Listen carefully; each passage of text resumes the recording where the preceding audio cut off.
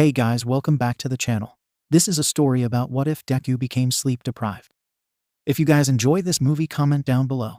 And let me know before I start. Please do support for more awesome content and leave a like. And don't forget to subscribe to my channel. And also share this video with your friends and check out the description in my playlist. The author of the story 𝗧𝗵𝗲 from 𝗓𝗏. So let's start the video. It was a day like every other for the widely feared supervillain going by the name of All For One. The man is known as the underground world's mastermind, the monstrous villain that had forced All Might, the #1 hero in Japan, to retire. He sat silently in his prison cell, tightly chained to the metal contraption the guards called a chair. Every day it was the same usual routine for him, wasting away in the heavily armed and reinforced enclosure of quirk suppressants and whatnot, monitored 24/7 throughout his bland day. And they didn't even let him stand up or walk around for once, even going as far as not letting him make any calls. How rude of them. The only type of entertainment he could enjoy was either listening to the guards' banter or annoying his visitors, which usually just consisted of the blonde oaf or some government investigators.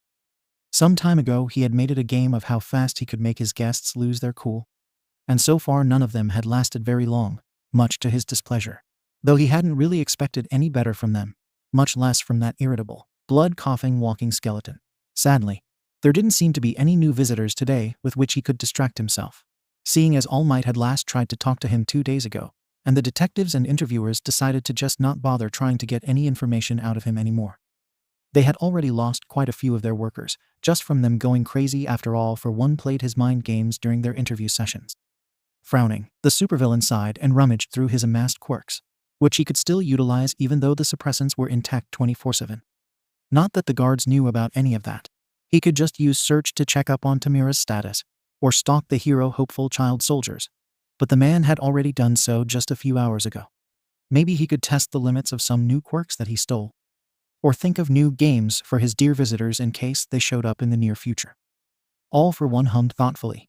His infrared quirk combined with a motion-triggered sight quirk alerted him of the machine guns in his cell, adjusting their direction on him as he silently leaned back against the cold metal backrest of the hell contraption called a chair. The guns whirred quietly, and he could already hear the guards in the observation room freak out about his movement without having to use his enhanced hearing powers. So he simply grinned, settling that he could just scare the prison guards a bit, and activated his hearing quirks to listen in on what was going on around him, solely to get greeted by deafening silence, only interrupted by the occasional shuffle and banging from other prisoners in their nearby cells. But there was no talking between the guards, no hurriedly shouted orders, no nothing. Oh. This made All For One still, his grin stiffening as he sat up straighter. This was new, unexpected, even. Did they perhaps have some kind of incident? Were they changing shifts? No, that couldn't be it. They had a regulated schedule, and even then there should always be a guard to watch over the cameras. He should know, having noted down all of these minor details in his mind, the moment he arrived in Tartarus. Straining his sense of hearing a bit further, the supervillain tried once more, only to be greeted by the same silence. Yet there still was that strange shuffling noise on metal. And it had gotten closer. How curious. There are mice in the vents? He thought mutely, tilting his head upwards to gaze up at the bolted shut ceiling vents. The soft pounding noises continued for another few minutes, getting louder and clearer the closer it got, only to stop when it appeared to be directly above him. All For One pursed his lips, anticipation building ever so slowly as he waited for the intruder's next move. He had already conducted from his infrared and heat-sensing quirk that it was something bigger than just a simple critter, piquing his interest even further. After a strained minute of silence, the vent suddenly creaked dangerously, its metal angling under a newly added weight. A few more loud bangs and curses followed, the bars of the vent bending further and further, until a green tuft of curls popped out of the ceiling vent, the lid and screws falling onto the hard concrete floor with a loud clatter sound. Wide emerald orbs appeared and stared, blinked once, twice, before a bright, cheery smile stretched over freckled features. "Ah, I finally found you." The intruder grinned happily, as if they had not just broken into one of the most secure jail cells on Earth. All For One could only stare in complete bafflement, almost choking on the air his medical support machines provided him with as the child wormed their way out of the vent. The green-haired boy giggled as he finally dropped down a good 5 meters, about 16 feet, and landed gracefully on the white concrete tiles with a soft click of his shoes. The boy stood upright, almost bouncing on the spot he had landed on as he excitedly waved at the shocked supervillain. "Hi, Papa." Standing in front of him was a beaming Midoriya Izuku, his precious son, who had been corrupted by hero society at a young age and later on been led astray by none other than his rival, All Might. How on earth? The supervillain, too stunned to say anything, simply nodded at his smiling child as a greeting. His mind was going a mile a minute, already feeling the incoming existential crisis. But he kept himself together for now and decided to preferably not to lose his mind, skillfully masking his surprise with a sly grin. Greetings, Midoriya Izuku. It seems that you have finally found out about your heritage and my true identity. A wounded gasp interrupted All For One in his monologue, making him freeze up again in confusion. No, Izuku pouted, shaking his head at the villain. Save it, Papa. I don't have time for this right now. The man did a double take, his jaw falling open at the frowning teen in front of him. Did he seriously just? A simple, piercing stare of emerald green eyes got the supervillain thrown in for a loop, helplessly observing the teen walking circles up and down in his cell as he proceeded with his chiding. Honestly, I expected better of you, Papa. Izuku clicked his tongue and pointed at the security cameras in the corner of the holding cell. On cue, a loud beep rang through the cell, signaling that the cameras had seemingly died. If he still had eyes, then he'd be sure that they would have popped out by now out of surprise. This is a fever dream. It has to be. What the fuck? What in the world did he just do? As if he had read his thoughts, the green-haired hero student grinned. Oh, I hacked into those things a few minutes ago and made sure that all footage should be deleted. Anyway, Uncle Yoichi wrote this for you while I was passed out, I think. Izuku cleared his throat, coughing dramatically as he pulled a folded piece of paper out of his yellow bag. All For One groaned, silently praying for this nightmare to be over already. What's up, bitch? It's me. Ya boy, Yoichi. Hisashi choked helplessly while the younger Midoriya continued his reading. How's prison treating you, you ball-sack-headed hoe? Bet it's more boring than online schooling during COVID. Which is good because fuck you. Now you know what it felt like when I was stuck in that damn vault. Hopefully, you have enough time to think about all your bad life choices, which are you existing in the first place, and hopefully rot in there like the shriveled potato you are. He could almost hear Yoichi gleefully laughing his ass off at his suffering. Hisashi felt his thoughts slowly begin to switch off as his son continued to ramble on, too caught up in his existential crisis to pay half a mind to what his dear younger brother had decided to write him. So instead he focused on getting a closer look at the green-haired teen standing in his cell, noting the slightly dirty and ruffled clothes, along with the darker colors and plain mask he chose to disguise himself with. Nothing unusual. Moving up to his son's face, he noted that it was still somewhat round, reminding the man of when he was still a cute toddler. His freckles were messily dotted around tanned and more refined cheeks, which he had inherited from Hisashi. His big, emerald green eyes glittered in the harsh white lighting of the jail cell, and his hair was still as unruly as Hisashi remembered. Upon a closer inspection, All For One finally noticed the monstrously dark eye-bags his son was sporting as the puzzle pieces clicked together. Of course, his son had to somehow inherit his insomnia and crazed episodes when he didn't get enough sleep. And to top it all off, he even managed to get the same unquenchable energy his little brother displayed when he fell into one of his rants about action comics after not sleeping for 2 days straight. Well, that certainly explained all this madness. Son, how are you still awake and going?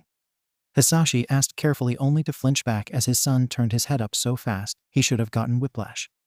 No idea, but I'm currently running with the idea that if I keep my body moving and my mind occupied at all times, I will avoid falling into a bottomless pit of despair.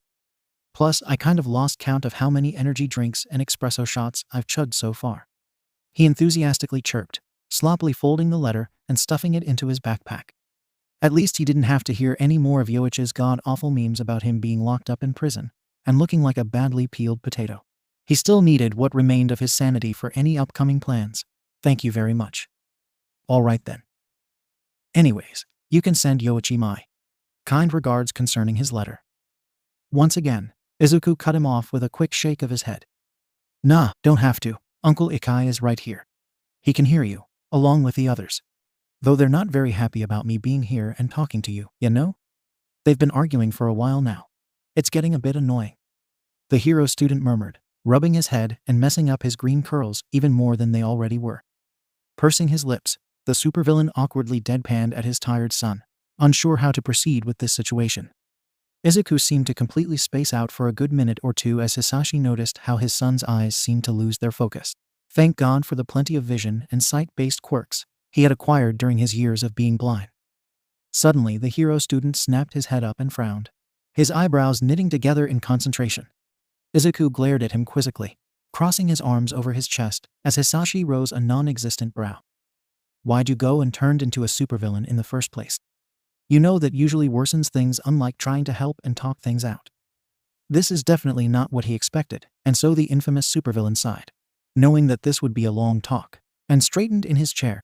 His son blinked blearily at his movements, but caught on pretty quickly, slipping down onto the concrete floor tiles, and getting comfortable by leaning his head on his hands, expectantly awaiting his father's explanation. Hisashi inhaled deeply before starting at the very beginning of his story. He told the teen about a darker time, in which those with quirks were shunned and hunted down to be used as specimens for experiments. He lamented about the many deaths, about the corrupted governments, and his uprising as the hero for the unfortunate quirked individuals who had to suffer under the law and those fearing them for how they were born. Those who wanted them dead for something they couldn't control having. All the while his son listened silently, not once interrupting him or taking his eyes off of him, even nodding at some parts of the explanation his father bestowed him with. The side of the story, of history he had never gotten to hear before, since most of it had either been covered up or been forgotten as time went on. And the hero student seemed to understand, his face morphing into one of both confusion and uncertainty. He started slowly, absent-mindedly playing with one of his curls as his finger fidgeted around. I knew that a lot of information about the pre-quirk era must have been skewed or brushed aside, especially the whole government operations. I've read all I could find on various sites and forums on the internet, but for it to be that much. I'm gonna have to start a whole new notebook for this, damn it. Izuku muttered quietly, taping his scarred index on his chin with a thoughtful expression. His tired green eyes wandered around the prison cell before flitting back to his father's figure, the deep frown not leaving his lips. Still, why did you use the methods you used? Why did you not try and negotiate later on, or make it better for those that claimed you as their hero? You could have saved hundreds, thousands, even. So why did you not guide them in the right direction you saw and wished to obtain? You know that people can be horrible beings, Izuku. Not everyone wants to be saved or can be saved. And some are just too stuck up with themselves to even consider that there are others around them suffering all the same. Humans are selfish individuals, my emerald. There's no changing that. There will be times when you have to act and leave your words behind. Hisashi reasoned calmly, observing his son's posture relaxed. Well, all these people just need a strong high five. In the face. Hisashi furrowed his non-existent brows, unimpressed. Izuku gazed back before sighing and relented as he heaved himself off of the ground. With a chair. The supervillain would have rolled his imaginary eyes, but couldn't help the playful smile sneaking onto his lips. That's my son. Now hurry up and get out of here before the guards take notice you broke into their prized prison. I would hate for you to get stuck in a cell as well. Even the vault would be better than this. The green-haired teen blinked sleepily, turning back around. What? But the restrained supervillain simply shot him an innocent grin, followed by a shrug. I just said that you should be careful and catch up on some sleep. Izuku eyed his father up and down for a second before sighing and backing down. Clumsily picking up his yellow backpack and swinging it over his shoulders, the teen readied himself for his escape. But before he jumped back up to the ceiling vent, he halted himself, spinning back towards his father's direction, as he fumbled with one of his pockets and pulled out a self-made bracelet. I almost forgot to give this back to you. All for One felt like someone had just violently punched him in the gut, recognizing the bracelet almost immediately. It was the bracelet his son had made for him for his birthday before he left them.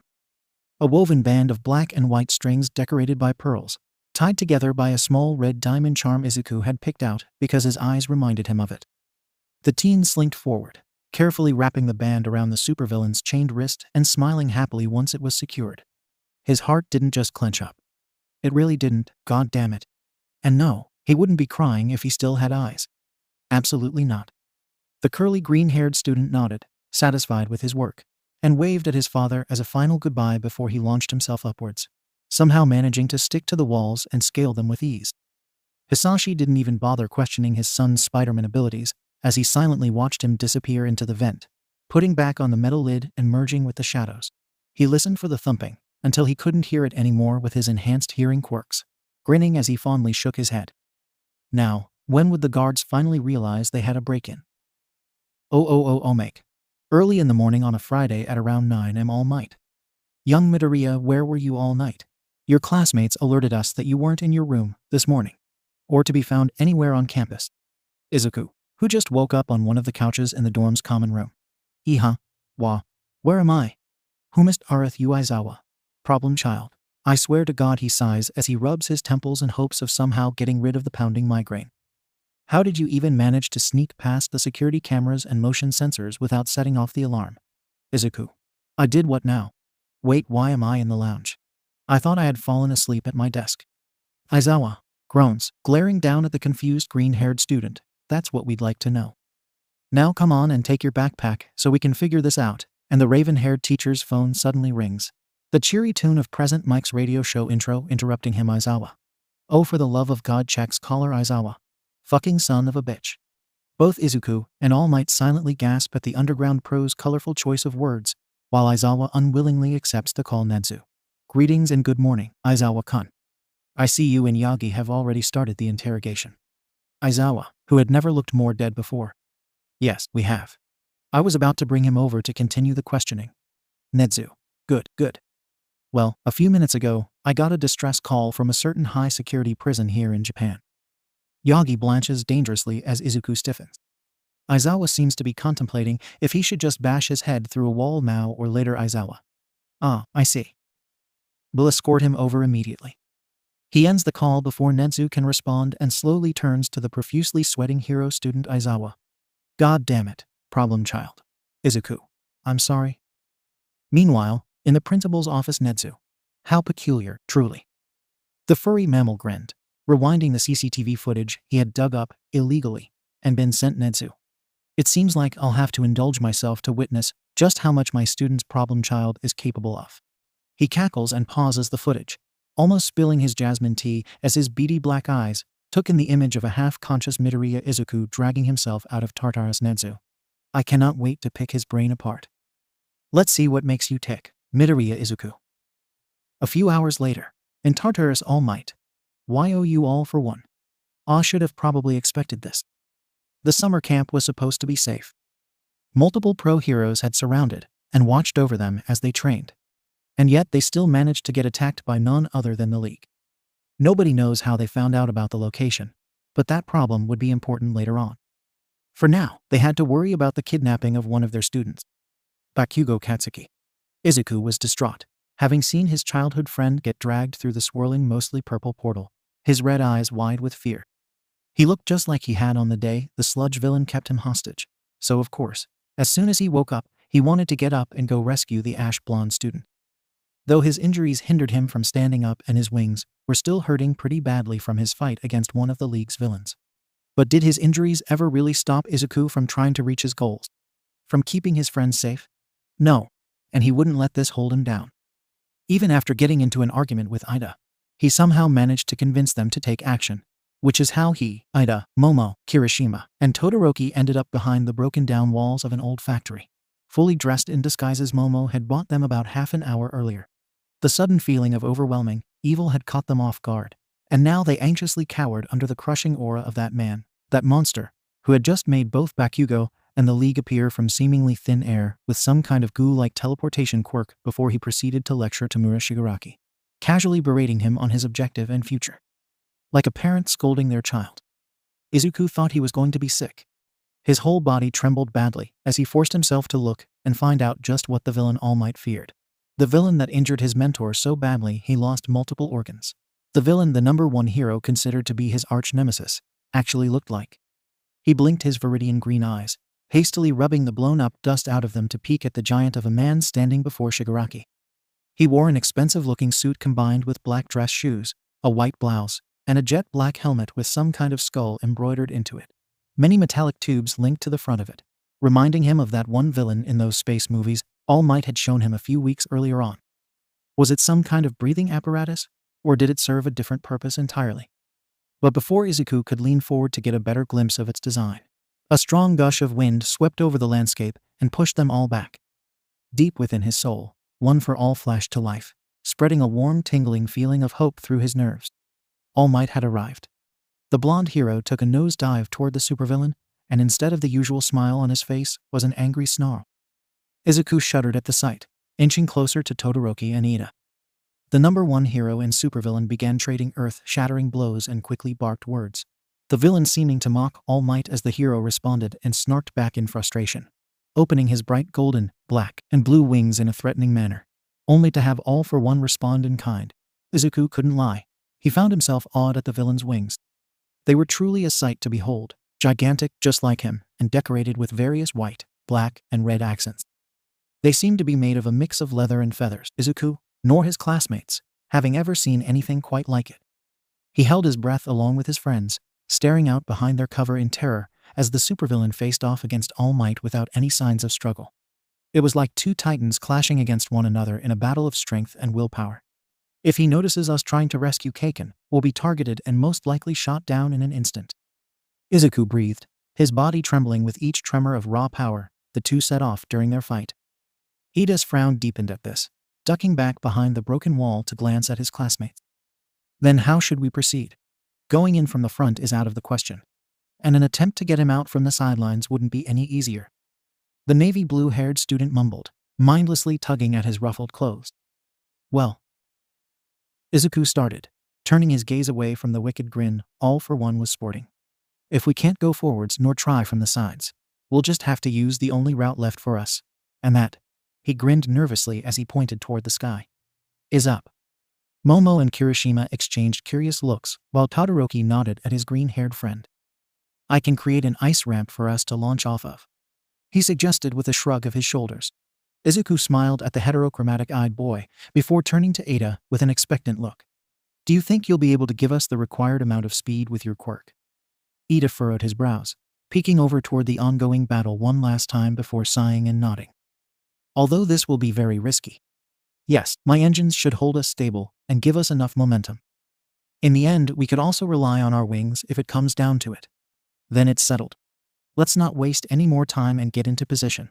Kirishima, once we are above the league and Kakin, you'll have to be the one that calls out to him, all right? He probably won't accept my help, so.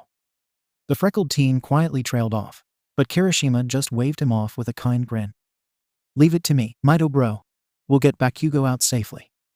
Izuku smiled gratefully at the redhead, turning to Ida and Todoroki to hold on to them. Are you sure you want to stay behind, Momo? Kirishima asked their classmate, who just shook her head at them. Go and get Bakugo out of there. I'll go and see if I can find some other heroes in case something goes wrong, she explained, stepping back to give them some more space for their launch. All right, stay safe. She rose a brow at this. Those are my words. Now hurry and get our bomb of a classmate out of there. The boys nodded determinedly at her, getting into position and readying their wings. Izuku winced slightly as he spread his own, his bones still aching from being healed after his fight with Muscular.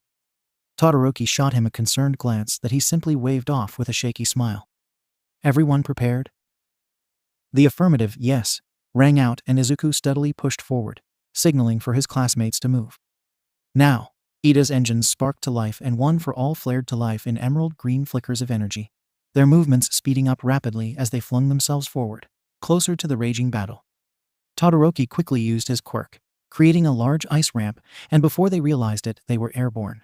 Ida's leg engines boosted them higher up into the air, the cold winds of the night pulling on their disguises as they shot through the air. Izuku grimaced, having trouble keeping his eyes open as he stared down at the destroyed landscape of Kamino. In just a few seconds, they would be close enough for Bakugo to reach them. The green-haired teen glanced over in Kirishima's direction, noticing that the redhead was already looking around for their explosive classmate. Kirishima, now or never, he piped up loudly over the harsh currents, feeling Ida tense slightly and watching Kirishima nod hurriedly. Izuku's eyes wandered down toward the ground again, staring down at a shell-shocked Bakugo. Come, Kirishima screamed, holding his hand for the explosive teen. Bakugo finally reacted and immediately threw himself into a sprint, using his explosions to propel himself off of the ground and away from the perplexed villains. His spotted ash blonde, orange, and black wings helped him gain speed, narrowly dodging a wave of blue flames 𝗬𝗲𝗍 sent after him in a last attempt to stop him. Izuku sighed in relief as his childhood friend shot up toward them through the air with a curse. You fucking idiots. Bakugo rumbled out, grabbing hold of Kirishima's outstretched hand, grinning down at the pissed-off League of Villains members. Glad to have you back, man, Kirishima simply responded as he grinned toothily at his classmate. Oh, just when they thought they were finally out of danger, and had successfully collected Bakugo on their route through the air. Midoriya noticed too late that his grasp on Ida's shirt slipped, resulting in his sudden breakneck descent down toward the destroyed landscape. He yelped in shock as he plunged down helplessly, his injured wings frantically flapping to keep himself airborne, only to send an excruciating wave of pain through his back. His classmates screamed for him, but they couldn't grab him fast enough, so he fell, praying for a miracle to happen and save him from certain death. All Might was still caught up in holding All For One's attacks back, so he might not make it and catch Izuku fast enough. And he strongly doubted that there was currently anyone else down at the bottom who would bother saving his skin. I screwed it all up again, his traitorous mind whispered. Tears started to build in his eyes as the sharp winds tore at his clothing, his whole body hurting from the fight against Muscular. This was it. He was going to die. Izuku cursed himself, curling up into a ball and squeezing his eyes shut tightly.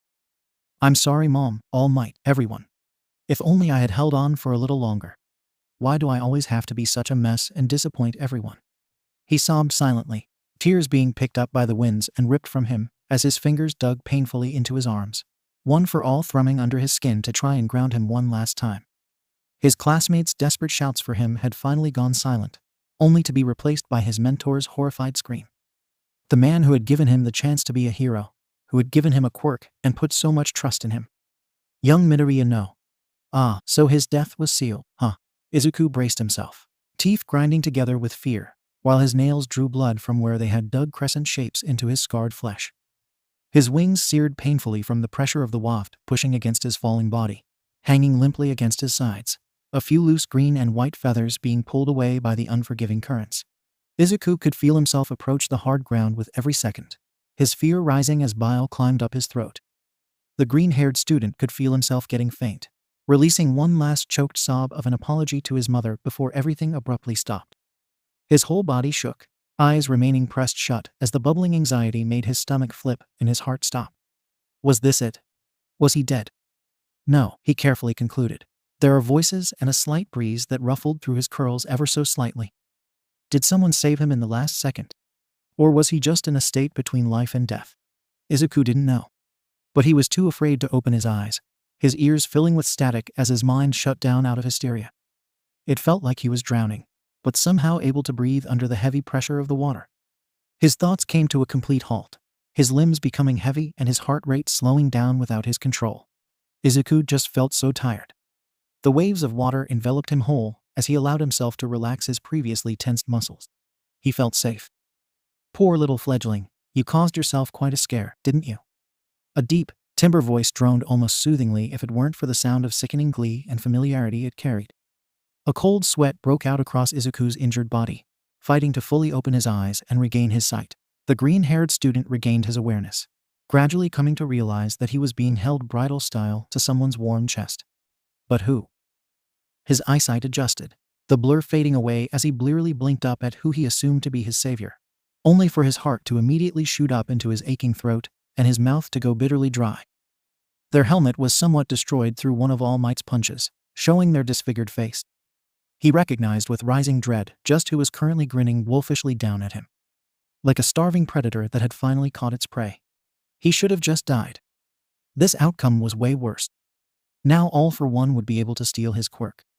Izuku tried to desperately flail around and free himself out of the grasp of All Might's arch-nemesis, only for the monstrously tall villain to hold on even tighter, pulling the panicking boy further into his chest. There. We wouldn't want you to fall and injure yourself after I just caught you, would we? He chided lowly with a soft chuckle.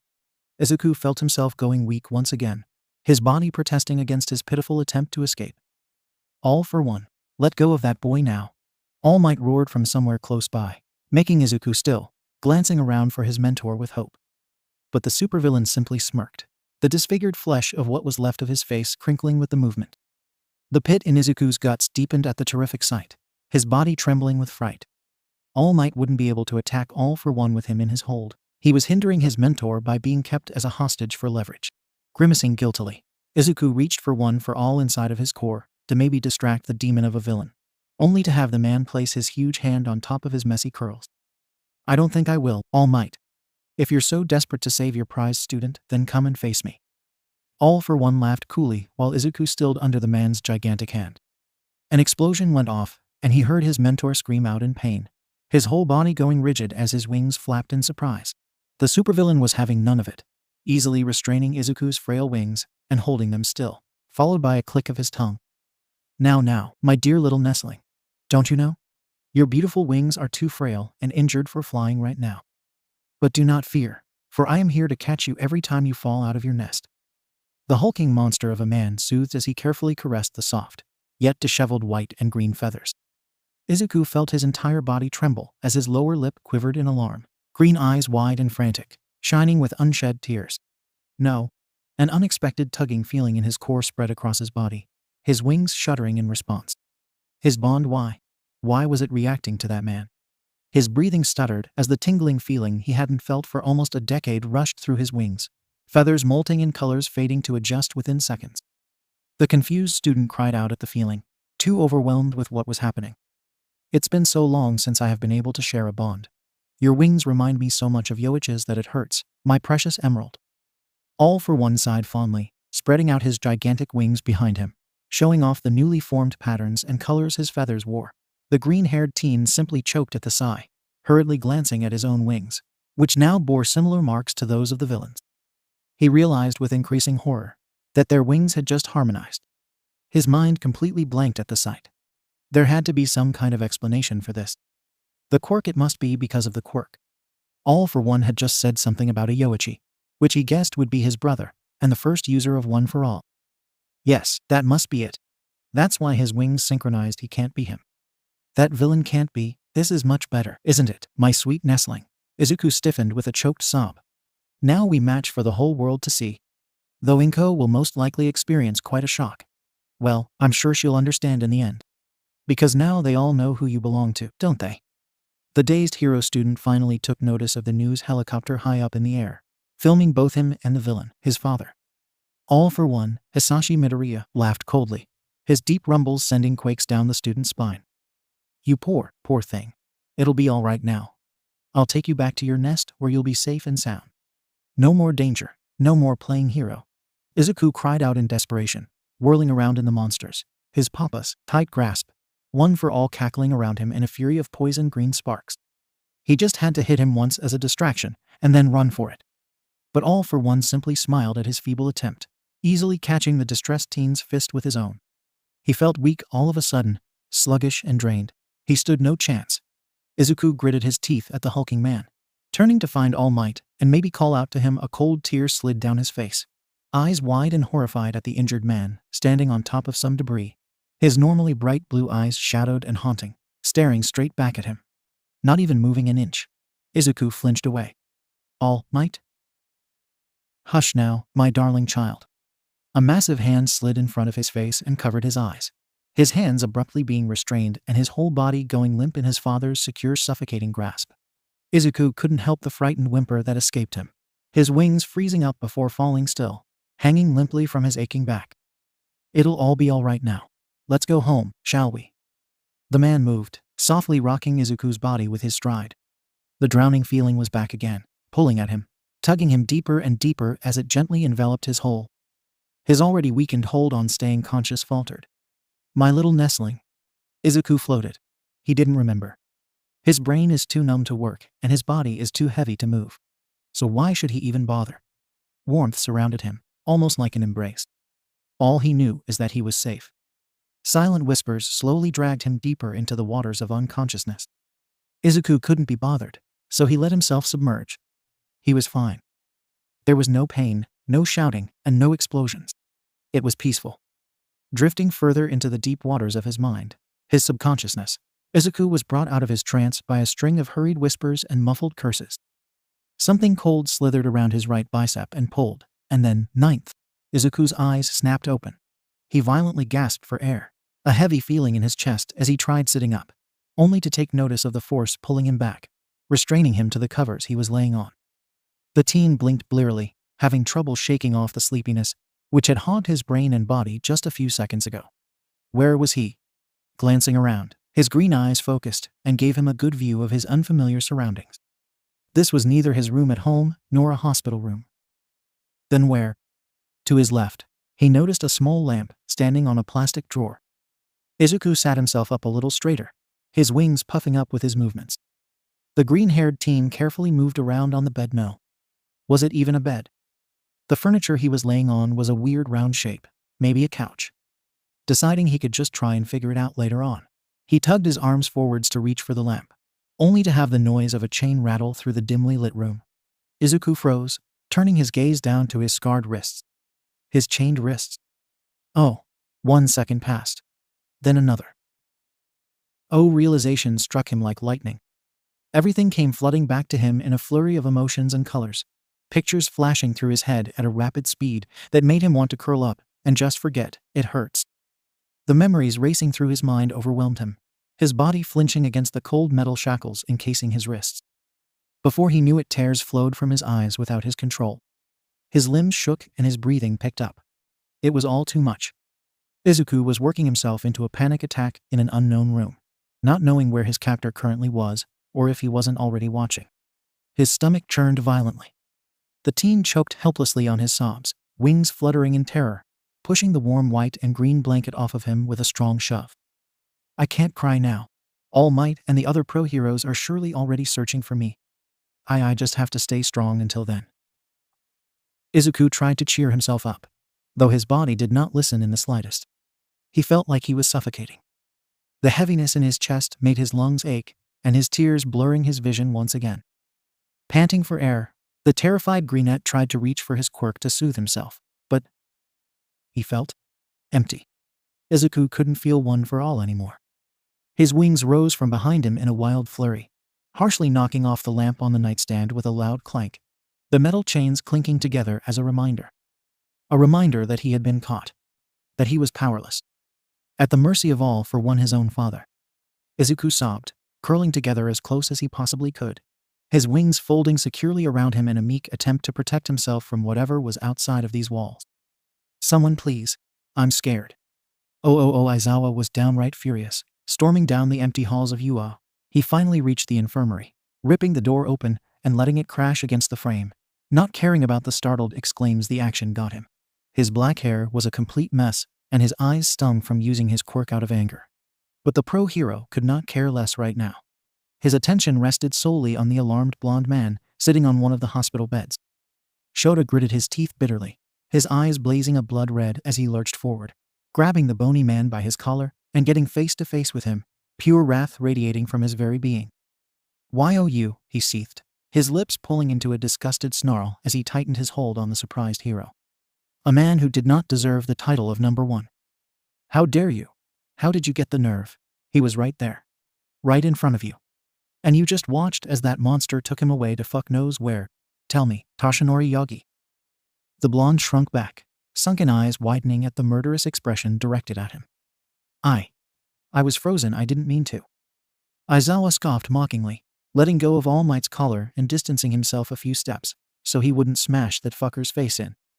His jet black and red wings wrapped around his shoulders to calm himself, his piercing stare never faltering. Didn't mean to. You've got to be kidding me. My Midoriya's gone. Taken by that so-called arch-nemesis of yours. And we have no idea where he could be. All because you couldn't fucking get yourself to just move and save the kid. Fuck. And all of that because their wings harmonized. The black-haired teacher spat out venomously, only to have the blonde try and retort. Try and defend his failure. Well, you couldn't possibly know. Aizawa-kun, that man is. Shota's wings spread out behind him threateningly, immediately getting the hero to shut up with a click of his teeth. I don't give two shits who he is. What I care about is that he has my student because you failed.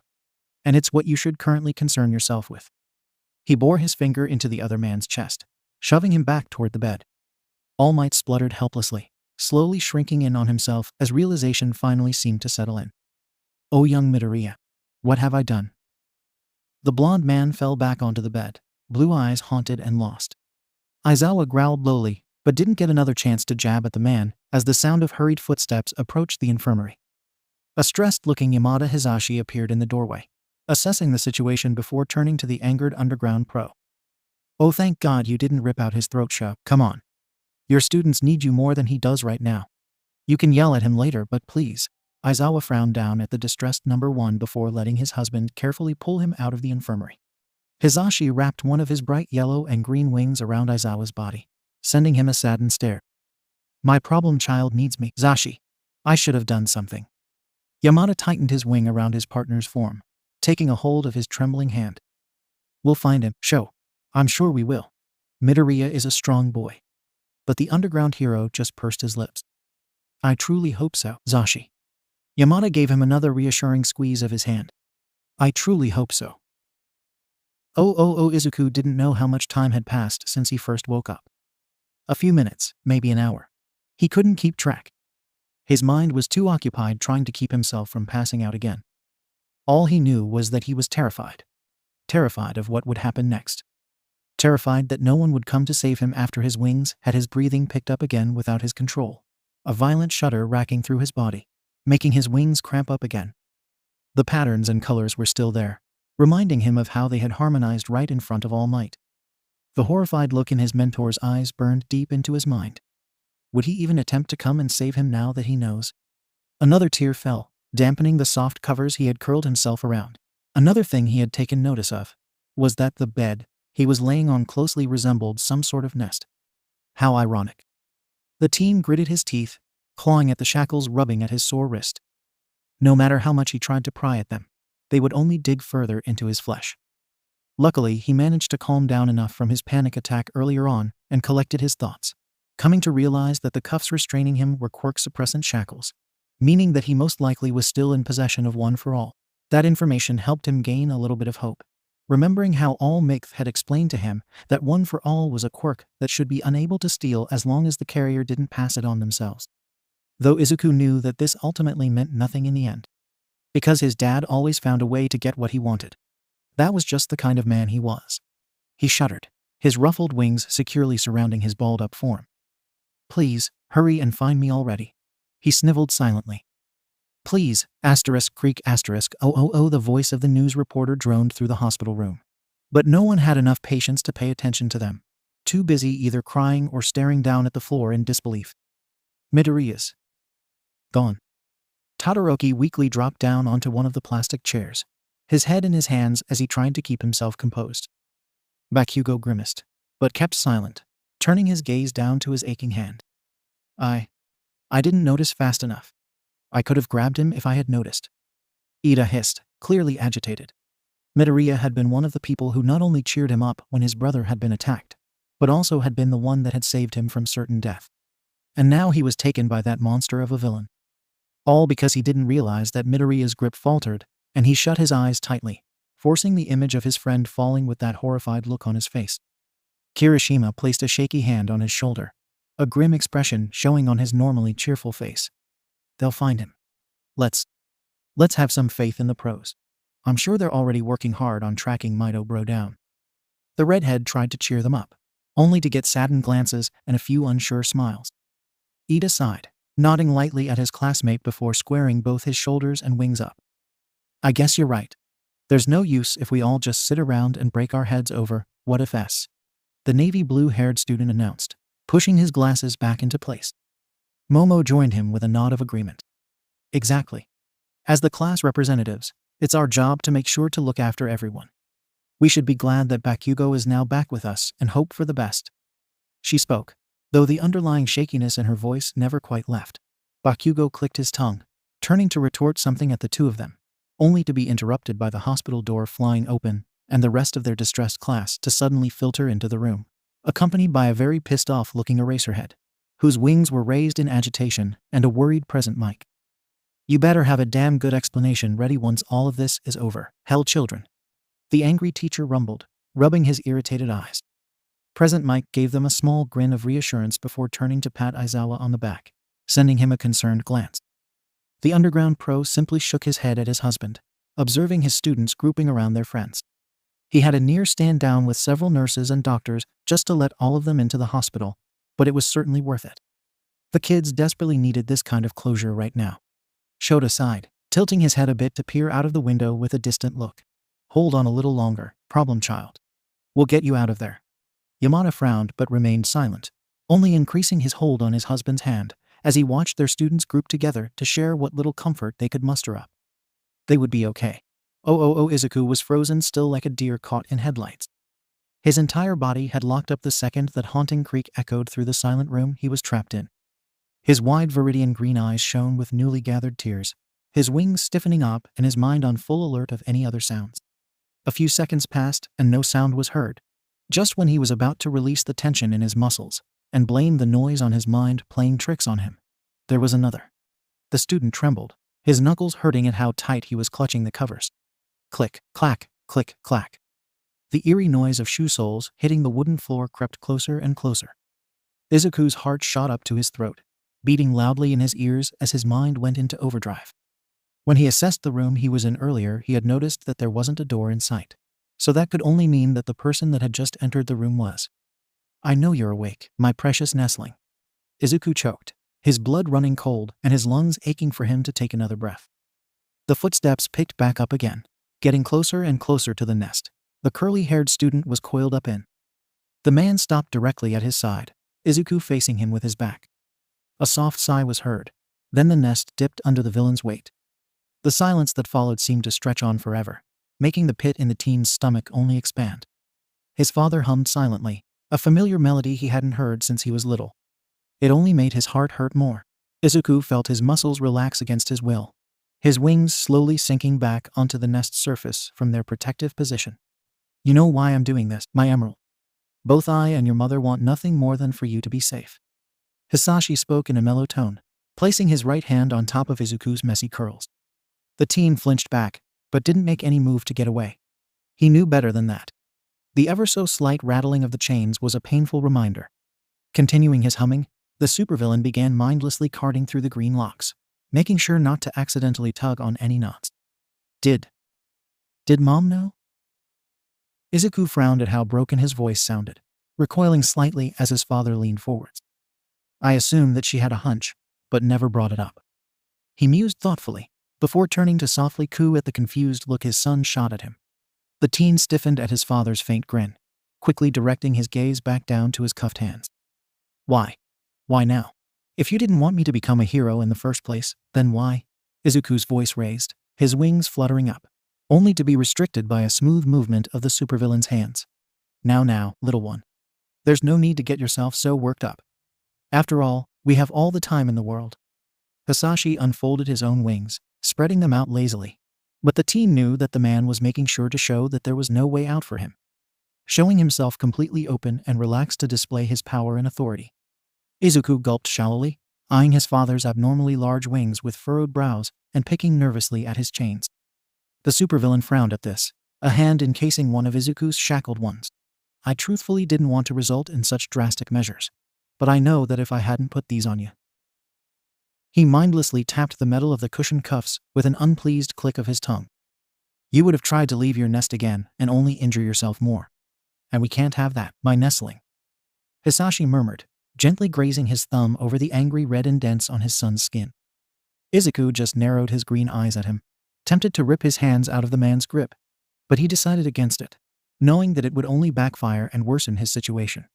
You didn't answer my question yet." He nervously piped up, staring at the scarred spot of skin where his father's eyes would have been. The villain halted his movement for a few seconds, seeming to contemplate something before resuming the soothing motion. His smile returned, but it looked less genuine this time. Izuku shuddered. "Ah, right. I do owe you some explanations, don't I?" Hisashi hummed, his wings folding back into their earlier position as he leaned back. "Very well then. Let me tell you about the story of a little fledgling who was dearly loved by his parents. His parents, who would have done anything to keep him safe from the horrors of the world, protected in his nest." He started slowly, tilting his marred face away. The teen just listened in silence, crossing his legs under the blankets to get more comfortable. The little fledgling was a small, wondrous thing, easy to impress and invested in the heroes of society, against his parents' hopes. He wanted to be just like those heroes, wishing to save others with a smile on his face. But after his 4th birthday, it all came crashing down because he didn't develop a power like all the other kids, which made society deem him as worthless. Grimacing at his own words, the supervillain let go of his son's hand and massaged his temples instead before returning to telling the story. His parents were relieved, not having wanted their hatchling to even try and be a hero in the first place. But his sadness and hopelessness made them reconsider their opinions, as it was breaking them to see him destroyed like that. He sighed deeply, turning back in Izuku's direction. Sadly, before they could come up with a solid plan to cheer him back up again and help him on his path to becoming something better than a hero, a top-tier analyst, the father had an emergency at work and had to leave unexpectedly, leaving his beloved Nestling alone with his mother. On that work trip, he got gravely injured and almost died, not being able to return to his family for years, having to watch them from afar. The frown returned to his features, and before the father could intervene, he felt the familiar and yet so dreaded pull of his little brother's power being passed on once more. And to his horror, it had reached his child, the one thing he fought so hard to protect. Hisashi reached out, his hand brushing through Izuku's unruly hair and playing with his curls while Izuku held still, not daring to move a muscle. Had it not been for my injuries, then I would have been there and stopped that blonde oaf from burdening you with this power. The supervillain gritted out angrily, his wings raising to show his frustration as Izuku's own tightened up. After a few more seconds of tense silence, All For One loosened his posture, letting his wings sink back onto the nest again. But what's done is done. You fell right back into my grasp, and now you're safe here, little Izuku. I promised you that I would protect you until the very end. And now that you're finally home, there is nothing that will keep me from looking after you, even if I have to restrain you or immobilize your wings to do so. Izuku stifled in surprise, harshly flinching away from the villain sitting next to him with a frightened expression. But Hisashi just observed him in silence, keeping a firm grip on his son's shoulder. Please don't fight it, my treasured nestling. I only want what's best for you, and I'll even let you keep the power if it comforts you. I know my little brother loves to look over you, and I don't want him or the others to scream bloody murder if I try to extract him. The man explained, letting go of the frightened teen's shoulder and lifting himself off of the edge of the nest with little difficulty. A spark of one for all bloomed in his chest, helping Izuku stay focused and letting him know that it was still there. He grasped that feeling, squeezing it tightly as he watched All For One pace through the room, away from the nest. You're horrible, Dad. Izuku hissed out, only to freeze up in terror at the words that slipped from him. The supervillain stood deathly still, his wings twitching ever so slightly, but he didn't turn around. Gulping down the rising sense of dread, Izuku managed to continue. I may have gotten hurt a lot. But I've gotten better. I found so many friends in you, and I am happier than I was, ever since I turned 4. And you have no right to take all that away from me, just because I was born worthless. I followed my dream, and you can't just make me throw all of it away because you want me to be safe. I'm no longer the small, frail child I was back then. His voice died in his throat as he gasped, desperately choking for air, helplessly clawing at the unrelenting pressure squeezing around his throat. Tears sprung from his eyes as Izuku tried to free himself to no avail, weak and unable to do anything to get the gigantic hand off of his throat. Please, I can't. The hold only got tighter, like a snare constricting around a defenseless animal. Papa, please, I'm sorry, I didn't mean to. The air quickly returned to his lungs, his breathing erratic and cut off as he coughed. Izuku blinked through the tears that blurred his vision, noticing that his father hadn't moved from the spot he had halted on. What had just happened? Was that an illusion? His father would never do that to him, right? The teen continued to sputter, the heartbeat droning in his ears slowly lessening. Don't you dare call yourself worthless, Izuku. And listen to me when I say that you'll stay in your nest. All For One's voice droned out, carrying a sharp edge with it, that made Izuku shrink back further, his wings puffing up with fear. A suffocating silence followed, only broken by the occasional coughs and rattles of the metal chains. Izuku shook violently as the villain turned back in his direction, ducking his head away and avoiding looking at him. They're not coming to save you, Nestling. You're my son and therefore seen as a potential threat. The public won't let you become a hero, even if they rescued you. It's over. All For One approached the nest, yanking up the chains shackling Izuku to the nest and breaking them with a simple squeeze of the metal. The green-haired teen blinked, startled by the villain's sudden action and ruffling his wings as a warning.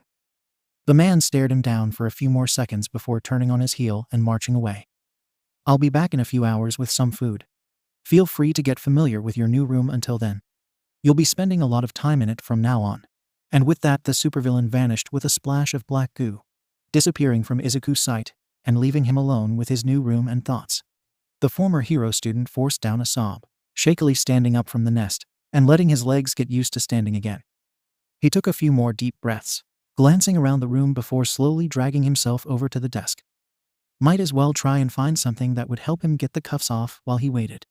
Oh, what do you mean? You can't track them down?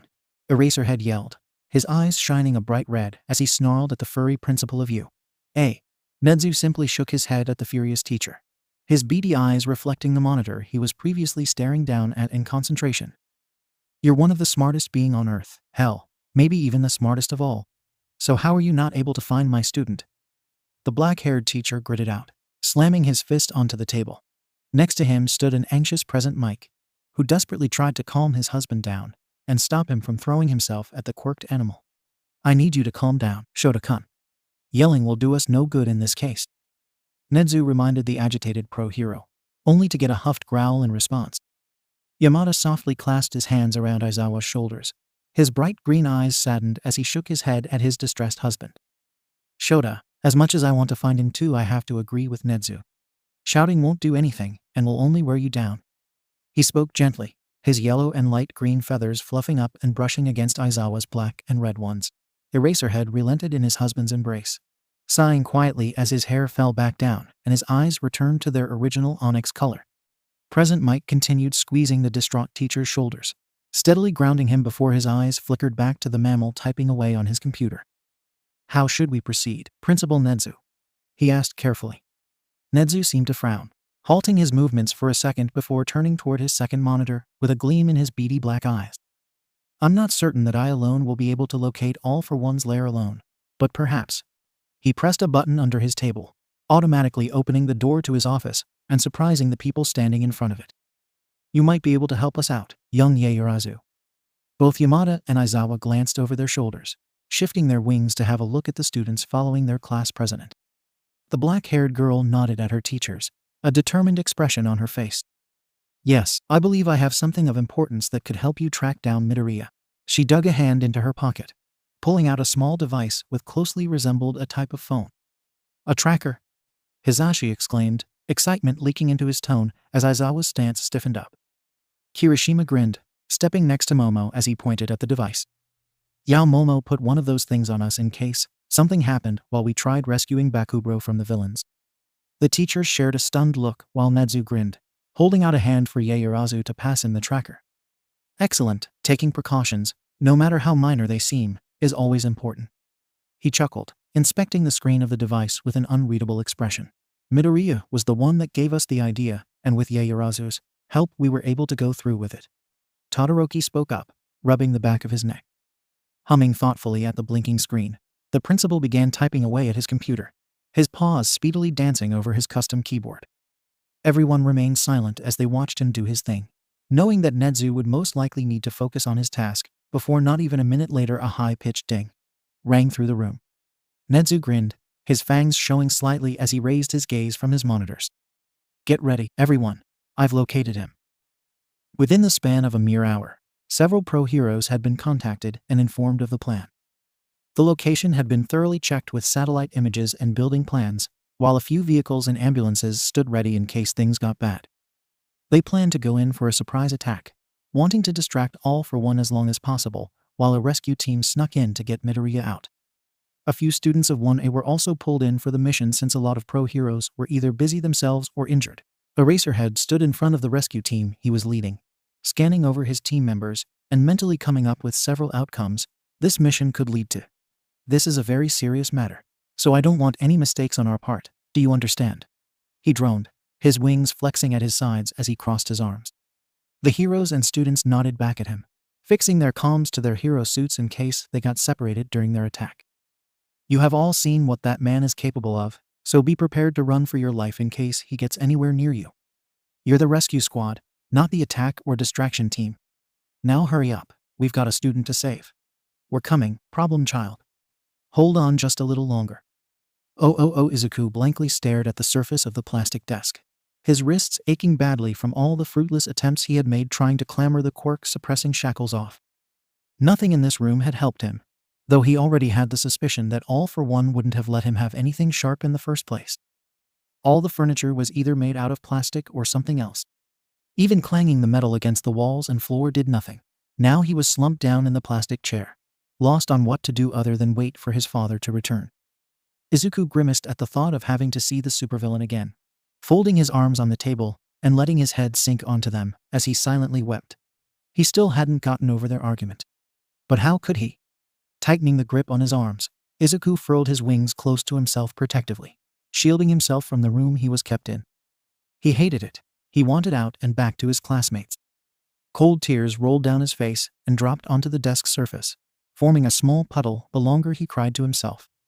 This was too much. In moments of prolonged silence like these, the thoughts he so desperately tried to suppress rose to the top, whispering to him and taunting him, only stressing him out even further. Izuku felt weak and small. He despised it. He had worked so incredibly hard to get to where he was, and now it was all torn away because he couldn't just hold on for a few more seconds. The teen gritted his teeth, his fingernails digging into his scarred flesh and coming close to drawing blood. Within his core, One For All twisted and turned, sending shivers down his spine. It felt like the quirk was trying to embrace him. The previous users tried to calm him down. Yet the feeling was still too faint to have a big enough impact. Izuku let himself spiral, the light in his viridian eyes dimming as he slowly began to float away. He dissociated, already too far gone to take notice of the black portal appearing in a corner of his room. Mer? Away from this room. Some would call a vault. Ling? Away from his captor, is. You? Far away from reality, Izuku? The green-haired teen blinked, his blurred vision focusing on the figure standing in front of him. Wait, figure. He reeled back, falling out of his chair as his wings flew up in a flurry, trying to prevent him from hitting the floor only for strong hands to grab onto his arms, pulling him back into a firm chest. Hisashi quietly shushed the hyperventilating student, moving his left hand through the disheveled curls and combing them out of his face. Despite his want to struggle and get out of the man's hold, Izuku found he had no strength left in him, his muscles screaming at him for moving too quickly a few seconds ago. Please, just leave me alone. He croaked, utterly exhausted. His mind was still foggy from being pulled out of his half-conscious state. Instead of a reply, all he got was a nearly inaudible sigh, his father never ceasing as he stroked through his messy curls. They stayed like that for a while, Izuku's wings slumping down and hanging limply from his back, while the supervillain rocked him back and forth, not uttering a word. Soon enough the teen could feel himself slipping away again, his eyes closing against his will and sinking against his father's body in search of warmth. Meanwhile, All For One just watched his child succumb to his exhaustion, a frown on his marred face as he held his softly trembling son. He gently squeezed his son, slowly standing up from his knees and pacing over to the nest before halting in his tracks. With his several sight-based quirks, he peered down at the amassed blankets and pillows, glancing down at his sleeping son. He stood there for a minute or two, an inner war raging in his head before he froze, one of his motion-sensing quirks firing off and alerting him of a trespasser. The supervillain grimaced, opening the portal of black goo and carrying his son through it, onto the second level of the abandoned facility he had set up as a temporary hideout for Izuku, so he could finish up the actual vault he had been planning on upgrading. Izuku groaned slightly, turning in his hold and fluffing up his wings with a huff. Hisashi smiled softly, marching over to the bed in the room and carefully letting the teen down onto the mattress. Once his son was settled, he turned around, facing the window to get a good look at the approaching heroes. A certain individual caught his attention, making his smile falter. I envy you, Eraserhead. Almost as if he heard him, the underground pro spun around to stare up at the window. All For One reacted fast enough to duck out of his line of sight and stepped back into the shadows of the shabby room. He sighed, reopening the portal and calling forth several 𝗵𝗲 to face the heroes. Hurt them as much as you possibly can. But don't you dare get anywhere near my son, or I will make sure to tear you apart myself. The 𝗵𝗲s grunted in response, marching down to the exit of the building to face off against the approaching heroes. Hisashi silently watched them scurry down the hallway before turning back to his son. Your mother will be furious if you're not back soon, won't she? He chuckled lowly, ruffling the sleeping teen's hair one last time before reinforcing the door with a lock and disappearing in the swirl of black goo, leaving his son behind for the heroes to find. Mid. Ifu. He's. What? Via Sid. We knee. Out. Tack. Why did that voice sound so familiar? Otha. Wrist. Probble. LD. Was that? But how? Did they finally find him? Or was this all a dream? Blinking drowsily, Izuku slowly let his eyes adjust to the dim lighting, making out the face of eyes. "Owa," he murmured, squinting his emerald green eyes up at his teacher's worried but relieved expression. "Hey there, problem child." The pro hero breathed out, heaving the teen up from the mattress he had been lying on a few seconds prior. Izuku blinked in confusion. Mattress? But wasn't he just down in the room with his father? Where? "Hey, focus on me, kid. You're fine. Everything will be okay. Thank God for that tracker. Now let's get you out of here before All For One decides to show up." His teacher hushed him, following some other people out of the room. Izuku barely had time to process what was going on, too fatigued to even bother anymore. Aizawa held on to him tightly, as if he was afraid that he would be taken away again. "Look, you've made him worry all over again." The student flinched, gaining a concerned look from the pro hero, but just shook it off, guiltily glancing away. Their group moved down to the lower floors, dodging some heroes who were fighting off two 𝗏𝗏s. Eraserhead protectively lifted his wings, shielding Izuku from any stray attacks or debris as they ran toward the exit of the old facility. "Look, there's Aizawa-sensei and Midoriya," the voice of Jiru called out, drawing Izuku's focus in her direction as he noticed a few of his classmates standing beside her, excitedly waving to them. He shakily raised his right hand, waving back at them before noticing that the metal shackle, which was supposed to erase his quirk, was nowhere to be found. Only the angry red indents were left on his scarred flesh. And a note? "Oh," he gasped softly, his eyes widening as the pieces in his mind fell into place. "Every nestling grows up someday, don't they?" Izuku smiled lightly, glancing over his shoulder to the abandoned warehouse. "Thank you, Dad," he whispered under his breath before letting his sensei gently pull him toward the ambulance, his black and red wings protectively wrapped around him for cover. In the distance, a certain man watched the heroes lead his son away, a placid expression decorating his scarred features. "As long as you're happy. We'll meet again soon, my precious bird." All For One sighed, turning away and putting his breathing apparatus back on. He activated his quirk with the snap of his fingers, disappearing from the roof he had been standing on, departing without being spotted by anyone. A father's choice. To see their child bloom and be joyful, even if they have to let their child go for them to achieve that happiness, no matter how much it hurts. Make Aizawa, never, ever do that again. Do you understand me, problem child? Izuku. "Yes, sensei." "I'm sorry, Aizawa." Glares, rubbing his temples. Seriously, we were. Your classmates were all worried about you. How do you always manage to get yourself into these types of situations? Izuku. Honestly, I would love to know that myself. Aizawa. Sighs. Well, at least you're safe now. Let's get you to recovery, girl, before your class decides to hog you. Class 1A. Somewhere in the distance. Midoriya. Aizawa. I swear to God. Inko. Barges through the door, followed by both Nezu and a nervous All Might. Izuku. My poor baby. Izuku. Yuwa. And Mom. Inko. I was so worried. Are you okay? What did that bastard tell you? Do you want me to find him and gut him? Izuku. Mom, it's all right. He didn't really. Wait, what? Izuku. All Might. Izuku. All Might. I didn't know. All Might. You're not him. Young Midoriya. And I'm so terribly sorry. I just stood there and watched him take you. Balls his fist in frustration. Izuku. All Might. I can't blame you.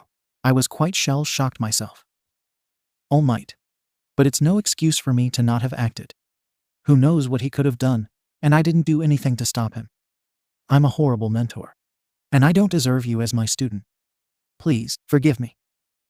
Drops to his knees in a bow. Izuku. Panics, jumping up from the hospital bed. Why, you don't need to bow. It's fine, really. You're here now and I wouldn't even be here without your help. So, please. All Might. Wipes away tears, nodding slowly. Thank you, young Midoriya. Aizawa. Now that we're finally done with all of this. Extra homework. For all of you, except Asui, since she didn't contribute to any of this. And notify your parents that there will be several buildings constructed on UA's campus for you to move into. An extra security measure Nezu has come up with to keep you all safe and prevent any more villain attacks. Class 1A-Suyu. Groans. Yes, sensei. Sorry, sensei. And thus, everything went back to normal. Aside from Izuku's wings. His father's pattern didn't vanish, but he didn't mind. A soul parent and their soul child are never to be separated for too long, otherwise, it will have dire negative consequences. Izuku has been suffering with them for a while now, ever since his father left to go work abroad. How much longer can he endure the crushing feeling threatening to break his heart in two? Izuku had been struggling to pay attention during class for a while now. It's not that the lesson wasn't interesting, not at all. He loved being able to learn as a part of you. A student of the hero course, nonetheless. And all of his teachers were amazing, experts at both their job of teaching them and protecting civilians as pro-heroes. He had absolutely nothing to complain about, really. But no matter how much the green-haired teen tried to get his brain to focus on what was being said, it all just fell on deaf ears. He couldn't even take notes like he usually did to keep track of everything and keep his hands occupied so they wouldn't tick again. It was getting so bad to the point where he spaced out for several minutes, sometimes even an hour, without being able to return to the present. Aizawa-sensei had been the one to approach him after almost 3 weeks of his struggles, keeping him after class to ask him what had gotten him so distracted. Izuku almost threw himself into a panic attack at this, too overwhelmed by the situation and recurring memories to get out a comprehensive sentence. His homeroom teacher managed to calm him down after about half an hour, but had to call his mother since he couldn't get an answer out of the stressed teen. And that's how we get to the current moment. Izuku anxiously sitting on one of the sofas in the principal's office, pressed against his mother's side as he shook. Aizawa stood next to them, eyeing his student with a frown as he crossed his arms in front of his chest. Meanwhile, the third principal of 𝐒𝐻 smiled politely at the greenette's mother, softly placing his paws onto the surface of his wooden desk. "Thank you for ending your shift early and arriving so fast, Mrs. Midoriya. Now, as I mentioned to you over the phone, it seems like Midoriya has been having difficulty staying focused for a long period of time. Do you perhaps know what exactly has been going on with your son in the last few days?" Nezu asked kindly, his beady black eyes focused on the plump woman, who was carefully carding through her son's curly hair in an attempt to calm him down. Inko sighed heavily, jade green eyes trained on her son. "I feared that this would have happened sooner or later. My poor Izuku." She slowly pulled Izuku's right arm up, rolling the sleeve of his uniform up to his bicep, revealing scarred flesh and a colorful symbol decorating the outer side of his arm, placed between his elbow and shoulder. Aizawa stood next to them, leaning closer to inspect the symbol he previously had only caught a couple of glimpses of. Nezu's ears twitched with interest. "A soul mark. If I'm not mistaken, could it be a parental bond?" he questioned curiously, gazing at the mark on Izuku's arm. The teen glanced over, grimacing at the sight of the picture painting his flesh, a wave of unease running down his spine. Inko softly patted her son, her eyes flashing with worry. "That's right. I assume you know of the consequences of a long-term separation of parental soulmates from their bounded child." With a grunt, Aizawa glanced over to his trembling student, concern hidden in his onyx black eyes. "Is there any way to get him to meet up with his soul parent, if his condition worsens?" The pro-hero spoke up, frowning into his capture scarf hanging around his neck. The elder Midoriya just lowered her head. "His father hasn't contacted us for quite a while now, and we have no other way of reaching out to him than the methods we already tried." A thoughtful hum escaped the principal's maw, his paws lifting to tap away at his keyboard. "Your husband, Midoriya Hisashi. If I'm not mistaken, where exactly did he say he was?" Inko looked up, watching the mammal roam through the files on his computer.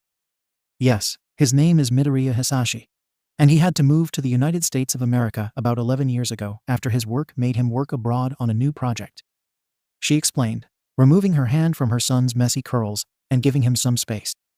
"At first he always called us, or at least sent letters along with monthly deposits on my bank account, so I could care for Izuku. After a few years, the calls suddenly stopped for a while. He later told us that he had a work-related accident and wouldn't be able to come home for a while. Ever since then, we've barely heard from him. He still sends us money for the rent and other bills, but—" Inko halted herself, pressing her lips together. Aizawa sighed, slowly massaging his temples as he thought about the messy picture this revelation painted. This was extremely bad, worse than what he had initially assumed. The tired hero could feel his own mark on the inside of his forearm tingle at this, a grim reminder of the time it was like to be separated from his soulmate, his husband. He couldn't even begin to imagine how much the current situation was harming his problem child's mental state. especially since parental soul bonds were a way more delicate matter than any other type of connection. The soul parent and child needed one another. They should never go without seeing each other at least every 1 to 2 years. And now here was Midoriya, not having seen or heard from his father in years. Aizawa wondered how in the world the kid hadn't shown any signs of depression or fatigue earlier on, never actually having picked up on something being wrong with the accident-prone teen. Then again, did he ever really look hard enough to see? Pushing down that thought, the teacher returned his attention to the principal, who seemed to be deep in thought, staring at one of his monitors, his snout pulled into what one would assume to be a frown. Midoriya squirmed uncomfortably in his spot on the couch, twiddling his thumbs together as his watchful eyes picked apart the principal's conflicted expression. A rather handy skill the green-haired teen had picked up from his middle school years. The atmosphere in the office was tense, yet no one made a move to break it. Only the soft clicks of Nezu's keyboard and mouse rang through the room, the mammal's expression twitching as he narrowed his eyes at the monitors. This continued for a few minutes until finally a soft ding echoed off of the walls as Nezu lifted his paws from the keyboard. "I'm not sure how I'm supposed to inform you about this, Mrs. Midoriya. But there seems to be no record of a Hisashi Midoriya working in the United States that matches the description of your husband." Inko froze, her jade green eyes snapping to the principal as she snatched her son's hand, squeezing it tightly. What? But this must be some kind of mistake surely. She stuttered out, a panicked look crossing her features. Izuku jolted next to her, his eyes going wide as he gazed back and forth between his alerted mother and the principal. His father was gone. Aizawa's eyes hardened as he marched over to Nezu's desk to get a look himself, only to grimace into the fabric of his capture weapon. His brows knitted together at the various databanks the principal had pulled up on his screen. Exchanging a silent nod with his boss, Aizawa turned back to the anxious mother and son, a placid expression on his face. "Mrs. Midoriya, we'll make sure to find your husband and reunite him with my student as soon as possible. Since this might take a few days, would you like for your son to keep staying at the dorms or take him home while we track Mr. Midoriya down?" he questioned calmly, watching Inko's troubled face. The green-haired mother glanced back over to her son, who was seemingly staring down at his trembling hands, not quite there. "I would appreciate that, Mr. Aizawa. Izuku, sweetie, is that okay with you as well?" she murmured softly, carefully tapping her son on the shoulder and pulling his gaze back to her. The teen wordlessly nodded, a hand clasping over his soul mark as he frowned. The black-haired teacher just watched silently, his gut churning at the sight. Nearly 5 days had passed since then. Principal Nezu had reached out to the Soulmate Health Commission, shortened SHC, for additional help in finding the missing Midoriya. But nothing had turned up so far, yet they continued looking for him. All the while, the younger Midoriya gradually grew restless as the days passed by. The aching of his heart grew heavier with each day, and his soul mark itched and burned, stinging his arm and nearly driving him insane. He couldn't even distract himself with his hero notes, and he downright despised it. He wanted his father. But the man was nowhere to be found. It was like he had vanished with the wind, not leaving behind a trail for them to follow. Inko's condition worsened as well, mostly because she was worried sick about her beloved baby. First Hisashi had broken off contact, and now her son was suffering due to it. And all she could do was watch, praying that the SHC finally located her husband and brought him back home. They knew that he wasn't dead thanks to the vibrant colors of Izuku's soul mark, but they had nothing else to go off of. You see, unlike other soul marks, the parental bond mostly works like a one-way connection, distinguishing from the other different types of bonds. The parent can feel the pain of their child, immediately being alerted to any kind of danger they might be in, while the child usually can feel if their parent is close by or if the parent is in distress, warning the child to run away or hide. All in all, the bond was purely made for protection and the sign of strong parental love, which is why it was so adored and special. But when one of the mark died, the soul mark would dull its colors, becoming bleached out and ashy gray. Losing a soulmate, no matter which connection they had to one another, was the worst feeling a being could feel. It was described as a bottomless pit combined with an amalgamation of crushing loneliness, unimaginable despair, and endless depression that would latch onto a person and not let go until they were nothing but a hollow shell of the person they once were. Izuku knew he wouldn't be able to survive the feeling of his father's bond draining away, the colors seeping out of his skin, and his whole world going dull as his soul shattered. Even though he still had the mark of one for all blooming on his back, it wouldn't be enough to pull him back up again. The teen's breath shuddered as he curled in on himself, pulling his knees up to his chest and laying his head on them, his hair obscuring his cloudy vision. His limbs were shaking, his hands twitching and his eyes aching from crying too much. Yet he couldn't stop himself, only squeezing his eyes shut tighter in an attempt to push everything away. The dull pulse of his father's mark tingled his right arm, reminding him that the man was still out there, somewhere, far out of his reach, aching, just like him. Please, Papa, come home. It hurts. Make it stop. Oh, the looming shadow of what one would assume to be a giant moved soundlessly over dimly lit grounds. The clicks of their shoes dampened as they passed a building. Silver moonlight shone through the clouds, illuminating the towering figure's features in eerie lighting. They wore a helmet-like device, which helped them keep their oxygen levels up. Their facial features were kept obstructed, but just from their stature alone, one could recognize just who this person was. The man, who had risen to the top as the most feared supervillain in all of Japan, strolled undetected over 𝐻𝐸𝐻𝐸𝐻 school grounds, making sure to tamper with the camera's footage just a bit so the ever-so-careful Nezu wouldn't notice his arrival. He had no plans to cause much chaos this night, as he was rather busy with a very important task. A task to make sure he wouldn't lose the only other colored mark he had to his damned ignorance. Stopping in front of the U.A. teacher's dormitory, the supervillain snapped his fingers and promptly disappeared with a rush of a black, slimy liquid, only to reappear in a darkened hallway seconds later, his hearing-enhanced quirks on high alert as he continued searching for his target. The hellish ache of his left arm reminded him of his goal, of him finally smothering the stinging pain once and for all. He wouldn't let it happen again. He wouldn't.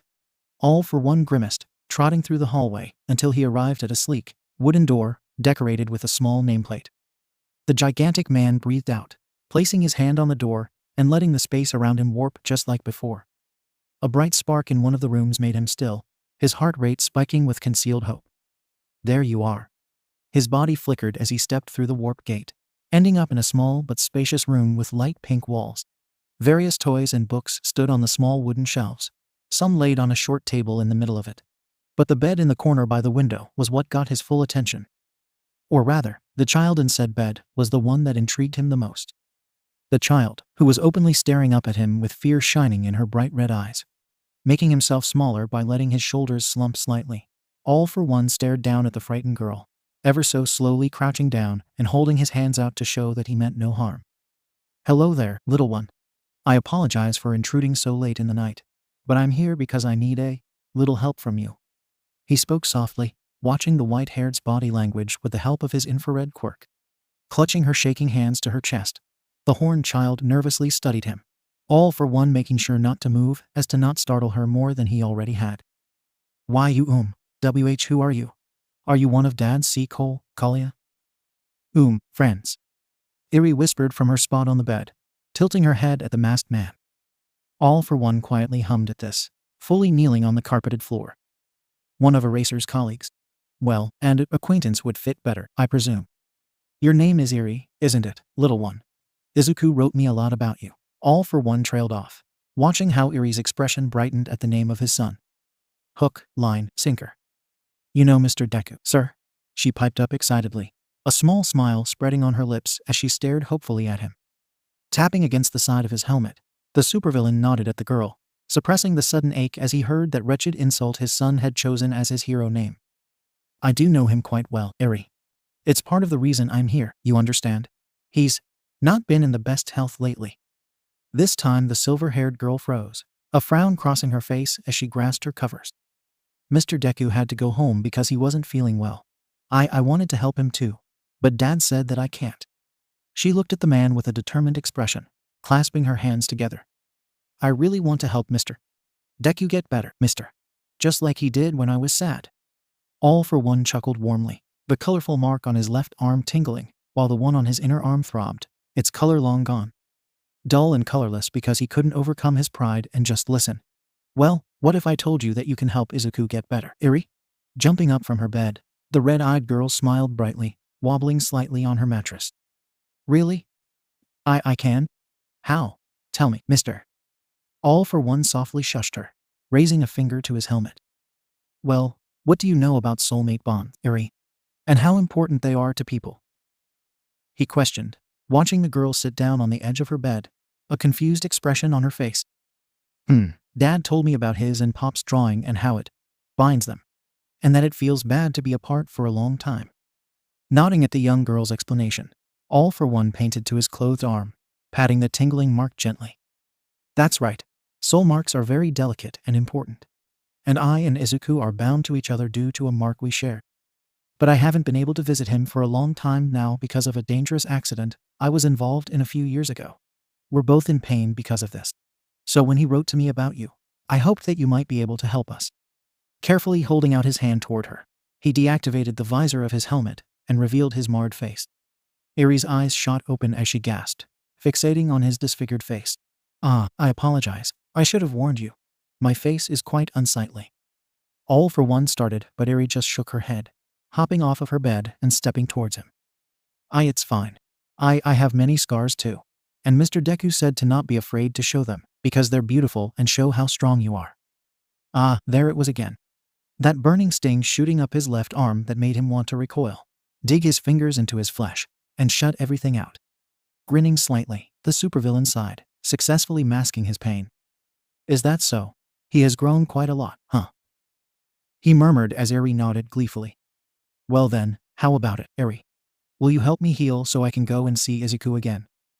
The girl's expression turned conflicted as she fiddled with her hands, a nervous tic his son always did. All For One quickly shook off those thoughts, his hand firmly clasped around his arm. I don't want to hurt you, but I can try. She spoke slowly, eyeing his disfigured face carefully. The supervillain just chuckled gently. Don't worry, you won't hurt me. I've got some handy tricks up my sleeve. He reassured her, watching her place her hand on his as her horn began to glow a golden tint. Please, promise me that you'll make Mr. Deku happy again, okay? Eri whispered shakily as the golden aura spread around them, engulfing them like some kind of cocoon. The man just smiled, feeling his soul mark prickle against his skin. I promise you. Izuku tirelessly twisted and turned in his bed, holding his right arm as he pressed his teeth together. The mark had suddenly flared up with newfound intensity, resulting in his restlessness. He didn't know what was going on anymore, and he didn't want to disturb his mother any more than he already had.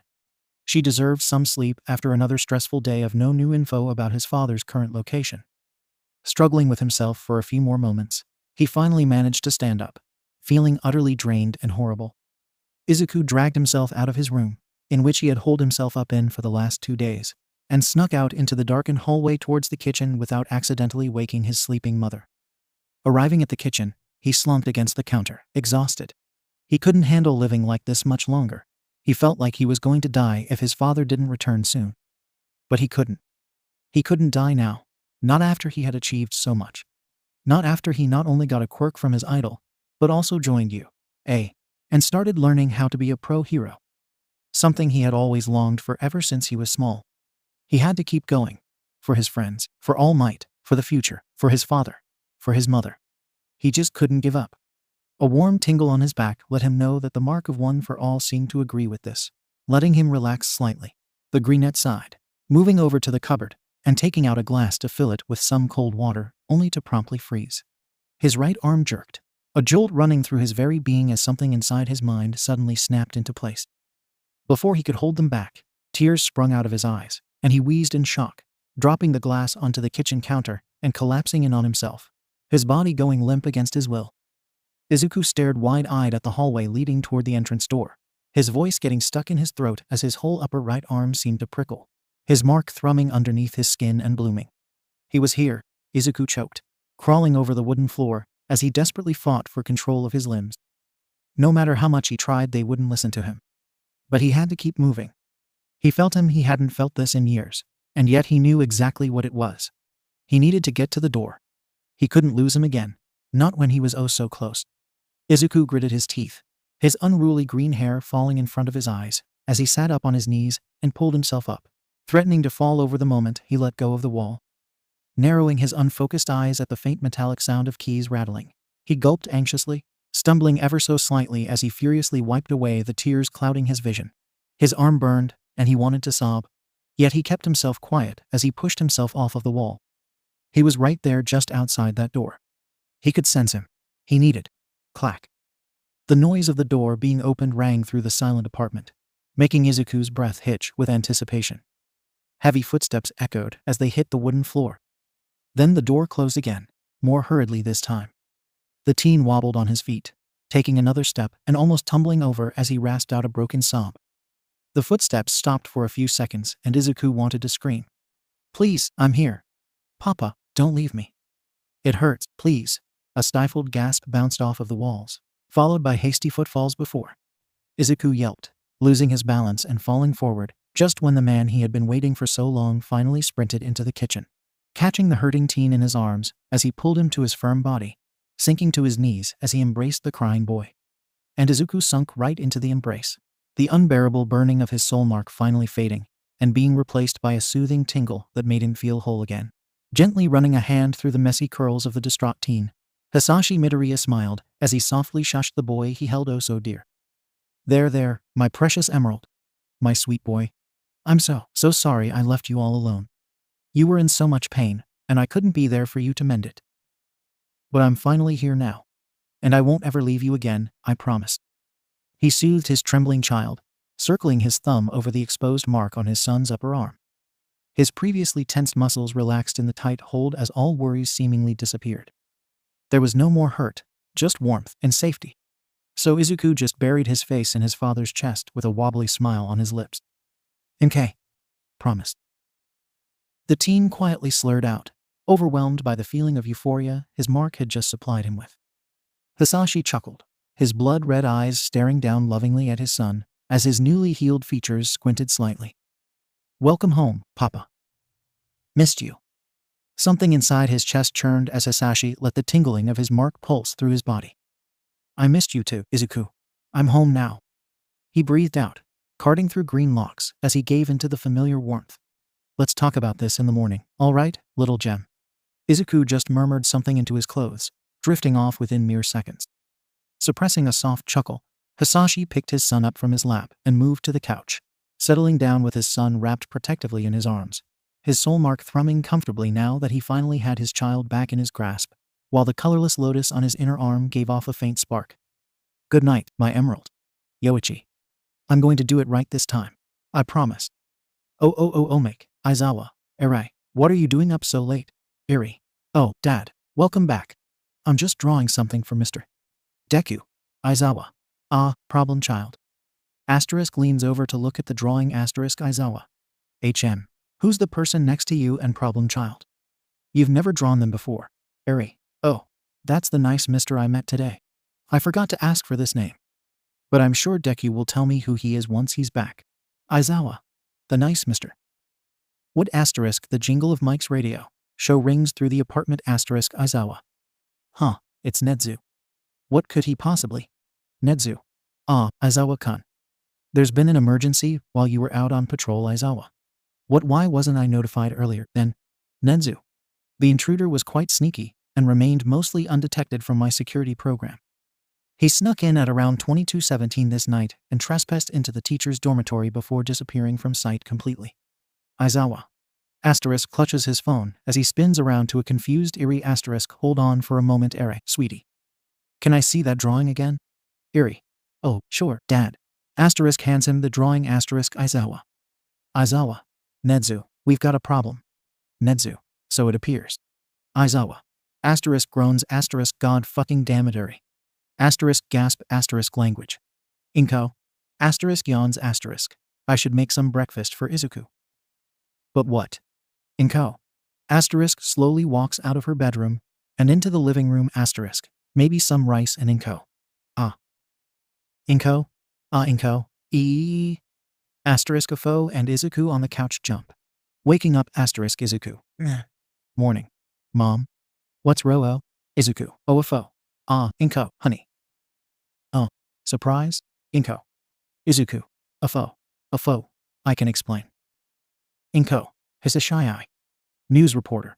The widely feared supervillain, also known as All for One, has been seen breaking out of Tartarus, the highest security prison here in Japan. No one knows how exactly he did it, or where he has fled to, but the heroes are on high alert. All Might. Asterisk chokes on blood asterisk crystal clear crimson eyes stared down at a small, frail bundle laying in a baby crib. Eyes unblinking and unreadable to the outside world. Eyes who belong to a Goliath of a man, loomed over the crib while his hands rested on the sleek wood on either side. He made no move to leave his position anytime soon, focused on the sleeping infant curled up in a plush light green blanket decorated with small blossom patterns. His breath hitched as the baby suddenly tossed around in its sleep, fumbling with the covers and grabbing onto a white bunny plush. Having to hold back the gentle coo that tried to escape his throat, the white-haired man smiled, tightening his grip on the wooden walls of the crib. His head seemed to spin as he tried to wrap his mind around the sight, drinking in every last detail of the dimly lit infant's features. His newborn. His child. His. From the moment the baby had taken its first unsteady breath and cried out, he had felt like his whole world lit up. The colors around him had brightened, and the ice in his heart melted away as he gazed down into the sleepy emerald green orbs of his child. A green so rich and hauntingly familiar it made him ache all over, his breath being robbed on the spot. Hisashi knew then and there that he would give absolutely everything he had just to protect his baby. His son. His treasure. There was nothing else in the world that mattered to him more than his little, precious boy. Nothing else, not even himself. With that thought running through his mind, the white-haired man slowly reached out a hand towards his baby, placing it gently against the smooth skin of his rosy cheek. His intense red eyes softened as he leaned over the railing of the wooden crib. "I love you," he whispered as he bent down closer, brushing a feather-light kiss against the tiny forehead. "You're my most treasured gem. I promise to cherish you and protect you until the world's end." He finished with a faint smile before folding the blanket securely over his slumbering son, careful to not wake the little one. "No matter who dares to step in my way or try to lure you away." Hisashi's blood-red eyes darkened as he straightened back to his full height, the top of his curly hair brushing against the ceiling. "I'll ensure that they won't get to keep their life." Oh, as the years went by, Hisashi felt his gut-wrenching desire to hold his beloved Izuku close, to never let him leave grow more and more intense. Just like it had with his dear, yet foolish younger brother he had tried so hard to protect. But Izuku was not Yoichi, no. And the man would make certain that the events that happened all those countless decades ago would not repeat ever again. Aside from his many henchmen, he now had numerous quirks at his disposal and enough experience to last him another lifetime. Hisashi tilted his head at the sight of his 3-year-old boy happily scrambling around the house, a beaming smile on his face as he played with his hero figurine. His eyes never once strayed too far from the green bundle of joy, a frown on his lips as he glared at the action figures. Of course, his son had befallen the fascination of those bothersome government-controlled mutts. After all, in this society, they were hailed by almost everyone, being a part of one's daily life, whether it is by seeing them in public, in the news, or in some kind of advertisements. Most of them weren't even genuine, upholding their fake persona of being the perfect hero until after their patrols. Furrowing his brows, the white-haired man sighed quietly, shifting his attention back to the bright smile of his son, his mood lifting almost instantly as a result. Well, once the preparations were all over with, he'd no longer have to deal with any of their annoying lies. His lips tugged upwards ever so slightly as he leaned back into the cushions of the couch. Hisashi didn't care for the amount of money and time this plan would take up. Watching as Izuku turned on his heels and stumbled a bit, now facing his father with a happy grin, the giant of a man smiled back, much to the glee of his child.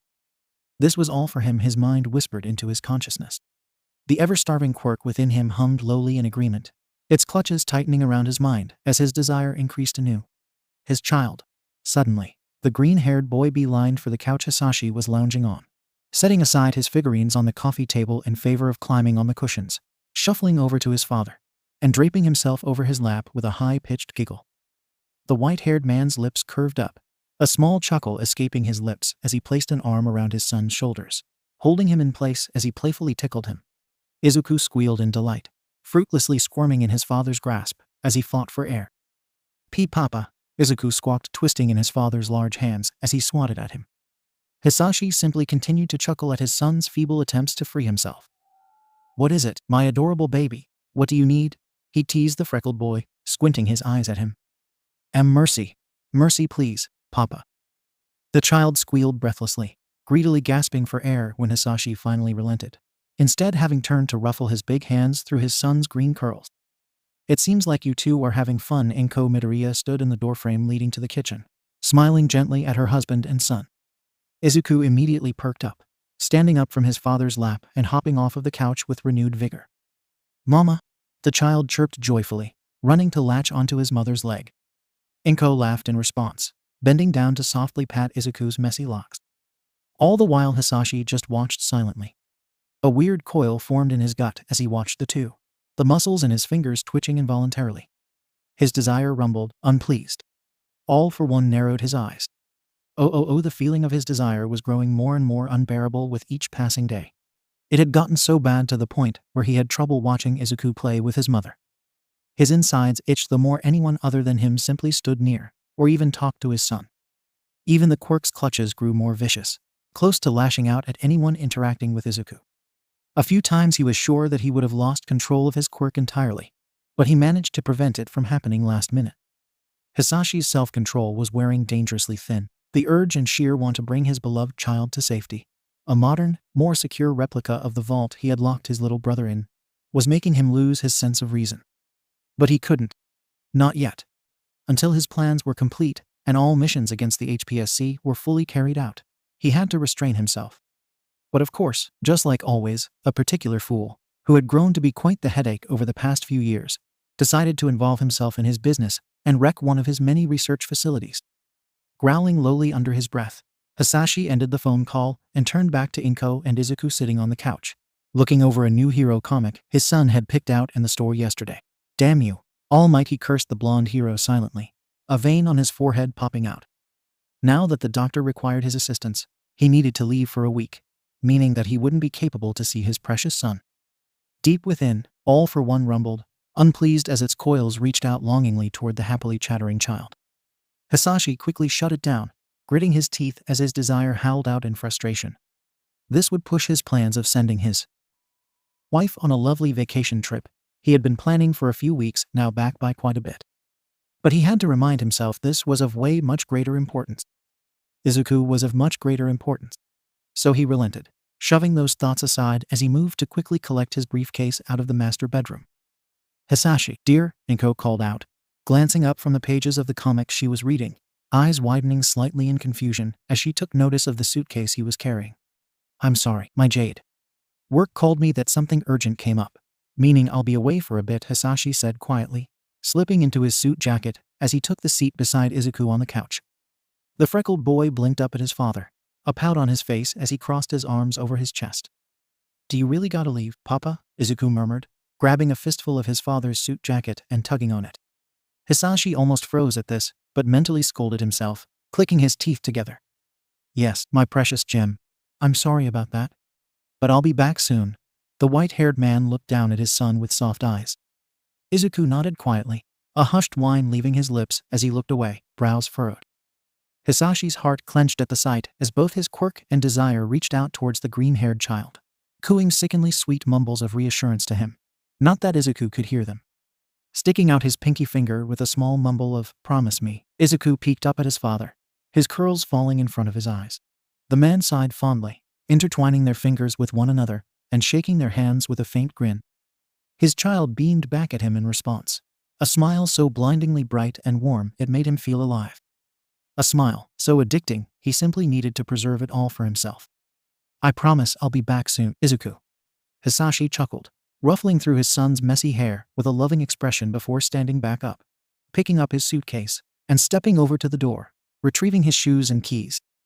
All the while the gazes of his family lingered heavily on his back. "Bear with it just for a little while." He opened the door, quickly waving goodbye to Izuku before closing the door behind himself. Desire clawed at his mind while All for One swirled angrily. Hisashi frowned darkly, snapping his fingers together and activating his quirk. "Soon it will all be over and Izuku will be with me forever. Just a little longer." Within the blink of an eye, he vanished. The sound of snapping bones rang through the small, demolished office space Hisashi no, All for One stood in. Blood caked his expensive shoes and hands, staining his skin a dark red as his cold eyes stared down at the lifeless body in front of him. Broken bones stuck out of the contorted flesh in weird angles, and his throat was crushed in. His neck snapped, ripping out the main artery and bleeding out onto the carpet below him. A rather gruesome sight to see, but not for the giant of a man standing amid the bloodbath. This was what happened when you dared to cross him, standing in the way of the perfect world he wished to construct for his most precious emerald. Clicking the heel of his shoe against the blood-stained carpet, All for One played with the new quirk he had just absorbed, his eyes narrowing slightly as he began to inspect it. Though he didn't get far as he was suddenly alerted by a fast-moving target entering the field of his motion-detecting quirk, making him jolt back and pull forward a yellowish glowing power field, forming it into a shield as he enhanced his body for impact. The pesky roach had finally arrived on the scene. Not a second later, the #1 hero recklessly busted through the concrete wall with a guttural scream of his villain moniker, fist clenched and ready to punch him to the ends of Japan. The hulking supervillain easily dodged with the help of his quirks, sending the power field of energy at the hero to get him to back off. Now, All Might. Tearing through a wall like a gone wild bulldozer without checking for any hostages first is quite idiotic, is it not? All For One immediately moved to mock the blonde hero, a lazy grin on his lips as he eyes the heavily breathing man. All Might quickly perked up, electric blue eyes flitting around before landing on the corpse laying in a puddle of its blood, freezing up in shock. Tilting his head at the pro-hero, All For One smirked maliciously as All Might trembled with rage at the gory sight. "You monster, how dare you!" he lashed out, leaping at the supervillain with a raised fist, ready to try and strike him again. All For One. An unavoidable obstacle in his path to shaping the world for his son. All For One let out an amused grunt as he easily evaded the hero's attack, spinning around and unleashing a flurry of quirk-enhanced punches to the side of his head.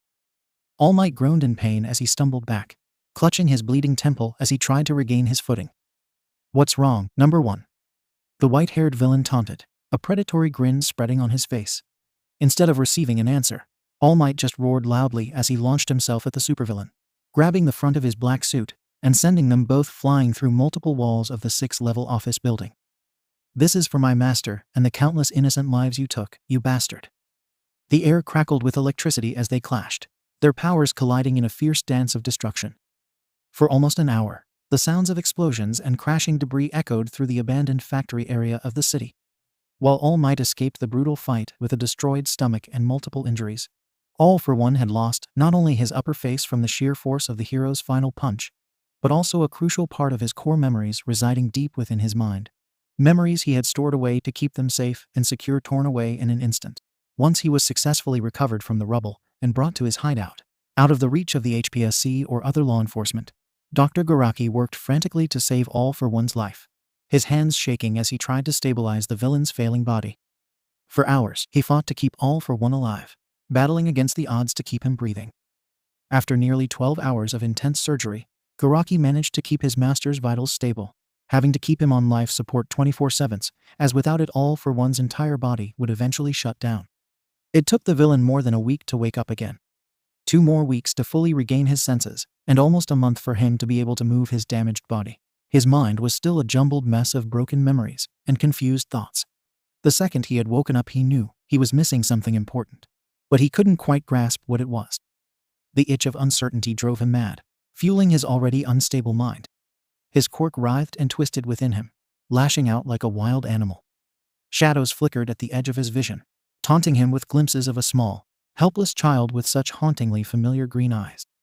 He could feel his grip on reality slipping away, his mind consumed by the ever-present desire, no matter how many quirks he mercilessly ripped from its users, and tried to feed himself in hopes of getting that damned hunger to disappear. It simply wouldn't cease. The desire inside him was like a living parasite, tearing at his insides with razor-sharp claws. It chewed at his mind and core, a primal force howling in desperation for what he had forgotten. He could feel it consuming him from the inside out, driving him to the brink of insanity. Remember. But he couldn't. No matter what he tried, he always ended up empty-handed. Bitterness twisted in his gut as he turned and plotted his revenge. He would make All Might pay dearly for what he had done, and he would do it with a power that would make the world tremble. So he poured all his rage and fury into building his strength once again, fueled by the burning need for vengeance. Picking up Nana Shimura's grandson as a successor along the way was merely a coincidence, but he would make sure to make good use of the hateful child, forming him into the symbol of terror, which would tear All Might's world to nothing but ruins. And yet, even after all of his planning to bring down the corrupt area of heroes, there was still that feeling of want tugging at him from deep within. It felt different than what he had felt back with Yoichi, his dear younger brother. Haunting green eyes stared at him from across the medical room he recovered in. Unable to move, he had to move. It was more potent, more powerful, and more violent. Those crooked feelings would steadily increase over the following years as he trained his protege. All too often the blinding desire would cloud his sense of reasoning, just like it had done the first few weeks after he had woken up from surgery. But All For One stubbornly pushed through it, dead set on completing his missions. Until that fateful day, when it all came crashing down. All For One tilted his chin, so it was resting on the indent of his palm, watching the sports festival with mild interest. The now all too familiar tugging had gotten significantly stronger over the last few weeks. One night in particular, he had woken up in a cold sweat, his life support machines going haywire as both his desire and quirks seemed to merge. Ever since then, he hadn't been able to rest properly.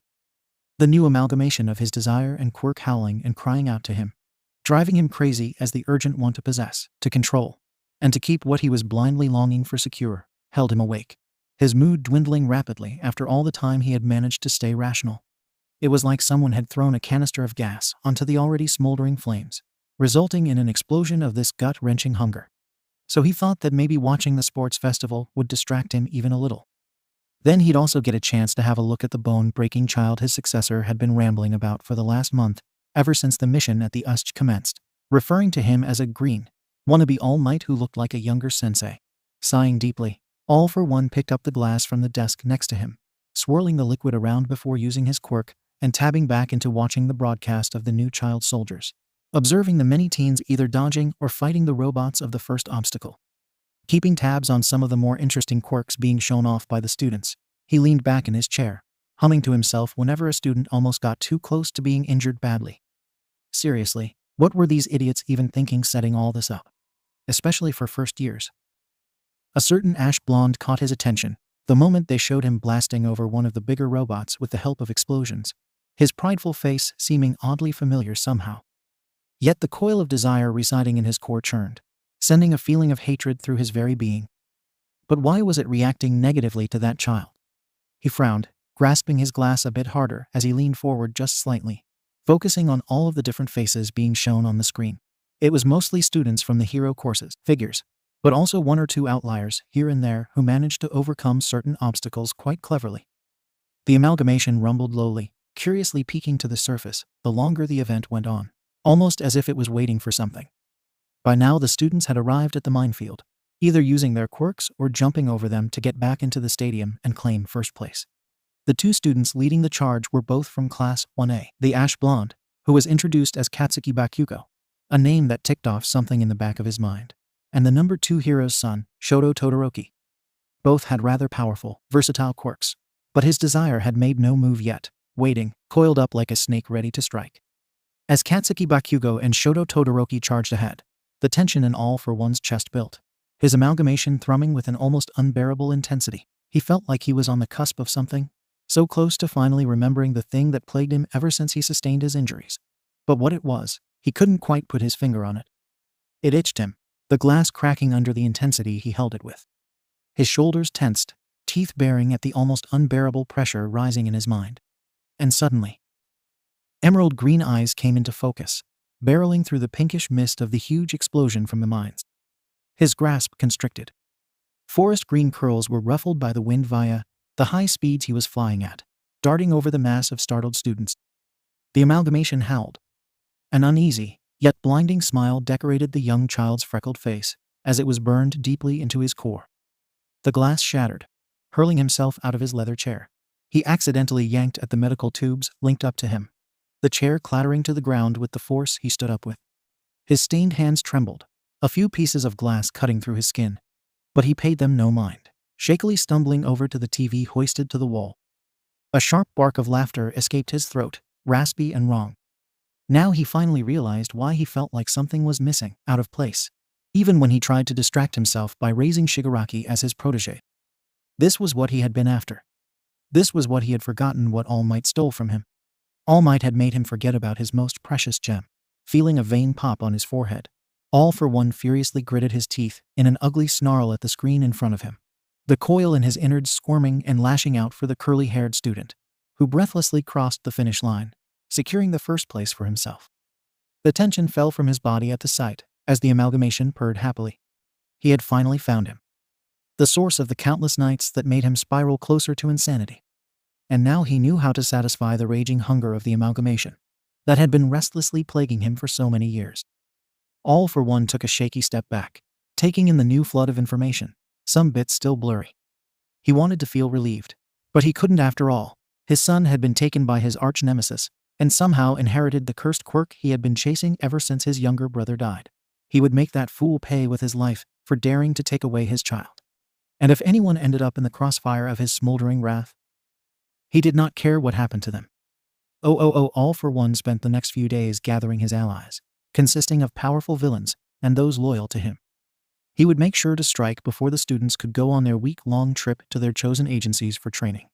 No expenses were spared, using his vast resources to equip them with the latest technology and weaponry. He was determined to reclaim his beloved son at any cost, even if it meant sacrificing countless lives in the process. They were all replaceable anyway, so it didn't matter to him. Even a few 𝗵𝗲s, which the doctor had been working on for a while now, were released from their tubes, just so he could hold off any other incoming heroes who could potentially ruin his plan. Kurogiri would be his trump card during the attack, bringing them in and out without ever appearing on the battlefield himself, just to be safe. Staring down at the mass of people gathered in one of the many abandoned locations All for One had the ownership of, he could feel the amalgamation swirl around with excitement, its long claws flexing at the edges of his mind as its sharp nails dragged along his remaining sanity. Soon he would have his treasured emerald back in his grasp. His lips quirked upwards, teeth baring underneath the jet-black helmet he was wearing before he turned back to the purple-black mist hovering next to him. Kurogiri, it's time. All for One rumbled, his voice being dampened through the visor of his helmet as he spoke the command, earning a quick nod from the 𝗵𝗲 next to him. Multiple, dark portals made out of the same purple mist appeared around the mean hall of the abandoned factory as the supervillain stepped forward, hands held high and open. The room quieted instantly, all gathered villains and henchmen turning to the looming giant floating high above everyone else. You have your orders, so go now and tear down the rotten heroes you all loathe. Weed them out and spare no one. Show the world that the area of heroes is close to its end and crush the younglings beneath your feet, so the government's work of raising more heroes can be utterly annihilated. The crowd roared, readying their equipment as they charged through the gates, All for One himself leading the charge, his once calm demeanor replaced by a raging fury mixed with twisted excitement. Once on the opposite side of the portal, the amalgamation cried out in delight, pointing him in the direction of his rightful possession. Don't worry, my sweet child. Papa's coming to take you home. Everything was fine at you, eh? It was a nice, warm autumn day with a few clouds dotting the sky. Students happily chatted with each other as they sat in the lunch hall, enjoying their meals while others went over some others exchanged answers for certain worksheets. The majority of class 1A sat at their chosen tables in the cafeteria as well, busy with going through the forms of agencies they could choose for their weekly training outside of UA. Everything was fine. Until it wasn't. A shrill scream rang through the halls, everyone going quiet almost instantaneously as a few students jumped up from their seats in surprise. Izuku, one of the students that had stood up, exchanged a worried glance with Iida and Todoroki, who were sitting next to him. Iida rose from his seat, ready to take action as class president, while Todoroki slowly set down his soba noodles. Heterochromatic eyes narrowed in suspicion. Loud footfalls approached the cafeteria they were all lounging in, setting everyone present further on edge before a terrified, bluish-colored 2nd-year student barged through the doors. Everyone villains have. The alarm system of UA suddenly blared almost deafeningly through the building, sending the mass of students into disarray. A massive explosion suddenly rocked the building, causing chaos to erupt in the cafeteria. Students scrambled to their feet, knocking over chairs and tables in their haste to escape. Iida took charge, shouting orders for everyone to evacuate through the emergency exits. Todoroki followed closely behind him, his hands already glowing with ice and flames, ready to strike and defend them from any attackers or falling rubble. Not a second later, a wall came crashing down, followed by a storm of villains running at the students, quirks activated and weapons raised, ready to kill. Izuku's heart lurched into his throat, adrenaline flooding his body as he spun around and raised his fists, ready to take on the attackers and shield the fleeing body of students. Within seconds, multiple fights broke out in the cafeteria. Students from the hero courses taking the lead in dealing with the invading villains, while the business, normal, and inventor courses evacuated the building through one of the many secret emergency exits the school had built into its walls. Izuku and Todoroki fought back to back, making sure to keep their eyes on those that dared to come near them, while also knocking out a few of the villains themselves. The dual-haired teen would have just frozen them all if it weren't for the limited space they were working with. In the corner of his eyes, Izuku watched in horror as a girl got tossed aside like some kind of ragdoll, lifelessly hitting a pillar and crumbling to the floor, unmoving. "Where are our teachers?" Todoroki hissed out anxiously, sending a wave of fire at an approaching villain with arrows for hands. They could be being held up by some other villains. We still don't know how many there are, so it's best to just HGN. Something unexpectedly hit him in the lower leg, sending him off balance and swaying to the side. "Midoriya!" Todoroki screamed out in alarm, reaching for him, but he wasn't quick enough. A masked woman grabbed onto Izuku's uniform, dragging him away from the young Todoroki and further into the crowd. "I finally got you. Now I can bring you to Master and earn his appreciation." She cackled gleefully as Izuku squirmed in her grasp. Activating One for All, he tore himself away from her, tugging at the weird string that was attached to his leg and ripping off a bit of his skin in the process. The villainess choked as he hit her in the back of the neck, successfully knocking her out cold and getting away from her. His freedom didn't last long though, as more hands grabbed a hold of him, yanking him into the direction of the main exit. He cried out at the fleeing of his arm being twisted the wrong way, clicking his teeth together as the output on One for All raised, the familiar red veins spreading over his skin. "Get off of me!" Izuku shouted, ripping his arm free and sending a punch at one of the villains next to him, sending them all flying with a fierce blast of wind. His bones creaked under the applied pressure, grimacing at the flare of pain as he tried to locate his classmates to regroup with them, only for a familiar cloth of light gray capture tape to shoot past him, binding a villain who had tried to sneak up on him. "Problem child," Aizawa called out to him, easily leaping over one of the knocked out attackers. Izuku almost lost his footing in relief as he saw his disheveled teacher approach, letting the man check him over in a quick scan for any serious injuries. "Thank God you're okay. Listen. They have cut off the other emergency exits, so we'll have to get out the front. Are you good to walk on your own?" The black-haired pro-hero explained quickly, glancing down at the freckled boy's bleeding leg. Shaking his head, the team just waved him off before following his teacher's lead, dodging and weaving through the oncoming villains as they rushed out the cafeteria's exit, only to be greeted by a rush of energy zipping past them, narrowly missing them and instead hitting a pillar, sending a part of the ceiling crashing down on both villains and heroes. His body nearly froze at the horrific screams that followed, but his eyes were firmly locked on the fight happening up in the sky above UA's destroyed campus. All Might was trading blows with a man close to his muscular form's size, actually seeming to struggle against the villain, just like he had with the Namu at the 𝐬𝐻𝐻. Impossible. That person was somehow able to keep up with All Might, not being pushed back even by an inch. Sure, the Namu thing had been able to keep up, but that was because it was modified to withstand All Might. This, from the looks of it, was a real person. A person close, or even on the level of All Might. A villain, able to go against All Might. They were doomed. Green eyes widening with dread, he choked, his trembling hands finding a hold of his teacher's clothes. "Aizawa-sensei," he warned, his gut dropping when the villain suddenly spun around after deflecting another punch, appearing to stare right at them. The underground pro cussed silently, moving to push Izuku behind him in a protective manner, his hands finding his yellow support goggles and pulling them over his eyes. Before he could activate his quirk though, a flying Namu moved in front of the floating villain, obstructing his vision and diving down at them with a high-pitched shriek. "Shit!" Aizawa swore, diving to the side while grabbing a hold of Izuku, who yelped in surprise at the action. Rolling over the concrete ground, the curly-haired teen rolled over his shoulder to avoid further injuries, sliding his hand along the ground and finding his balance as he kneeled a few meters away from the gigantic Namu.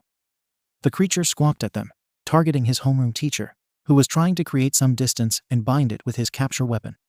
Flexing his right arm, he jumped forward to try and punch the monstrous thing only to completely miss, as the Namu seamlessly dodged his attack, completely ignoring him in favor of grabbing Eraserhead's arm, twisting it with an animalistic growl. His teacher screamed, the grotesque sound of bones snapping ringing through the air as Izuku cried out in panic. "Sensei," he shouted, hectically spinning around and going in for another punch. But the Namu simply caught him mid-jump, its big head turning to him as it groaned, tossing aside the struggling pro-hero. Izuku choked helplessly, watching his teacher crash through one of the outer glass windows, unmoving. He felt hot tears gather in his eyes, his vision blurring as he twisted his body, slamming down both his fists on the Namu's big, clawed hand in frustration as he fought to get out of the tight grasp. But to no avail. Snarling up at the creature, his entire body got jolted as it lifted itself into the air once again. The teen wheezed, his body locking up in fright, as he realized the direction the Namu was flying in. Why was this happening? Why was it taking him to that villain, and not just killing him? His breath stuttered as something in his mind clicked, eyes going impossibly wide. Did the villain know about?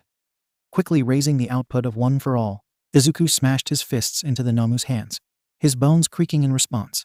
But he just winced, repeating the action with rising hysteria. He had to get away. He couldn't let himself get captured like this. His fingers dug down into the dark purple-hued, leathery skin of the Namu, his fingernails clawing and ripping its surface with desperation. Small chunks of flesh hung off his now bloody nails, but the inhuman regeneration fixed up the deep indents within mere seconds. Fear clung to his mind, swallowing up his sense of reason as he grimaced, his eyes finding their way back to where his mentor and the villain, All for One, was it? Were battling it out. All Might shouted something at the hulking villain, his usual smile gone, replaced with an enraged snarl. All for One just continued to dodge his attacks, seemingly walking through the air as he summoned up all kinds of different quirks to throw at the number one. But how? How could one person have access to so many different quirks? Biting his lip, Izuku dug his stained fingers deeper into the flying Namu's skin. All Might obviously seemed to know that villain from somewhere, and he was sure that a threat like All for One wouldn't just appear out of nowhere or go unnoticed with such a quirk. The HPSC made sure of that. Never once had he ever heard that alias, even as he browsed some of the darker, restricted parts of the internet for his hero analysis. Only the tale of the widely feared underground's boogeyman, or the mastermind, popped into his head. It was treated as nothing but a rumor since such a monster shouldn't be able to exist, and yet, narrowing his eyes at the jet-black helmet of the villain, Izuku furrowed his brows, cold sweat breaking out over his whole body. The man, no, the monster who injured All Might all those years ago, the villain who took his stomach, but got killed in the end, could be the only logical answer. If he truly was the villain from the rumor, then it would be no surprise that he managed to survive. His stomach flipped at the idea. He had to do something. But what? Glancing around in a hurry, the green-haired teen picked back up his struggles, clawing at the bleeding skin with new vigor. He had no idea how long it would take for reinforcements to arrive, especially for pro-heroes in the upper ranks, who'd be able to hold the villain off long enough. Was there even anyone that could stop him? With his mind going a mile a minute, Izuku turned, focusing his attention on his mentor. He knew that the man didn't have much time left, so he needed to somehow manage to distract the villain. Bracing himself, he was about to call out to the levitating villain, when suddenly All Might noticed him, shadowed blue eyes shaking in horror. "Young Midoriya," the blonde hero called out, teeth clenched as he began to fall back down to the ground. Izuku flinched, reaching out to his mentor with a frantic look. "All Might." This made the gigantic villain twist in his direction, spreading out his arms. "Ah, there you are. Namu, give him to me." From down below, he could hear All Might roar out All for One's name, launching himself up in the air again to punch the villain out of the sky, only for the man to counterattack with some kind of energy blast. The pro-hero was sent flying, hitting the asphalt below and splintering it open with tremendous force. Izuku cried out for his teacher, twisting and struggling as his muscles ached. But all his attempts were deemed fruitless as the Namu halted in front of the masked villain, holding him out to the giant of a man, dressed in a sleek, black suit. He growled at the villain, ignoring just how pathetic he must look like this. But the man didn't seem to mind, suddenly ensnaring him with some kind of black and red blade-like wires. "I finally have you back." All for One rumbled lowly, reeling in the panicking teen as he reached out to cup the boy's tear-drenched cheek. But the student just backed away as far as possible, angrily snarling at him. "Poor little thing, so frightened and all alone. Falling right into my hands like you were destined to." Izuku's stomach lurched at this, his face twisting with repulsion. "What are you walking about?" He snapped before quickly silencing himself with a hiss. The man in front of him could easily break his neck, and here he was, possibly riling the villain up even more, a villain able to beat All Might. What was he thinking? But at the same time, he couldn't go down without a fight, however one-sided it might be. A new fire sparked deep within his gut, spreading through his system and lending him more energy. Izuku glared at the spot where he assumed the villain's eyes to be. "Who are you? And what do you hope to gain from attacking you?" He questioned quickly, hoping that his tactic to distract the villain as long as possible would work out. Tilting his masked head, the villain seemed to stare at him for a few seconds before clicking his tongue. "That blonde bastard didn't even mention me." He spoke slowly, carefully, almost. Izuku just blinked at him in confusion, which answered All for One's question. "Of course that lousy oaf just handed you the quirk with little to no context whatsoever, did he?" shouldn't have expected anything less from him. He outright snarled, hatred dripping from his distorted voice. But Izuku didn't listen, his mind droning with the information he had just gotten. All for One knew. He knew about One for All and might even be connected to it, hence the similar names. And if the rumor about the boogeyman, who was able to give and take quirks, was true, then Izuku was going to be sick, squirming in the tight hold of the red and black blades. He felt the sharp edges press against his clothes and exposed skin, digging into it followed by a painful sting. Now, little hero. There's no need to struggle anymore. Soon it'll all be over. All for One scolded him, moving closer as he strode through the air with the help of one of his many quirks. And no, let me go. All Might and the other pro-heroes will. They can't save you, nor can they protect you. But you already know that, don't you? The villain chided mellowly, stepping beside the injured teen and grabbing a hold of his chin, tilting it up. Izuku angrily grits his teeth at the hulking man, tears rolling down his freckled cheeks as he glared. What's it to you? And that's not. The grip tensed. It is true, little boy. Can't you see? He reprimanded, twisting his face to the side so that he was looking at the bloodied, unmoving body of his mentor below on the cracked ground. Izuku wheezed, another wave of tears cascading down his face as he trembled. He needed to keep the villain distracted. Then tell me, why are you after me? What do you want? He hissed out through trembling lips, trying to push the growing panic down. It's quite a long story. All for One hummed down at him, releasing his grip from his chin. In its core, it's about two brothers from a long, long time ago. The elder was born with a powerful quirk, while the younger was sickly and had none. Well, that's what everyone thought, at least. The man started, letting Izuku relax slightly. Please, let the reinforcements arrive soon. While the elder brother did everything to keep his dear younger brother safe, the younger continued to defy him. For his safety, the older brother had to lock the younger away, only for two rats to sneak in, taking away the younger. Izuku gulped at the sudden drop of the villain's voice, watching him flex his right hand, which the blades that were binding him protruded from. Of course, the older brother tried everything to get his dear brother back. But the younger died, and his original quirk activated. It's able to be passed from person to person, wandering down the generations. A stockpile quirk, becoming stronger with each new thief. Holder. All for One lifted his left hand, tapping a finger against Izuku's chest. The boy wanted to recoil from the touch, but decided to hold still. This quirk is meant to bring down the older brother. It's meant to overthrow me. All I've done is try to get it back, as it's the last thing I have left from my long-gone brother. And now, you have it. His breath hitched, his eyes dipping down to the finger connected with his chest. He was going to rip One for All from him. Leave him quirkless again, useless. No, not after everything. He couldn't disappoint All Might, but I'm not here for the quirk. The teen's head snapped up, eyes wide in confusion as he eyed the villain's helmet. What do you? But you just stated that you wanted it back. Silence stretched over them. The only thing being heard were terrified screams and the tremors of US walls coming down due to the attacking villains. Dread spread through him, his throat closing and making it difficult for him to swallow. With a sigh, All for One tapped against his helmet, letting it click open with a soft, mechanical whiz. Izuku froze at the sight of the villain's disfigured face, the mouth and jaw being the only features that were mainly left in touch. It's been so long since I last saw you. It must have been painful for you to be left alone for such a long time. I wanted to come back, I promised you, that I'd return as soon as possible. And then that blonde failure of a hero took not only my face, but also a portion of my most treasured memories. Izuku blanched at the voice, not being able to predict where this was going. What was he talking about? And why did his voice? He couldn't possibly know him, right? It made no sense. All for One leaned in closer, a wide smile tugging at his marred skin, large hands settling down on his shoulders. Papa's missed you so much, my precious emerald. Oh. Choking on his breath, Izuku trembled, tears trickling down his freckled face as he stared at the scarred face of his father. He didn't know what to do. Cement barrier, Izuku blinked, his father roared.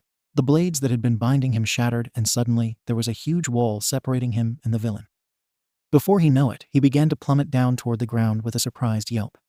Luckily for him, Ectoplasm Sensei managed to create enough clones, just in time to save him from shattering on the ground below. Drowsily trying to shake off the lingering shock, he glanced over to the heroes standing a few meters away from him. 𝗵𝗲𝗃 was currently busy sending more concrete pillars at the enraged supervillain, while Vlad King and another batch of clones carried All Might away from the battle. Mike stood further back, carefully prying Aizawa's body out of the broken window. "Are you all right, Midoriya?" Ectoplasm asked, gently putting him down on his own 2 feet, making sure that he wouldn't fall. Izuku just trembled, biting his lip as he furiously wiped away any stray tears. "No, not really. But I can stand," he breathed out, having trouble keeping himself from breaking down. His math teacher nodded, giving him a reassuring pat to calm him down as some more clones moved to shield the two. From afar, he could hear an angry howl of, "Don't you dare touch what's mine," making him flinch back with mind-numbing fear. "Sensei," he warned hastily, stumbling slightly as he tried to step back. Ectoplasm turned just in time to notice the hastily approaching giant of a man, gasping and grabbing a hold of the teen's ripped uniform, throwing him aside as hard as he could. Izuku watched in horror as his father's quirk-infused fist struck his teacher right through the chest. "No." His words were cut off as he hit the hard ground, rolling over and ducking his head to shield himself. The entire area shook as terrified screams rang through the dusty air. Coughing from the harsh impact, Izuku struggled to sit up, eyes stinging with tears and his entire body aching with every minuscule motion he forced himself to make. His green, unfocused eyes slid along the cracked concrete below him, further up until they reached the unmoving, lifeless body of his teacher, lying in a growing puddle of his blood, staining the stone below him a deep crimson. Guts were strewn out of the unmistakable hole now sitting right in the center of his lower chest, torn up and bleeding out. And was that a lung sticking out of his chest? Bile rose in the back of his throat, clamping his hand in front of his mouth to swallow it back down. "Oh God!"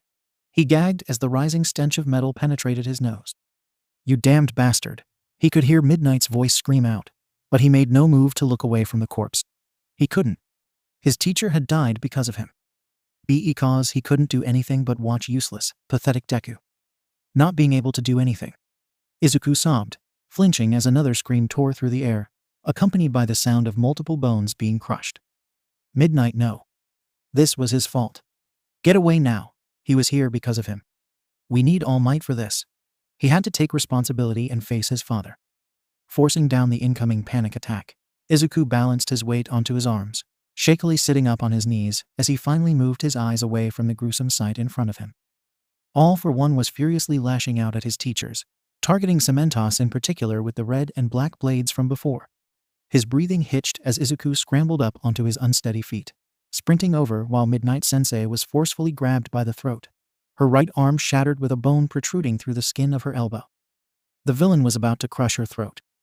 Charging up One for All with every last bit of energy he had left, Izuku launched himself forward, right into his father's side. All for One jerked in surprise, flinging away the struggling pro-hero and twisting to look down at him. What? He was about to grab him when another cement wall pushed him backward, only resulting in riling the supervillain up more. All for One growled in annoyance, breaking through the walls, and rushed at the cement hero, ready to strike him down. Izuku wouldn't let him. Recklessly tossing himself right in front of his father with the help of One for All, he lost his balance, angry tears clouding his vision as he protectively spread his arms out. "Dad, please stop," Izuku screamed, dropping back down to his knees as he hoarsely cried out his plea. "Leave them alone. They don't deserve this, just please." All for One stopped his attack before it could hit 𝗵𝗲𝗃 in the gut. An attack that, without a doubt, would have killed him within mere seconds of piercing through him. "Midoriya, what are you doing?" 𝗵𝗲𝗃 heaved out, backing away, but Izuku paid him no mind. Turning his masked face towards him, the supervillain lowered himself down to the broken ground, his black dress shoes hitting the concrete with a soft click. "My poor child. Getting so worked up over meaningless nuisances. Do they truly mean that much to you? Or is it their brainwashing that made you care for them like this?" Izuku tensed, biting his tongue as he glared at the gigantic villain. "They didn't brainwash me. Just call off the attack and stop this madness, please. We can talk this out. You don't have to." The student tried to convince the supervillain, only for the man to step up to him, looming over him like some sort of Goliath. Izuku shrunk back in fear, his hands shaking, ready to bolt the second he saw an opening. From the sidelines, 𝗵𝗲𝗃 tried to get in another cement wall to separate them, only for All for One to quickly send a flurry of air blades in his direction, accompanied by a yellowish force field-like dome, which surrounded them, cutting off Izuku's escape routes. He was trapped. "You've got nowhere to run, my lovely emerald." And just talking won't benefit me. I came here to take you back. So simply return home with me willingly, and I'll consider not killing more of your teachers. All for One crooned darkly, holding his hand out as an offer for his son to take. Izuku sobbed, his grip tightening on his ripped uniform as he trembled helplessly. Was this truly the only way to protect everyone? To lay down his freedom? Just grab my hand, my dear gem. Then this will all finally be over. No more playing hero, no more danger, and no more fakes who try and keep you from me. The supervillain pushed, his honey-like voice mixed with paralyzing venom. Izuku's whole body shook, his breaths coming out short and ragged, tears blurring his vision. All his training, his newfound friends, and his life at 𝐴, gone in an instant. He couldn't just give it all up like this. One last try wouldn't hurt. Why you? You just see me as a replacement for your brother. But I'm not. Izuku choked out, blinking away his tears before he was forcefully gagged, his words muffled as he struggled fruitlessly in the giant's vice-like grasp. All for One tutted softly at him, pulling him close and running his hands, which were still stained by the blood of his teachers, through his disheveled green curls. Izuku wanted to throw up. What made you think such foolish things, my emerald? You are worth so much more to me than that stupid, cursed quirk of my foolish younger brother. All for One mused darkly, his grip tightening slightly as Izuku wheezed in panic. But I don't. He tried to protest, only to get shushed once again by the monster of a man. 𝐴𝐧𝐭𝐻, my sweet child. Everything will be all right. I'm here for you. And I promise you to never let you slip away again. But first. Feeling a sudden prick at the crook of his neck, Izuku stiffened, his muscles locking up and his eyes going wide with fear. What is? All for One simply smiled down at him before he let the hatch of his helmet click shut with a soft hiss. All control over his body promptly began to slip as his mind grew increasingly foggy, his mouth going slack as he realized what the supervillain had just injected him with. There, Izuku. It's time to go home now. I'm sure you must be exhausted from today, Don't worry, just close your eyes and relax. I'll be there once you wake again. The green-haired teen felt the words die in his throat as he went limp, fighting to keep his eyes open for just a little longer. The bloodied, mutilated bodies of his teachers and fellow students burned into his eyes as his head lolled back, hitting the firm chest of the villain that turned out to be his father. All for One hummed gently, easily hoisting him up in his large arms, securing Izuku in his tight hold. The amalgamation finally went quiet with a pleased purr, its hold slowly fading from his mind. Now, let's go home, my precious emerald. The gaping void devoured Izuku's wilting consciousness. No one will ever take you from me again. Darkness was the first thing Izuku noticed when he awoke. It clung to him, wearing his body down. He was exhausted. I'm so sorry, Izuku. Blinking slowly at the soft voice calling out to him, the teen looked around. Who was that talking to him? Izuku didn't know. He was too tired. I wish we could have helped you. He reached out into the abyss, his eyelids heavy and his mind foggy. Suddenly, a ball of bright light broke through the shadows clinging to him, engulfing him in a warm embrace. His emerald green eyes widened at the sensation, tears pricking his eyes as he stretched forwards in an attempt to somehow grab it. We'll stay with you, ninth, I promise. Izuku wanted to call out, but his voice remained stuck in his throat as the light faded, leaving him behind in the suffocating inkai void of his own mind. Oh, Izuku woke up, snapping his eyes open in a hurry as he flailed around, a sharp pain running through his head. His ears were ringing, those softly spoken words stuck in his mind, seemingly playing on repeat as he choked for air, his chest moving up and down with erratic breaths.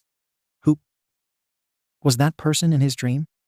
Groaning quietly, he tried raising his hand to rub his temple to hopefully soothe the raging headache thrumming against his skull, only to falter in his movements as his eyes focused on the thing circling tightly around his wrist, adding extra weight onto his already heavy limb. His body froze, breath hitching in response as something in his guts churned. No. Snatching the metal shackle around his right wrist, Izuku gripped at the cold material, tugging at it with all his might. He knew what this thing was. Aizawa-sensei had shown them one of these during their training lessons. With gritted teeth, the panicking teen tried reaching out to grab a hold of one for all, only to find himself empty, unable to activate his quirk. A quirk nullifier. He was quirkless. Helpless.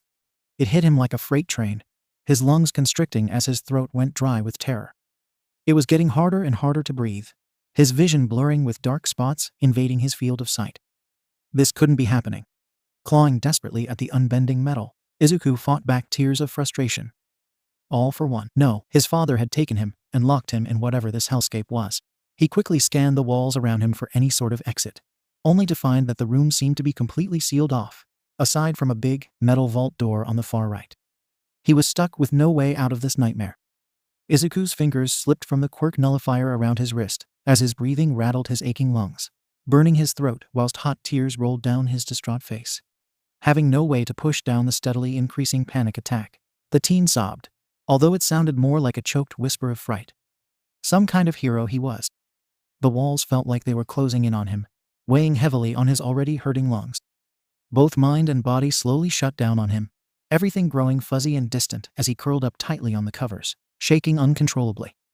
An uncomfortable churn in his gut made him flinch, clamping his sweaty hand over his mouth as he swallowed down the acidic bile in his throat. Yet no matter how hard he tried to calm down or stop himself from dissociating, nothing worked. So Izuku squeezed his eyes shut and let the darkness take him, a silent whimper of fear leaving his trembling, cracked lips. The pitch black reached for him, pulling him under its surface. Was this how drowning felt like? Ninth, breathe. You need to breathe. Izuku gasped. The pressure on his lungs and throat vanished as he greedily wheezed for air. His body convulsed, fresh oxygen filling his system. But he stayed in that void, drifting. Then suddenly, a warm presence behind him stopped him from sinking any deeper. That's it, Ninth. You're doing good. Keep on breathing for me. It was a woman's voice unlike before. She gently hushed him, taking him into her arms as she cradled him, threading on that thin line of consciousness. Izuku tried to open his eyes and get a look at her, but his eyelids wouldn't budge. He felt like he was in a haze, but the woman's voice was enough to anchor him to reality.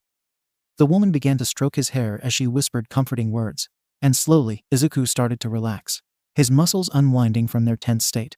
The pins and needles he was feeling before gradually faded away, leaving him with nothing but the pacifying warmth of the woman holding him. It's not your fault. You couldn't have possibly known about him. Izuku wanted to protest against her words, but no sound managed to exit his mouth. All he could do was lay there and listen to her soothing hums of reassurance. I wish we could have reached out earlier. Or at least Yagi could have. Yagi? How did she know about All Might? Her hand came to a halt, tangling a few of his unruly green locks in her fingers as she let out a quiet sigh. Once we have enough time, we'll tell you everything. But now you need rest. She tightened her arms around his body, a gentle tingling sensation spreading through him as exhaustion once again tugged at his fogged mind. First has already told you before, but we won't leave you, no matter what. You're our Ninth. We'll defend you until the very end. I promise. Even though Izuku still didn't know who she was, he found solace in her embrace. So he let himself drift off to sleep once more, feeling safe and protected in her arms.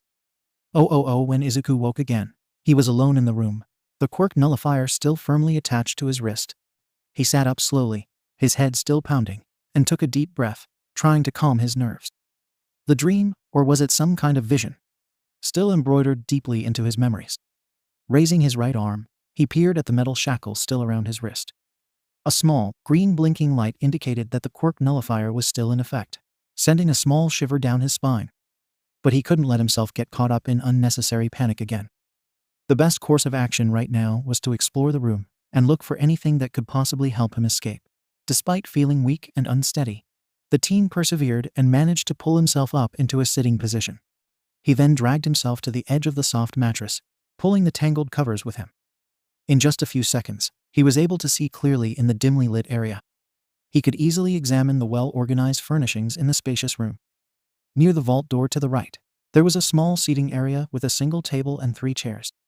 Next to it was an arrangement of bookshelves and some drawers, along with 2 light gray bean bags. On his left, Izuku found an open door, which seemingly led to a small bathroom. Deciding that it wouldn't hurt to explore some more, Izuku slowly pulled himself off of the bed, his legs shaking from the sudden weight he had put onto them. Yet he prevailed, holding himself upright. Although the first few steps proved to be quite difficult for him to take, Izuku eventually regained his senses and staggered over to the bathroom, taking a peek inside. It looked just like any ordinary bathroom, aside from the rather luxurious-looking bathtub shower. Just as the teen was about to try and open the top drawer over the sink, A muffled bang vibrated through the walls, sending him stumbling backwards in shock. What was that? An attack. His mind immediately whirred into action, trying to analyze the loud noise and its possible cause. As Izuku stood there, trying to piece together what had happened, the vault door suddenly creaked open with a loud groan of mechanical gears being unlocked, causing him to jump and whirl around in surprise. Had the heroes come to save him? The small trickle of hope that had risen in his chest was abruptly crushed down to shreds as his eyes fell onto the giant of a man entering the room, his life support helmet nowhere to be found. His heart felt ready to lurch out of his chest as he watched All For One close the sturdy vault door behind him, metal clicking indicating that it was now locked. A wide smile spread on his father's lips, further unsettling the distraught teen. I apologize for the sudden noise going on upstairs. It proves that those bugs continue to be quite a hindrance to me, so desperate to take you away from me once more, he murmured, a sweet poison dripping off of his tone as he carefully approached Izuku's frigid form, almost as if he was walking up to a frightened, cornered animal, trying to coax it out from its hiding place. Izuku hated it. Trying to force the edges of his mouth into a bitter snarl, Izuku couldn't help but back away ever so slightly as he watched his father advance, unease coiling in his stomach. 1, 2, 3 more steps and his back hit the wall, locking up his limbs as his mind screeched to a halt, eyes trained on his father's marred features. There's no need to be frightened, my precious emerald. I promised you to keep you safe from all harm, did I not? All For One purred gently, lifting his right hand and cupping Izuku's face in it. Softly cradling him, the teen tried to flinch away from his father's clutches, only to have the fingers around his jaw tighten as a silent warning. A dawning reminder that he had no control here. His father made sure of that.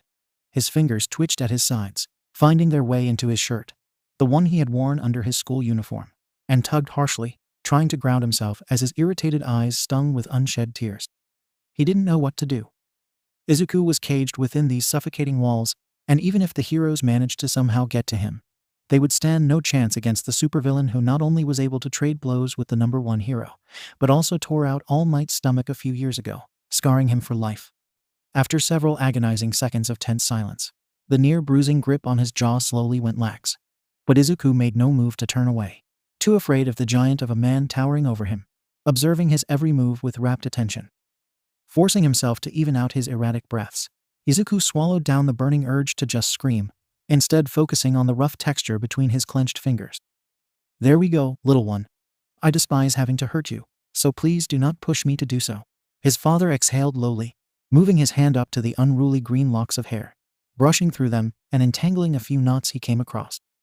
Izuku had to harshly bite down on his busted lower lip to keep himself from trembling any more than he already was, the familiar taste of metal spreading through his mouth. Not being able to predict what the man was possibly thinking right now, Izuku decided to slowly create a bit more distance between them, only to flinch away when the villain suddenly disappeared within the blink of an eye. He gaped in shock at the now empty spot his father had just stood on not even a second ago, his stomach flipping at the thought of him going up and confronting the heroes himself. But before he was able to mull over that idea, the man reappeared a few meters away from him, holding someone up by their throat with an impassive frown, and Izuku choked, falling sharply to his knees as his legs gave up from under him. Let him go. Todoroki Shoto hung in his grasp, struggling for air as he fruitlessly clawed at the unrelenting hand of the hulking supervillain. Izuku. Shoto rasped brokenly, his mismatched eyes finding Izuku's rigid form on the floor, stretching out a weak hand at him, panic clinging to his usually stoic features. Not being able to hold his tears any longer, Izuku frantically cried out to his friend, reaching out and trying to regain his footing only to realize that his legs wouldn't move anymore. Why would they not move? What a fascinating quirk you have there, young Todoroki. From the impression I got during the sports festival, my dear son likes you quite a lot, doesn't he? All For One mused coldly, seeming to quietly regard the struggling student in his grasp. Clenching his teeth together, Izuku heaved himself forwards, not daring to break eye contact with his captured friend. Let him go. Izuku heaved once more, having managed to slide himself over to them and grab his father's right leg with every little bit of strength he had left, his arm quivering from the strain. Pausing his observations, All For One glanced down at the disheveled mop of green hair, with the help of one of his several sight-based quirks, a vicious smirk tugging at his lips. Todoroki reared back at this, eyes widening in realization before increasing his meaningless struggle to warn Midoriya before the villain could. It's your decision, my precious Izuku. the supervillain murmured in a dangerously soft tone, lowering Todoroki just a bit to turn to his trembling son, who clung to his leg with a vice-like grip. "Don't hurt him, don't. Please just. I promise I won't," Izuku garbled pleadingly, his mind going haywire as his whole body convulsed. Todoroki's muffled shout went ignored as Hisashi tilted down, lips stretching blemished skin as they pulled over his teeth. "You promised." "What? Say it, Izuku." Lashing out with his ice, the frantic hero student was quickly struck down and rendered unconscious as Izuku sobbed, knowing better than to defy the man who held his friend's life in his hands, no matter how much he wanted to lash out and cry in frustration at being rendered so utterly useless. Izuku knew that this monster of a man would go after everyone he loved just to control him. And he wouldn't let that happen to them. He had to carry this himself. "I promise I'll stay with you, always. But don't hurt them anymore. I'll do anything you want. I'm sorry. Please, Dad, I won't fight you or try to become a hero anymore. I promise you." A dull thud vibrated through the eerily cold room as Todoroki fell from All For One's grasp, landing on the floor, unmoving but alive. Izuku wept, his throat dry and his head spinning as he finally let go of his father, crumbling into himself as every little bit of power left him. He curled up in shame at his father's feet, wanting to do nothing more than disappear. A distant, baritone chuckle reached him, but Izuku didn't even try to move and face the villain looming above him anymore. It was over. All For One quietly cleared his throat before speaking up, his voice booming through the air as if were amplified by a speaker. "I hope you have all heard my beloved son, heroes. He does not wish for any more bloodshed, and I, as his merciful father, desire to uphold his request of sparing your meaningless lives in return. You've lost." Izuku blearily felt two strong hands shove themselves under his quivering body, getting effortlessly picked up from the floor and pressed tightly against the broad chest of the monster that was his father. Not even trying to protest, the teen relented, a gaping emptiness swallowing him whole as his unfocused, dull green eyes drifted over Todoroki's prone form. "Don't worry, my gem. I'll send him back to his kind." With a quick snap, his friend's unconscious body disappeared in a puddle of black liquid, vanishing from his swimming, fuzzy vision. Good. At least Shoto would be able to assure his mother that he was alive and unharmed. Now, the actual vault. "Rooms I've prepared for you still aren't quite finished just yet, but it will have to do for now. There you'll be protected and secure. We'll be together until the end of time, my lovely emerald." The uncomfortable feeling of wariness spurred the exhausted teen to glance up as he felt a single tear roll down his already wet face. Finding the right quirks to merge might prove to be difficult, though I'm sure the doctor will manage. But for now. "Sleep," Midoriya Izuku groaned quietly to himself as he tightened the straps of his yellow backpack over his shoulders with one hand, keeping his green eyes on his phone as he quickly texted his friends a short apology. He didn't need to pay much attention to the sidewalk or roads, as he knew this specific area of Musutafu like the back of his hand. Today was supposed to be their class's annual movie night, but his mother had called him just about 10 minutes ago while he was training in one of 𝐒𝐻's gyms, asking him in a strangely excited tone to spend the weekend at home. Of course, he couldn't turn his mother's request down, not if she was in such a good mood. Ever since he had moved into the dorms, his mother had always made sure to call him and check up on how he was doing, audibly fretting over his health and other things, which always managed to churn his stomach with guilt, so it was only natural for him to go visit his mother whenever he could. Not wanting her to be lonely and stress herself out more than she already did. Sighing deeply as he sent out his messages, the teen pocketed his phone back into his dark green jacket, eyes flickering up to the apartment building a few roads down. The reddish-orange hue of the sunset illuminated the building nicely, reminding him of a warm campfire. On instinct, his pace fastened, his hair getting ruffled slightly in response, but he paid it no mind. In the back of his mind, Izuku wondered what had gotten his mother so excited when she had called him, slowly fishing out the keys he kept in his pocket. Well, whatever it was, he was grateful that his mother had cheered up, even if it was only for a little while. She deserved to be happy. Leisurely jumping up the stairs, Izuku hummed silently as he spun his keys around his finger, moving up the levels until he arrived at the right apartment door, taking another deep breath as he closed his eyes, letting the evening breeze brush past him. Once the teen cleared his mind, he raised his fist to knock at the door, to announce his arrival, something he always did before unlocking the door, to let his mother know it was him. But before he could even complete his set of knocks and move to unlock the door, there were quick footfalls approaching the door from the other side, only for the door to be hastily opened, swinging wide open, while a too tall to be a normal human figure stepped into his field of vision. having to duck down to not hit their head on the doorframe. Stark white hair brushing along the wood and blood-red eyes focusing onto his vivid green ones. "Welcome home, my precious emerald." His heart dropped. Izuku gaped at the giant of a man standing on the swell of his home, the metal keys nearly tumbling from his fingers at the shock. "Wow, Dad? You're back," he whispered carefully, his words nearly dying in his throat as his mind tried to wrap itself around the situation. He couldn't help his eyes flitting around his father's face, drinking in every little detail and matching it to the old photos and descriptions he had gotten from his mother, engraving his features deeply into his mind. This was his father, the man that had left them all those years ago to work abroad. And now he was here. He was home. Yet it felt off. "Surprise. It's been so long since I last saw you come in, my emerald. I'll tell you everything you wish to know once dinner is ready. But first go introduce yourself to your new older brother." His father merrily grinned down at him, a voice the faintly recognized. Had he perhaps heard a similar voice somewhere before? And why did it unsettle him so much?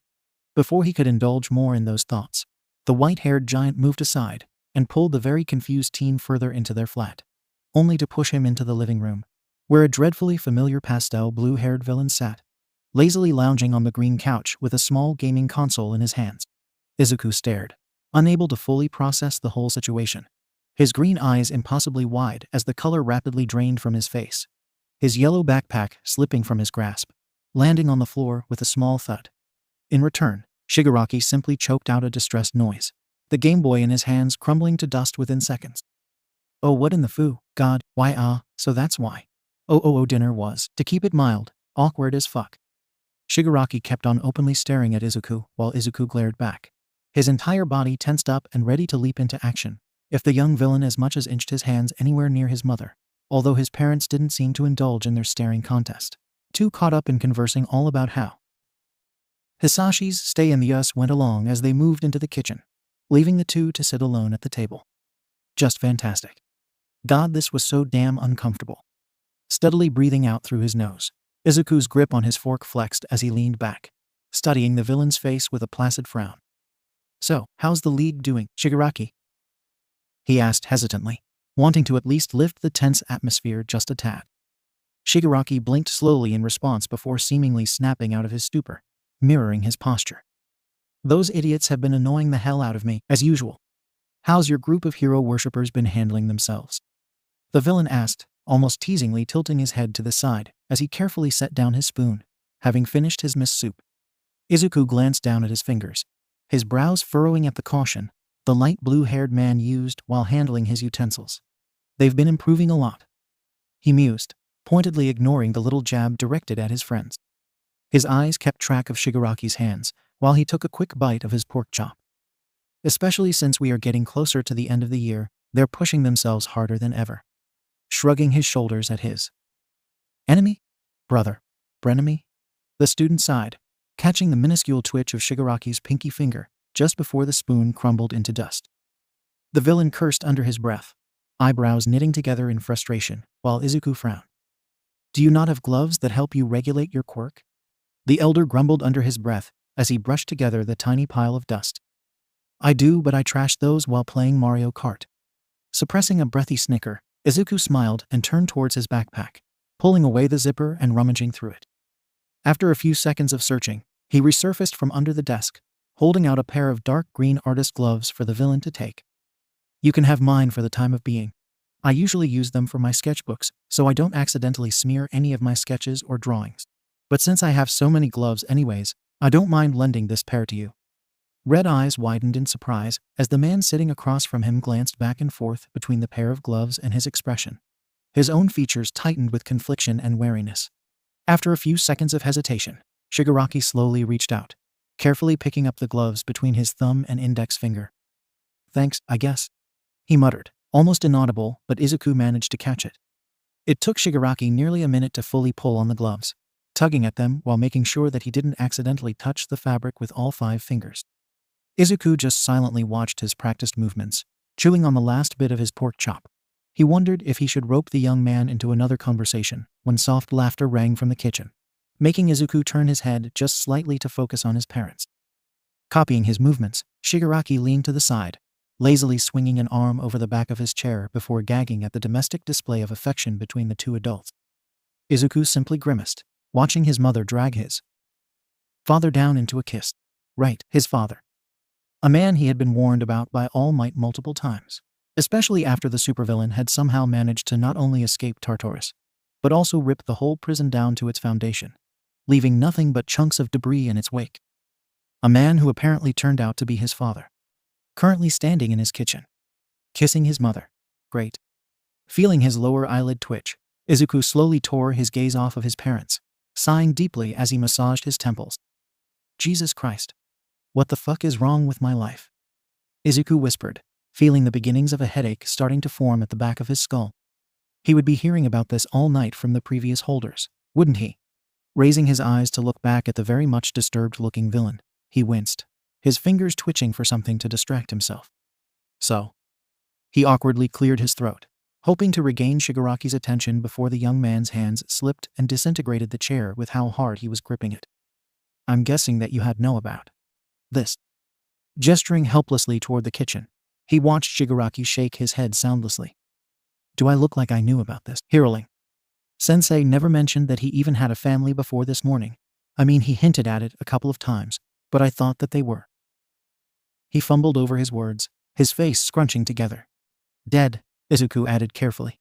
Sending him an affirming nod, the pastel blue-haired man slumped together on his chair with an exhausted groan, dragging a gloved hand through his tangled hair.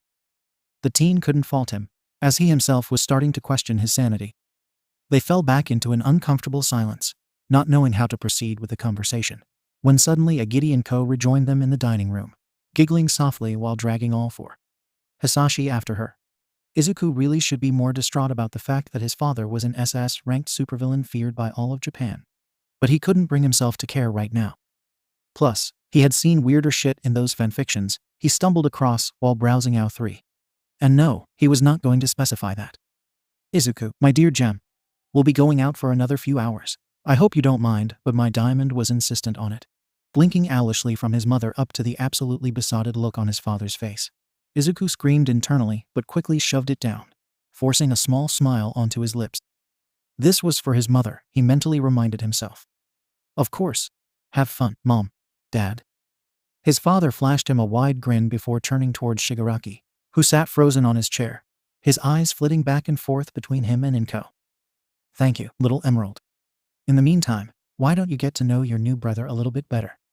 I'm sure you two will get along just swimmingly, right, Tamura? Choking out a quick, of course, the young villain watched horrified as 𝐒𝐭 broke out into more giggles, taking hold of his sensei's arm and leading him towards the entryway, while Hisashi just stumbled after her, laughing gently. Shuddering, Izuku stood up after the two adults disappeared from his sight, shaking out his stiffened muscles before turning back to the other young man. Shigaraki looked like he was about to have a mental breakdown, hiding his face in his gloved hands as he muttered something about his sensei being a god-forsaken family simp. The green-haired teen could only sigh under his breath, patting his newly acquired brother's shoulder in sympathy. Come on, you flaky twat waffle, let's go to my room and leave them to it. The teen suggested quietly, leading the way down the hallway as he heard Shigaraki gradually get up from his chair and trail closely behind him, glad to be able to escape from the pair and change locations. I should strangle you for that nickname, you overgrown celery stick. Sure you should. Though your sensei wouldn't appreciate that. Snorting out a silent laugh, Izuku shot him a wide grin over his shoulder, while stepping in front of his door and twisting the metal handle to open it. Ta-da, Tilda. Welcome to my room.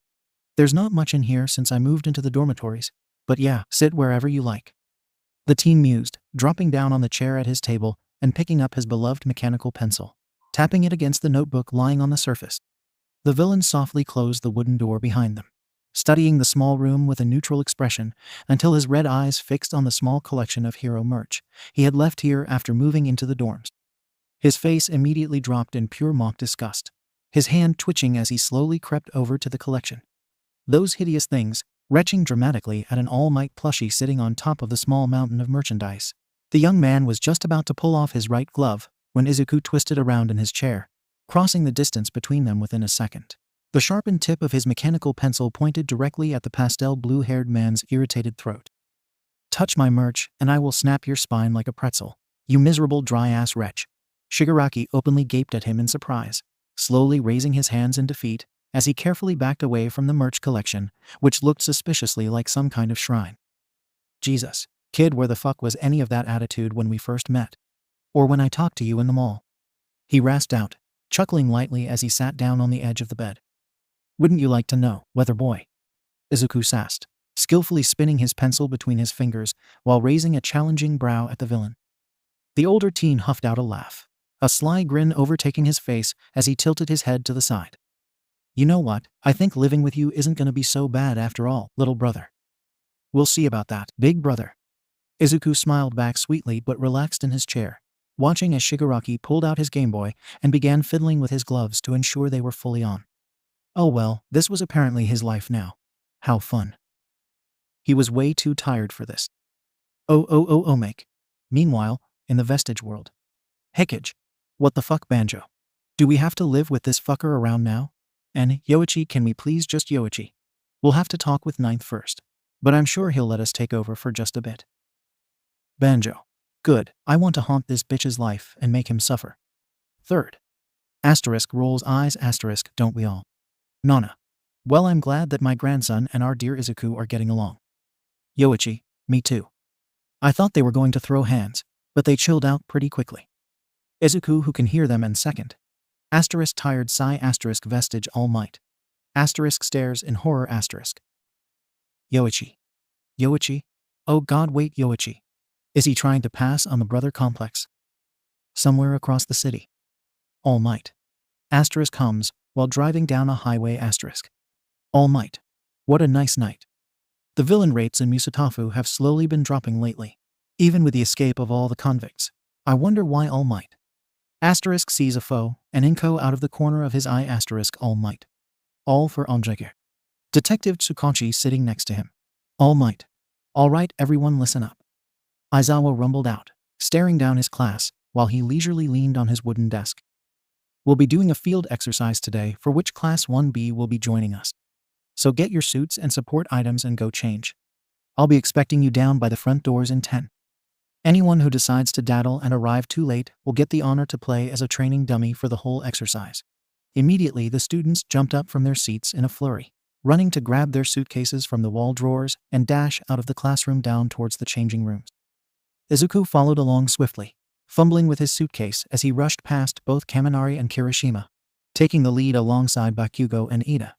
He heard the blonde scoff at him, but pointedly ignored it. They knew better than to get into a squabble now, especially since Aizawa was still pissed at them for getting into another argument over Izuku's newly developed quirk black whip during their last training session. And he really did not want to spend a whole afternoon cleaning the dorm from top to bottom alongside an extremely prissy Bakugo. Just thinking about it made him want to cringe away. So instead, he quickly made his way to the lockers, pulling the newly reinforced suit out of its case. After swiftly removing the school uniform, he changed into the new suit, which had been sent to the support department for some new modifications on the gloves to enhance his black whip abilities. Somehow, Hatsume had gotten his gloves into her grasp and managed to finish them up fast enough for him to now use, which he was both very grateful but also quite worried about, as you could never know just what the pink-haired inventor would install. The incident with Ida's hero costume had already been bad enough for her to be restricted from touching any of their gear without strict surveillance. Ida still hadn't recovered from the sports festival match against her. Shaking his head, Izuku focused on pulling his mouthguard on and sprinting out of the changing rooms, followed closely by Shiro and Tokoyami. As soon as he stepped outside, he looked around, his green eyes zeroing in on his teacher and Vlad King, who stood beside him with crossed arms. Aizawa nodded over at them, swinging the mustard-colored sleeping bag over his shoulder. Smiling back nervously, Izuku fell into line with the other students that had just arrived, his eyes jumping back and forth between the two teachers. They waited for another few minutes for everyone to arrive, Aizawa glaring daggers at the ones that barely made it to the front doors in time, before they began their march over to the bus station located at the side of their campus. Izuku fell into step next to Todoroki, sending him a small smile, while the taller nodded at him. What do you think they'll make us do for this exercise, Todoroki? He asked casually, his attention falling onto the singular bus waiting at the parking lanes. Todoroki hummed, tilting his head in thought. Who knows? Maybe something that has to do with those training dummies Aizawa-sensei mentioned. Yeah, probably. It could be a rescue mission, he suggested, coming to a stop when his teachers slowed down and turned back towards the students. "All right, everyone. We only have one bus this time, so line up in groups of 2 and file in," 𝗏𝗏𝗃 called out, gesturing towards the dark blue bus with 𝐎𝐻𝐸𝐵's logo painted on the side.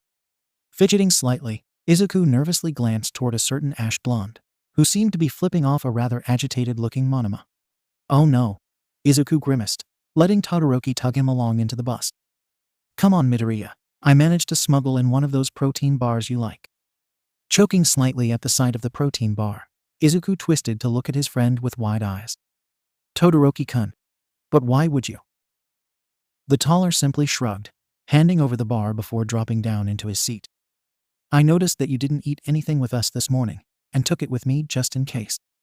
Anyways, want to hear my newest theory about Mina being an undercover alien?" The green-haired teen groaned, sliding into the seat next to Todoroki's while bracing himself for the incoming thesis his friend had come up with. Just as he was about to answer him, Monama's taunt of, "We'll see just who is superior out of us, then. The last exercise doesn't count since I wasn't even trying," reached his ears, followed by a, "The fuck you mean you weren't trying, you bleached-out copycat? Fight me," roared by none other than their angry, explosive Pomeranian. Izuku sighed at the two arguing blondes, shrinking further into his seat. He just hoped that this training exercise wouldn't end in a disaster. Roughly 60 kilometers away, a group of deer was leisurely grazing the forest, when all of a sudden the mountain next to them moved. Immediately, the animals fled into the nearest bushes, alerting other critters in the area and sending the birds into a panicked flurry. The gigantic mountain huffed lowly, kneeling down on the dirt as it reared its head. Its brown hair was spiky almost like a hedgehog, and its eyes were pupilless but could still see. However, the most disturbing thing about its appearance was perhaps the massive maw holding many sharpened teeth. Sniffing the air, the titan rumbled out a growl. "Lord. Lord still not back. Lonely. Squashed the fake lord," he grumbled lowly, a hand reaching up to the radio around his neck. He didn't know for how many years his lord had been gone now, leaving him in these woods with a singular order to stay here and wait. But 𝗏𝗏𝗃 was tired of waiting, wanting to find his lord and aid him. And then the fake had appeared, rudely waking him up and calling himself Machia's new lord. Of course, he had lashed out at the small man and the other pesky ants, eventually making them run off and leave him alone. They weren't worthy of his lord's title, and he would only listen to Lord himself. Standing up from his place on the forest floor, 𝗏𝗏𝗃 growled, turning to march through the oak trees standing in his way, bulldozing them over with ease. "I'll find you, Lord," he decided determinedly, beginning his descent down the mountain range. As soon as they arrived, their teachers ushered them out of the bus, into the small clearing of the forest. Izuku stretched his sore muscles, his eyes glancing around to the stack of training dummies laying near a bush. Further away, there was a small course built into the trees, which would probably test their movement and agility, which would be perfect for him to practice swinging around with Black Whip. 𝗏𝗏𝗃 clapped his hands together loudly, gaining the attention of the excitedly chatting students around him, successfully making them quiet down as he cleared his throat. "All right, everybody. Today we'll be training for a hostage situation in uneven terrain. We'll divide you into groups of 8, with 5 members in each group.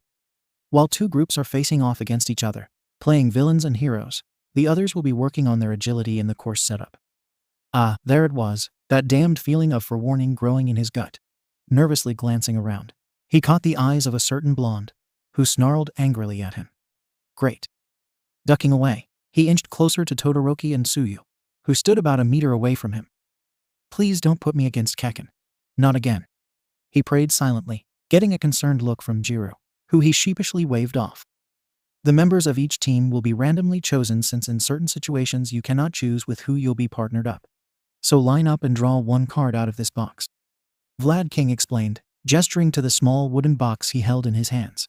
Groaning under his breath, Izuku got in line, a bead of cold sweat rolling down his brow. Once he hesitantly pulled out his card, he retreated to the side, gathering his breath and flipping it over.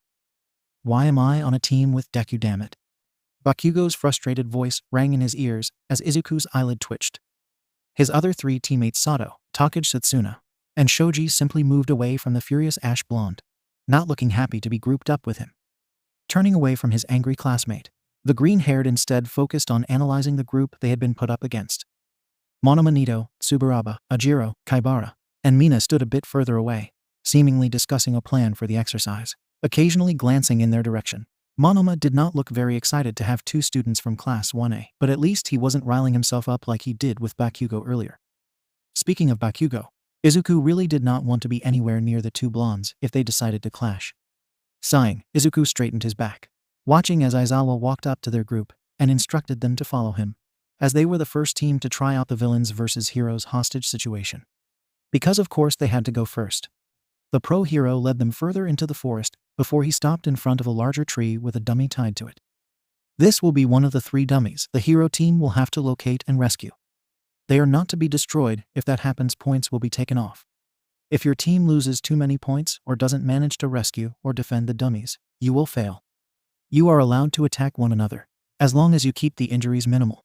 So don't even think of it. His onyx eyes blazed threateningly as Aizawa looked back and forth between 𝗵𝘃𝗀𝗀 and Monoma, who were heatedly glaring at each other. Of course, sensei. I wouldn't dream of harming one of the dummies. Unlike that rabid 𝗵𝘃𝗲. Monoma was luckily cut off by one of his classmates, 𝗬𝗏𝗏, who jumped to cover his mouth. Izuku frowned with worry, watching his teacher suppress an eye roll at the bleach blonde from Class B. All right then. 𝗵𝘃𝗀𝗀, your team will be the villains, and the others will take over the role of heroes. You will have a minute to prepare. Go. Just like that, they had launched right into the exercise. So far everything was going smoothly. Izuku had easily taken out Ojiro before the tail user could even get anywhere near the second civilian dummy, which was hidden under a thick bush. Sato and Shoji were dealing with Mina and Kaibara, holding their ground a few meters away from the 3rd dummy, while 𝗵𝘃𝗀𝗀 and Setsuna were busy with Monoma and 𝗬𝗏𝗏. Izuku knew that both Sato and Shoji wouldn't struggle much against Kaibara, but Mina might become a bit of a threat to them. So he finished tying up Ojiro, handing him over to Aizawa before he jumped back towards his teammates to go help them. Swinging himself onto a large tree, he scanned the forest for his teammates, only to be distracted by the loud yelling of one 𝗵𝘃𝗀𝗀𝗏 Katsuki. Something in his mind whispered to him to stop for just a moment and watch them.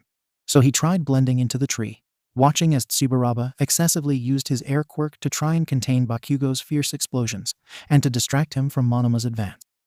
"Kaken, behind you," he called, startling the ash blonde and making him duck away. But he wasn't fast enough to completely avoid Monoma's outstretched fingers. "Got it. Back off, 𝗬𝗏𝗏. Now I will blow you up so high you'll reach your ego," Monoma cowed, igniting his palms and sending 𝗵𝘃𝗀𝗀's explosions right back at him. Wincing at this, Izuku shot a whip of black whip at 𝗬𝗏𝗏, who was about to intervene again and throw off 𝗵𝘃𝗀𝗀's focus. "God damn this, hey, watch and learn, nerd." 𝗵𝘃𝗀𝗀 barked out snarkily, sending him a side glance before jumping at Monoma, a wide snarl overtaking his dirtied features. Mirroring his expression, Monoma lunged as well, reeling his right hand back as he screamed. Gripping onto the branch beside him, the green-haired teen gasped, a pit growing in his stomach at the sight of the 2 blondes running at one another. He could feel that this wouldn't end well. At all. Gritting his teeth, Izuku watched as 𝗵𝘃𝗀𝗀 and Monoma charged at each other, both their palms blazing with harsh explosions, which would no doubt cause significant damage if no one stopped them. Twisting his head to the side, he sent a worried look to his teachers, silently praying for them to just call the 2 hot-headed blondes off before they could. That's when it happened. Something in the air spiked, lighting a flame with a loud cackle. Immediately Izuku reeled back, leaping up into the air, landing on a branch of a large oak tree. He watched with wide eyes as the 2 explosions somehow merged, causing a reaction with the dense oxygen around them, left behind by the air quirk of 𝗬𝗏𝗏. His mind kicked into gear as he tightened his grip on the branch, racking through the list of possible outcomes. If the fire continued to react with the oxygen like that, and the nitroglycerin wasn't cancelled out, Izuku blanched in horror. It would create a sub-type of thermobaric weapon, an aerosol bomb. They had to evacuate, fast. Adrenaline rushed through his muscles as he tugged on one for all, storing his energy in his legs, close to his breaking point, before launching himself off of the branch, obliterating half of the tree as he pushed off of its wood, utterly shattering it in the process. His hair flailed around him as he sped at the shocked Monoma, who was backing away from the explosion too slowly. 𝗵𝘃𝗀𝗀 had already jumped back to the others with the help of his explosions, so the teen didn't have to worry about him, focusing solely on getting Monoma out of the explosion's range before it could go off completely. Reaching out, he felt his fingers graze Monoma's hero outfit, closing around the fabric and hauling him along, toward the rest of their class and their teachers. "Wah," Monoma spluttered, squirming in his grip. making Izuku nearly lose his footing on the tree he had jumped on with the help of Black Whip to gain some height. "I won't make it fast enough like this," the green-haired stressed, eyes worriedly flicking from the smoldering flames on the brink of eruption behind him to the distressed faces of his classmates, hearing their cries for him to just get out of there. Izuku ground his teeth together tightly, raising Monoma's body into the air and sending him a quick sorry before throwing him as hard as he possibly could without actually breaking anything, sending Black Whip after the blonde to make sure he would land safely. Now he no longer had an extra weight slowing him down, meaning that he now could take cover. "Deku, look out." He heard Bakugo's roar of panic too late to react, green eyes widening as a loud crack rang across the forest, unbearable heat licking at his back. Time seemed to slow down at that exact moment. The unyielding warmth behind him grew more intense as he lifted his gaze, locking eyes with the inky black ones of his alarmed teacher before he curled up within a ball of Black Whip, trying to brace to the best of his abilities. But it wasn't enough. The flames caught up, swallowing him whole. Meanwhile, a certain giant was pushing his way through countless trees, leaving a trail of destruction in his wake, not caring for the nature surrounding him. He had to go find his lord. After all, Lord was more important than a few dozen uprooted trees. Once 𝗵𝗃𝗲 spotted the city in the distance, he sped up his tempo, becoming more frantic in his advance. But suddenly 𝗵𝗃𝗲 slowed to an abrupt halt, his eyes turning away from the sight of the city buildings standing by the horizon, focusing on the weird scent he had picked up on. Focusing on picking apart the new smells, he tilted his head. There seemed to be a group of humans in the forest nearby. The various smells mixed together alongside the scent of nature, fire, explosions, and... His face scrunched together in concentration as he took another deep whiff, while the wind carried the many smells in his direction. Sweat, trees, fire, dirt. Blood. That blood smelled familiar. His entire body locked up, while his mind wrapped itself around the oh-so-familiar scent, letting it overtake his senses. Lord. Oh shit, goddamn, 𝗵𝘃𝗲, where are you? Aizawa hurriedly raced past burning bushes, vaulting over burning tree stumps with practiced ease, whilst he restlessly skimmed the ground for any forms of his student. Cursing himself for not intervening earlier on, he ducked beneath a low-hanging branch that had broken off due to the explosion. A low groan coming from behind a fallen tree made him nearly stumble over his own feet. His heart raced as he quickened his pace, eyes zeroing in on the small figure crumpled next to the burned tree. "Hold on, kid Midoriya. Can you hear me?" he rasped out, falling to his knees next to his student's head. Blood was trickling down his forehead, painting his face crimson. Turning to assess the damage, Aizawa gently moved aside the blood-clumped green curls, grimacing at the head wound. "Zawa. Sense." The pro hero exhaled shakily as he got Izuku's slurred response. "Hey kid, try not to move, alright? You sustained a nasty head wound and got quite scratched up from that explosion," Aizawa explained, watching as his student slowly blinked up at him, clearly disoriented. "God, you're as reckless as always, problem child," he huffed, a twinge of affection leaking through his tone. Izuku simply smiled blearily, his head slipping to the right as he winced. He drifted in and out of it for about a minute or two, letting everything around him fade into the background as he concentrated on his aching body, only to blink in confusion as he felt the whole ground begin to vibrate underneath him.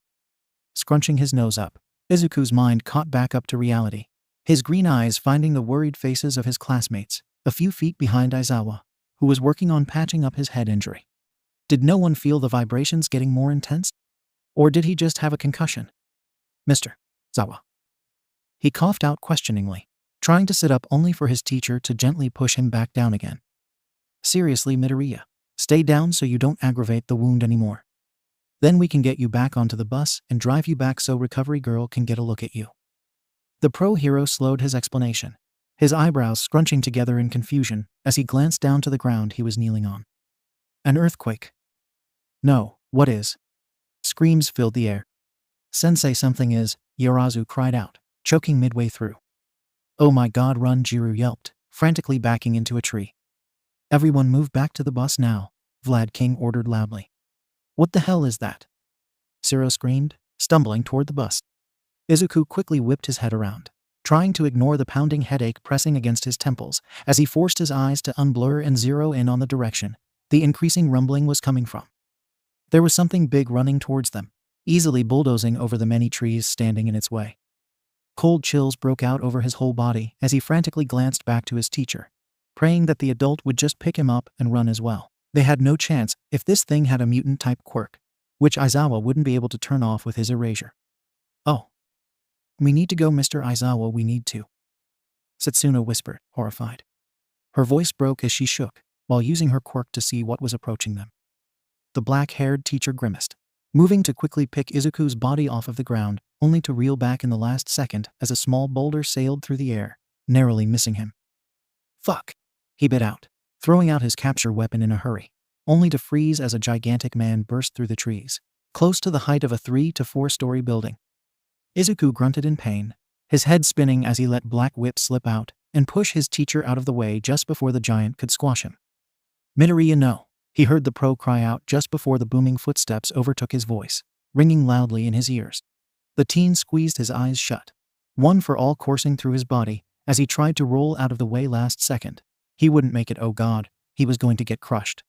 "Lord." "Huh." The whole ground shook as the giant fell to his knees, slipping to a rough stop a few meters next to him. The earth below him ripped apart, being shoved away by the sheer pressure the giant applied to it. Izuku curled closer together, warily eyeing the sobbing, brown-haired man as he bowed his face down to where he was laying. Now somewhat eye to eye with the hulking titan, Izuku simply stared, forcing down his rising hysteria to concentrate on what he should do next, because why in the world was this giant just staring at him like that? "Lord?" "No. Not Lord. Shrunken Lord." The gruff, questioning bellow of the giant shook him as he slowly tried to sit up. "You hello? I'm Midoriya Izuku, and who are you?" "Ah yes, you've almost been squashed to death by this man, and your first thought is to introduce yourself. Fantastic idea, Izuku." Tilting his head, the giant's milky wide eyes widened a fraction, almost as if something in his mind had just clicked into place. Shuffling back to lean on his lower arms, Izuku nervously glanced over to the direction he had thrown his teacher in, hoping for any kind of instruction on how he should handle this situation. But before he could even spot his teacher, the giant suddenly shrieked out a loud wail, his hands coming down around his injured body and raising him in the air. The teen groaned in surprise, his head throbbing at the hectic motion of being lifted so fast. "Little Lord. Lord has a little Lord. Must protect the little Lord," he cried, stubbing his nose gently into Izuku's stomach. Excuse me, sir, why are you calling me that?" Izuku coughed, bewildered, his hands coming down on the rough skin of the titan holding him. "Little Lord does not know?" the titan asked, cradling his body in the palm of his right hand as his left brushed over Izuku's mussed-up, bloodied green curls. Scrunching his face up, the teen slowly shook his head, watching the giant still and sit upright on the forest's earth. "Lord must have been hiding you to protect you, then. But 𝗔𝗵𝗄 will now take over and keep you safe." Izuku blinked owlishly at the proclamation of the titan, or rather 𝗔𝗵𝗄. "I don't understand any of this, but it might be better to just continue asking and distract him so the pro-heroes can come up with a plan." The hero student mused silently, nodding as he studied the mutant. "Right. You will protect me. Wait, who even is this Lord you're talking about, and why do you think I'm little Lord?" 𝗵𝗃𝗲 huffed, smiling broadly as he exposed his sharp teeth. "Lord is my Lord, of course, and your little Lord," he proclaimed proudly. Izuku deadpanned. "Oh yeah, that totally explains it." "Of course," he settled on replying, his eyebrows knitting together. "And how did you know where to find me, 𝗵𝗃𝗲?" Izuku questioned, now curious if this was part of the giant's quirk. "𝗵𝗃𝗲 has a very good sense of smell thanks to Lord. Lord is so gracious. I smelled Lord's blood and found you here." The mutant rumbled out before narrowing his gaze to eye the dried blood on his freckled face. "Blood," Izuku blinked, his stomach tightening with dread. "Oh no," 𝗵𝗃𝗲 reeled around, spinning to snarl threateningly at the utterly terrified students hiding behind the trees and bushes near the bus. "Who hurt my little Lord?" Frantically jumping up, Izuku waved his hands around to gain back 𝗵𝗃𝗲's attention. "They didn't hurt me.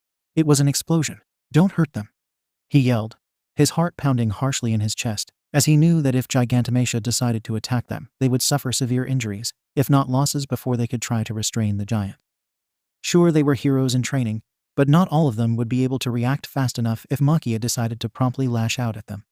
𝗵𝗃𝗲 slowly settled back down, his eyes still lingering on the students in a glare as his muscles twitched. "Really, it's all right. They're friends, 𝗔𝗵𝗄. They're my classmates and teachers. Not enemies." Izuku soothed the giant, feeling his head spin slightly at the sudden adrenaline spike. So he leaned against the claws of 𝗵𝗃𝗲's right hand, sighing as he massaged his temples. Is little Lord all right? The Titan asked carefully, focusing back on the injured student clinging to his index finger. Izuku simply sent the giant a quick, shaky smile and a thumbs up before sliding back down into the palm of his hand, wincing in exhaustion. Midoriya, kid, you all right up there? The voice of his teacher called out from below, making Izuku untense a bit and look over the edge of Machia's right hand. Yeah, I'm all right. He's not going to hurt me, but I think I'm starting to pass out from blood loss. Seeing his teacher grimace with worry, Izuku sent him an apologetic smile. Blood loss? Little Lord is dying. Machia cried out, jumping up from the floor he was sitting on in a hurry, which almost threw the injured student off balance. Whoa, it's fine, Machia, wait. Izuku yelped, clinging on tighter as dark spots appeared in his vision. Machia has to get little Lord to Lord. Lord can fix you up with his quirks. Quirks? And Lord's wife will be so worried. Wife? Machia can't let Lord's son die. Son? Hanging on tightly, Izuku grunted at the headache thrumming through his head, beating against his skull. Machia, listen to me. I don't know where Lord is, but you, is stationed at the foot of the mountain. Recovery girl can patch me up there. Izuku yelled out, feeling as his energy drained from him. Slowing to a stop, Machia whined down at him, worriedly closing his clawed hand around him in a protective manner. Is little Lord sure? Lord has a good healing quirk that would help, he explained, but Izuku just shook his head only to regret his action as a spike of pain shot through his skull, making him groan. Yet just let my teachers guide you. I hope that's not a problem, sensei. He called out, waiting for Aizawa's response. Jesus Christ, probable. Midoriya. All right, everyone back into the bus. We're driving back to you, the pro hero ordered loudly, a few students shakily agreeing from behind the trees. Sighing in relief, Izuku settled down fully in 𝗬𝗓𝗄𝐴's calloused hand, his vision starting to blur around the edges. You heard him, Machia. Follow the bus to you, so recovery girl can take care of my injuries, okay? A low grumble of agreement rang from the brown-haired giant as he stood up to his full height, marching over to the bus with steady steps. Izuku let his green eyes slip up to meet the blue, cloudy sky, before letting them flutter close. Focusing solely on the swaying motion of Machia's hands cradling him, Izuku drifted off into unconsciousness. So much for hoping that this would be a normal training exercise. 𝐒𝐻𝐻𝐿𝐵𝐴. Asterisk, while Izuku is trying to distract Machia asterisk Kaminari. Dude. Is that like a titan? Kirishima. Bro, I have no idea. It sure looks like one. 0. Do you think he has a, Bakugo? Oh my fucking god, you absolute idiots. Why do I even hang out with you? Mina. Alwa, come on Bakugo, you love us. Bakugo, I despise you. Aizawa, why god? Why is it always problem child? Why? Yamada, who he called as soon as Machia stopped crying over Izuku. Shoo, breathe. And you know how the kid is. Always getting himself involved somehow. Aizawa. I'm starting to think that he is cursed by the god, Hisashi. Or that it is some kind of dormant third quirk. Should I just keep him in my reach 24/7 with my quirk active? Yamada. I am not sure how that would work, but Hitoshi and Eri would be happy to have Midoriya around. The two like him quite a lot. Aizawa. Asterisk groans asterisk. News reporter. Good afternoon, ladies and gentlemen. In today's news, we'll be looking over a curious incident from earlier this morning, in which a massive mutant-type person was seen trailing behind a school bus, holding an unconscious teenager. Who is this man and why was he carrying this injured student? We will be uncovering the truth. Asterisk, an empty bowl clatters to the ground, shattering on impact asterisk in Izuku. All Might. Asterisk chokes asterisk young Midoriya. Why? Shigaraki. Oh what the fuck? He took my asset. Twice. Oh no. Ha, take that, fuckface. 𝗬𝗲𝗿. Imagine losing to a pipsqueak. Shigaraki. I will fucking dust you. Burned bitch 𝗬𝗲𝗿. Try me, crusty asterisk McCann. Toga. Look at all that pretty blood. Spinner and Mr. Compress. Asterisk sigh asterisk. All for one. HM. All for one. Something just happened. Izuku. Ugh. My head feels like it's gonna burst. Recovery girl. Ah, you're finally awake, young man. Izuku. Huh. Machia peering in from the windows. Little Lord. You're all right, Izuku. Oh, so that wasn't a fever dream, Nedzu. So it seems. Aizawa. I swear to God, problem child Izuku. Principal Nedzu Aizawa sensei. I have no idea how this happened. I swear, Nedzu. Don't worry, Midoriya. It's already been covered. Aizawa. Yeah, he's your problem now, kid. Izuku. Ah, thank you. Wait, what? A dull thud echoed through the small flat of the Midoriyas, effectively startling the elder Midoriya, who had been focused on folding the laundry in her bedroom. Izuku, Emerald, are you all right? 𝗵𝗃 shouted worriedly, dropping the shirt she had been folding as she hurriedly marched towards the bathroom door where the noise originated from. Yes, I'm fine. Her son's high-pitched squawk was heard from inside, but with her instincts running on overdrive, she opened the door to reveal the green-spotted bathroom. What?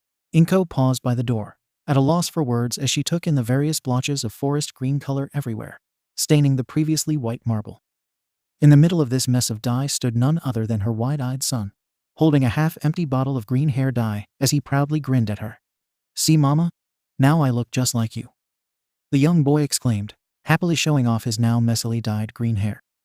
Oh, Izuku, honey, 𝗵𝗃 choked, her hand covering her mouth as she fought against the tears stinging her eyes. Izuku's grin slowly faltered at his mother's expression, fearing that he had done something wrong. But before he was able to apologize or cry, she giggled softly, her eyes shining with so much love and adoration as she walked over before crouching down next to him, her shaking hands skimming through his unruly, wet curls. You missed some spots, sweetheart. Here, let me help dye it correctly. Those words were all it took for Izuku to smile again, nodding excitedly as he handed his mother the bottle of green dye he had secretly bought today after school. The young boy had been planning this for a while now, saving up all his pocket money to help his mother smile again. He had hated how she lost her smile after Papa suddenly left them for work, so he had come up with this surprise to cheer her up. Seeing that it worked so well, Izuku continued buying the hair dye to look more like his mother, just so he could make her happy and distract her from Papa's absence. So every month they sat down together in the bathroom, talking about their day while carefully re-dyeing his hair. Thank you so much, my little Emerald. 𝗵𝗃 sighed one day as she brushed through his curls with a dye, glancing at him over his shoulder. Izuku perked up, glancing behind himself in confusion. Thank you? For what? He questioned, but his mother just smiled, shaking her head absent-mindedly. Nothing, honey, just, thank you. Oh, the muted sounds of excited chatter outside his room were what woke the young hero student from his dream, or rather memory. Izuku groaned, blinking against the first rays of sunlight falling through his window as he tugged the warm blanket over his previously exposed arm. But he knew that he wouldn't be able to fall asleep again anytime soon, so he painstakingly rolled over to the edge of his bed, nearly pulling the covers off of himself. Grabbing his phone to check the time, he blearily took note that it was 6:52 a.m. on a school-free Saturday. He winced slightly at the brightness of the screen, quickly shutting it off again before slowly peeling himself off of his mattress to get dressed and go make himself some breakfast and his life-saving energy called coffee, not even bothering with trying to tame his hair. Izuku stumbled over to his closet and pulled out a plain t-shirt with the words "morning shirt" on it, along with some comfortable knee-length black pants, so he could comfortably go to their indoor gym and train after eating something. Lastly, he stepped into his fluffy gray slippers, stretching his sore body one more time before grabbing the handle of his door and opening it. Walking down the empty corridor, he blinked against the warm lights of the hallway, sleepily noting that the voices he heard earlier had moved down to the common room, probably to grab breakfast as well. So he continued on his way to the first floor, occasionally glancing out the tall windows as he passed them. Leisurely stepping down the stairs into the dorm's common room, which was located on the ground floor, Izuku's ears picked up on the various voices of his classmates, who were already awake and conscious enough to hold a conversation this early on a Saturday morning. To his surprise, it was Bakugo's group sitting on the green couches holding pieces of toast or bowls of cereal, and not Ida or Sato, who were usually up this early to go on their morning runs. The tired student hummed at this, but shrugged it off, continuing down the steps with a poorly stifled yawn, tuning into their discussion with half a mind. Yeah, dude, I was just scrolling through TikTok and then stumbled across this post. Apparently, a person can be born with two uteruses. Wait, no. I think it was uteri. And they can get pregnant with both of them. Kirishima's voice rang through the spacious room as he held out his phone to show the others the TikTok. Mina scrunched her eyebrows together in confusion as she leaned towards the screen, while Denki just shuddered. That's really cool and all, but what the fuck? Why? He whispered in horror, scooting a few inches away from the energetic redhead. The more you know, I guess. 𝗧𝗏 piped up, casually sipping his Gatorade. It was then the green-haired teen decided to make his presence known, slowly strolling past the group lounging on the couches towards the kitchen, debating whether he should make himself a normal coffee or the abomination that could kill you, shortened to 𝗬𝗃, which he invented himself. It could most definitely kill a person with how much caffeine and other stuff was mixed in it during the exam phase. Oh, morning Mido. Wow, your eye bags look almost as bad as Aizawa-sensei's. Mina chirped out after she spotted him, gaining an exhausted smile from the teen in response, while Kirishima just shoved her a little. Come on, it's not nice to say that, Mina. But she's kinda right, Mido bro. You should really consider getting some more sleep, his fellow classmate suggested, worriedly eyeing the dark bags of skin under Izuku's eyes, as Ciro and Kaminari nodded along. Shrugging, Izuku stepped over to the kitchen counter. I'll take a nap later today since I'm pretty sure that I won't be able to sleep now, but thanks for your concern. He hummed, sending them another smile before turning to search through the various shelves to get his coffee mug and ingredients. His classmates left it at that, returning to eating their own breakfast while chatting about the latest news or social media things. Izuku himself focused on figuring out who misplaced the protein powder this time and where it was now, turning his back to the group to skim through the many cupboards hanging on the wall.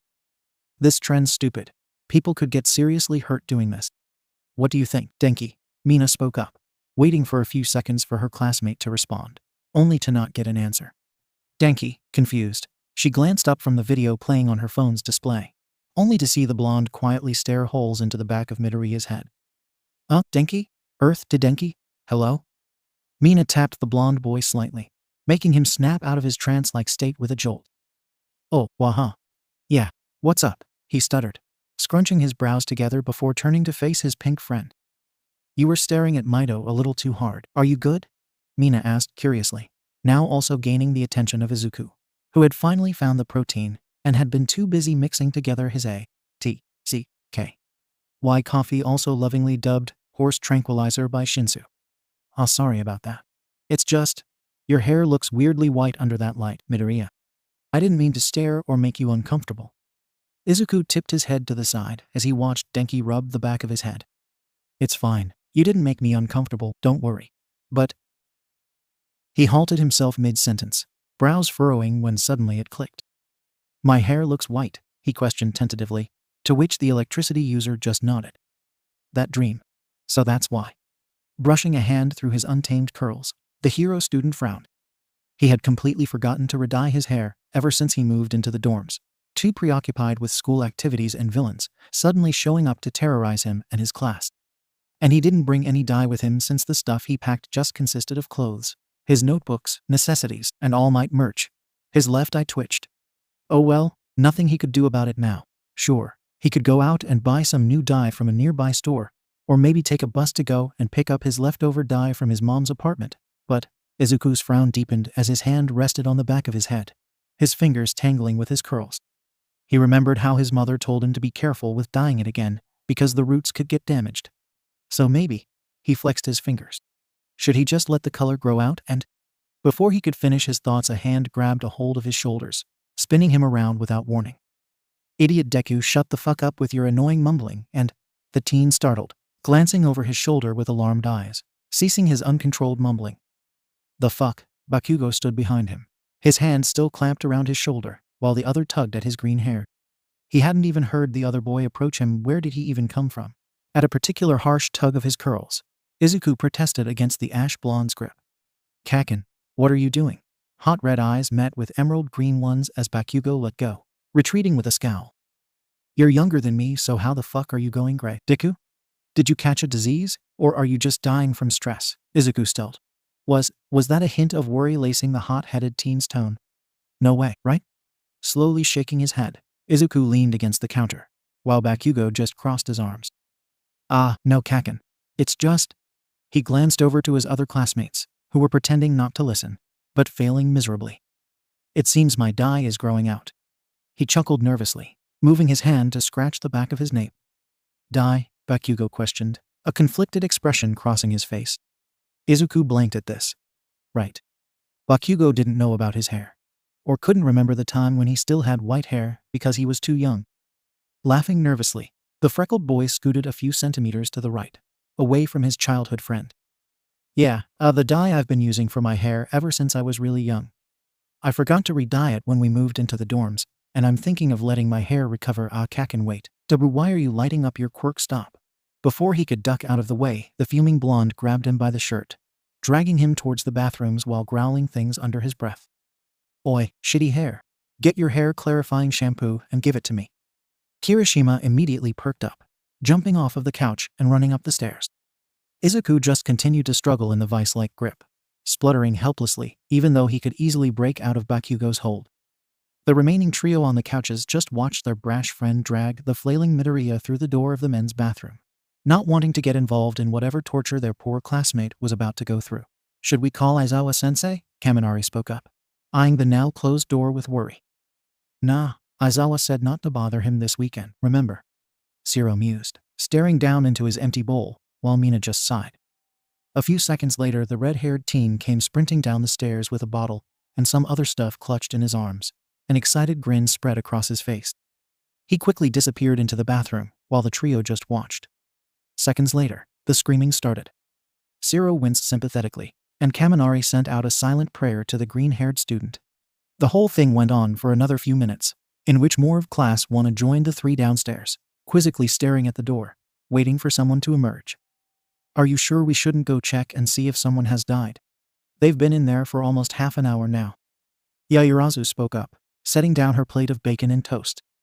Perhaps Midoriya has already left this realm while we were just standing here, Takoyami murmured as he leisurely petted Dark Shadow.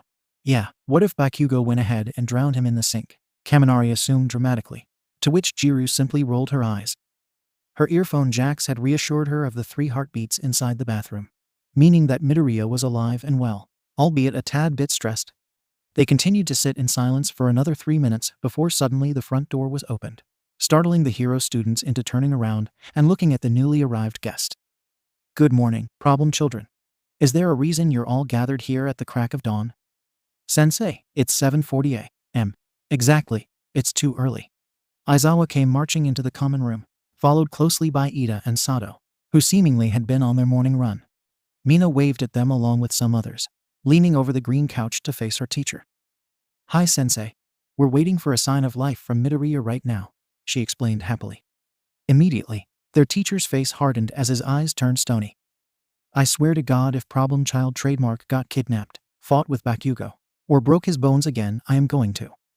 The rest of his threat went unheard, as the loud bang from the bathroom door being thrown open interrupted him from whatever he was going to curse Midoriya with. In the doorframe stood none other than a very pissed-off Bakugo, who wasted no time to stomp over into the kitchen and begin to rummage through the fridge while hissing something under his breath along the lines of, "Stupid fucking Deku is a dandelion, and the idiot never told me about this even once." Ida, being Ida, quickly speed walked over to the angry blonde, chopping at him in disapproval. Bakugo-kun, please mind your language, he tried to lecture him, only to receive an angry snarl in return.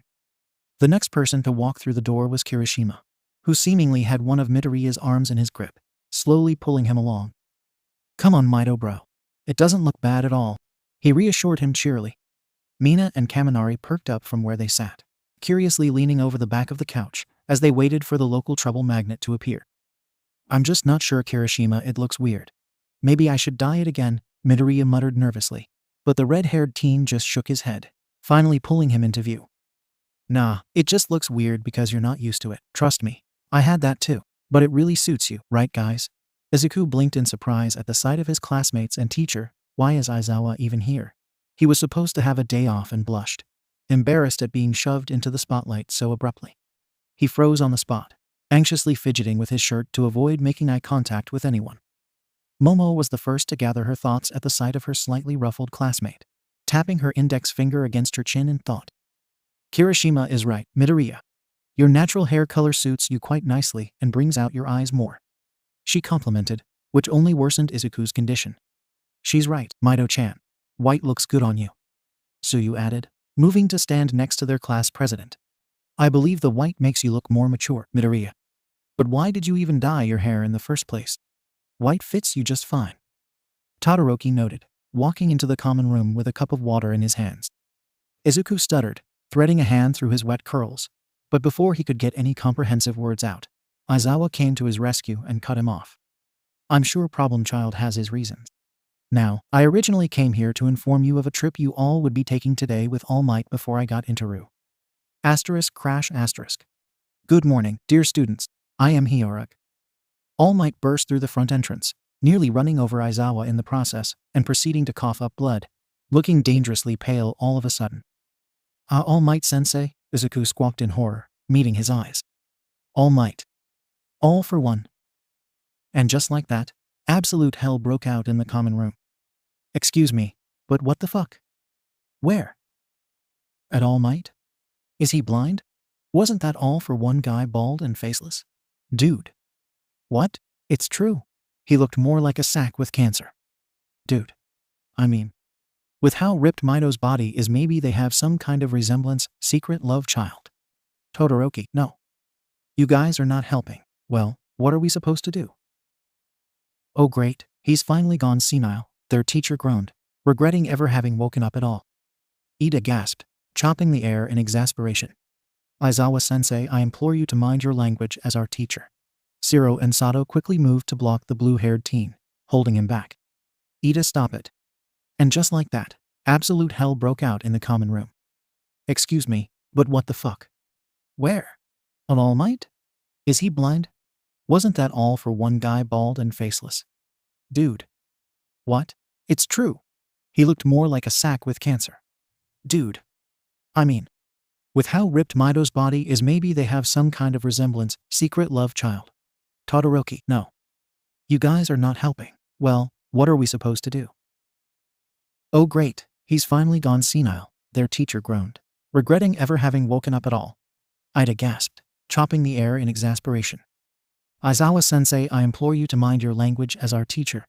Zero and Sato quickly moved to block the blue-haired teen, holding him back. Ida, stop it.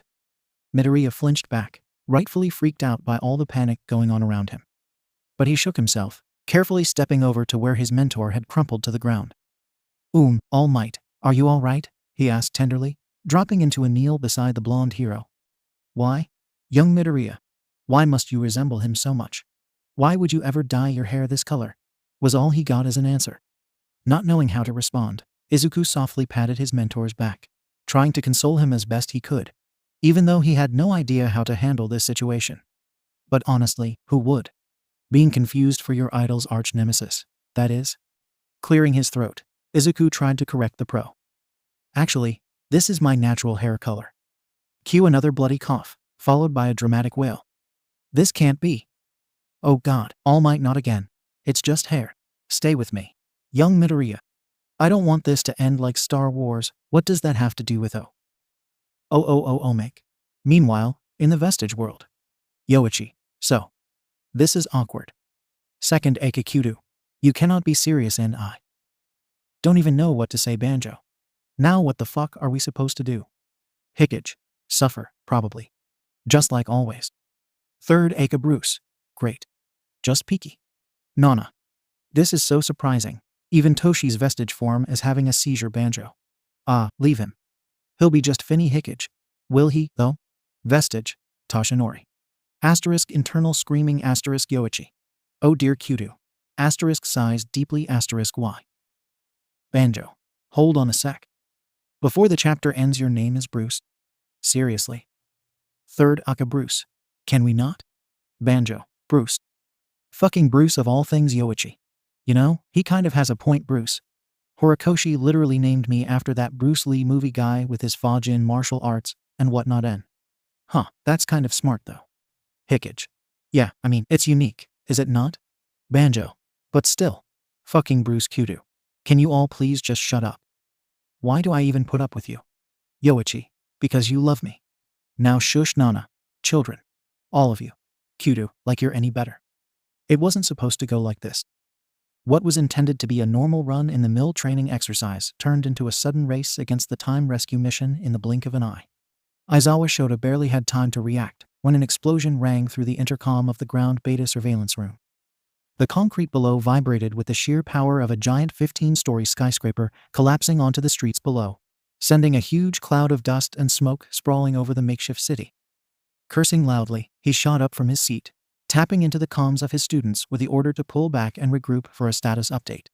He was met with static. A few of the cameras, which had been focused on his students practicing how to defuse a hostage situation and rescue said hostages, got knocked offline. His panic rose as still no responses came through his earpiece, but he knew better than to lose his cool now. It's what got one of his best friends killed, after all.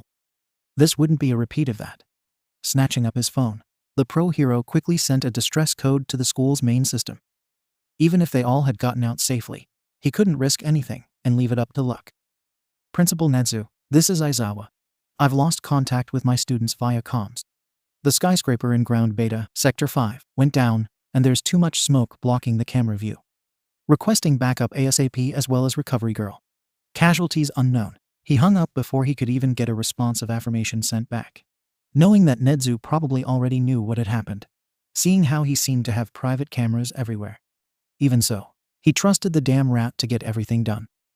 There is a reason he's the top principal in all of Japan, after all.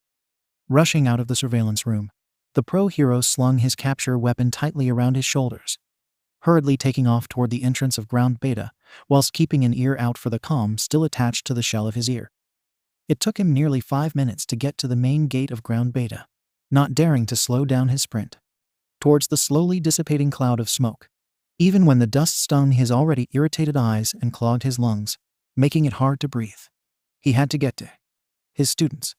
The thought of them being trapped under the rubble, or possibly injured, made him speed up, taking sharp turns around corners and narrow pathways, only to finally arrive at the office building area of Sector 5.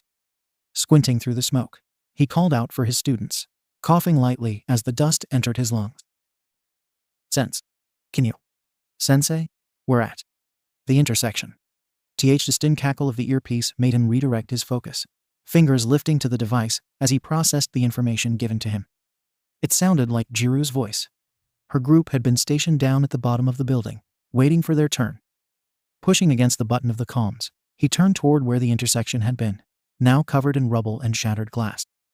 Understood. Hold your position. I'm almost there. What's your status? Is everyone out? He answered quickly as he jumped over a large broken piece of concrete.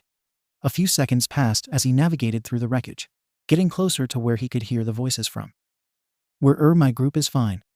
No injuries aside from a couple of scratches. Ida's group just rejoined us as well, but Momo has a shallow head wound and Ojiro's arm might be broken. She reported hurriedly. That makes 10 out of 20, he noted, rounding another corner before finally catching sight of his class, who were holding on to each other for support. Mina was the first to see him approach, followed by Jiru, who had seemingly been listening for his footsteps. They waved to him, relief flashing over their faces. Sensei, Ashido called out, wiping away her tears and making everyone else take note of his arrival as well. Seeing their scared yet hopeful faces made something inside his gut twist, but he pushed it aside in favor of inspecting the injuries Yaoruzu and Ojiro sustained. Luckily, it's nothing life-threatening, he muttered. Recovery girl is on her way here already, so wait for her here. Jiru, Ishido, Shoji, Sato. Are you good to help out with the scouting and search for the others? The 4 students schooled their faces, but nodded, determination to find their missing classmates burning in their eyes. Good, follow me. Ida, stay here and wait for backup. Report to them what the situation is. Ida nodded in acknowledgement, pursing his lips. Koda, Hagakure, Minta, keep an eye on Creati and Tailman. No funny business, am I clear? He narrowed his gaze, eyes twinging lightly as he flared his quirk as a warning. A certain boy gulped and nodded quickly before averting his eyes. Sighing, the pro hero motioned for his 4 students to follow along, beginning their search for the other half of his class. They moved through the settling dust, approaching the main wreckage where the office building had crashed down to the street below, skillfully navigating through broken concrete walls and metal scraps, as well as sharp glass splinters, making sure to watch their step on the unsteady ground. Keep your comms on and see if you can get any connection to them. Jiru, use your quirk and listen for any movement. If we find someone buried under the rubble, Sato and Shoji will be tasked with lifting it. If that doesn't work, then we'll need Ashido to use her quirk and corrode some of the rubble away. Gaining affirmative, yes, sensei-us from his students, they continued on their path, keeping their eyes and ears peeled for any sign of the missing students. If anyone really has been injured badly, time might be running out. Eraserhead gritted his teeth. The negative thoughts began to surface again, the longer they searched without any sign of life, closing in on the spots where Bakugo's and Problem Child's group had last been before the explosion had happened. cutting off the surveillance feed. Why is it always them? He sped up slightly, his sync prickling uncomfortably. They needed to hurry and, sensei. There's movement above us from multiple people up in the office building the floor that's still somewhat standing. Snapping his head up to where Jiryu pointed, he squinted at the destroyed 6th floor of the office building that had broken in the middle and crashed down. A frantic-looking Uraraka, followed by Kaminari and Aoyama, slipped into his sight seconds later, waving down as they spotted them. Eyes Aizawa-sensei, it's bad. Deku got hurt, Kaminari yelled, breaking off as he tumbled to his knees, too close to the edge for the pro's liking, feeling his heart lurch in his chest as Kaminari's words looped in his mind. Midoriya got hurt. Bad. Feeling his mouth run dry, he shouted for Uraraka to float down so she could bring them up to where Midoriya was located. It took the brown-haired girl a bit to collect herself, but she did as told, tapping herself and descending to apply her quirk to her teacher and fellow students, lifting them up to the open floor of the building. Lead the way, the pro hero ushered, trailing closely behind Aoyama and Kaminari, who took the lead, seeing as Uraraka had to regain her bearings first. They approached an opening leading down to the collapsed 5th floor, sliding down a ramp of broken concrete walls and landing in a larger room, which probably used to be a lobby.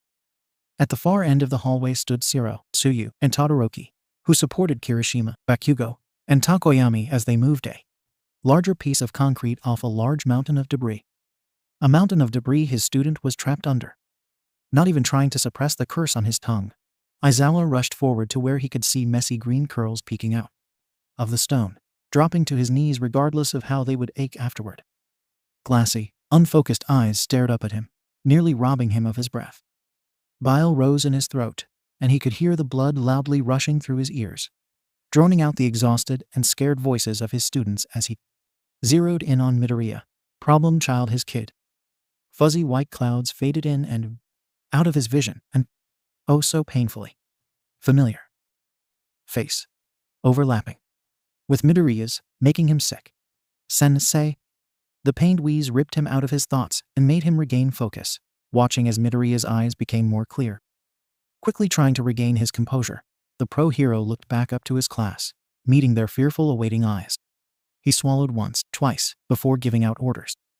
Takoyami, Shoji, Bakugo, Uraraka, and Kirishima, start lifting the bigger pieces to the side next. Ashido, try and separate the bigger wall in the middle. Shiro, Tsuyu, Sato, Aoyama, and Jiryu, please help with carrying the concrete further away to give us more space. Kaminari and Todoroki, go back outside and make sure you are clearly visible for when backup arrives. They immediately got moving, following his instructions as they picked up their pace. Even with the exhaustion pretty much rolling off of them in waves, they prevailed. Turning back to look at Midoriya, he gently stroked over the dirty curls sticky with blood. God damn it all. You're going to be all right, Midoriya. I promise. Just try and stay awake for me, all right? He lowered his voice, tracking his student's pained expression. His breaths were ragged and shallow due to the amount of concrete crushing his chest and torso. Sensei, sorry.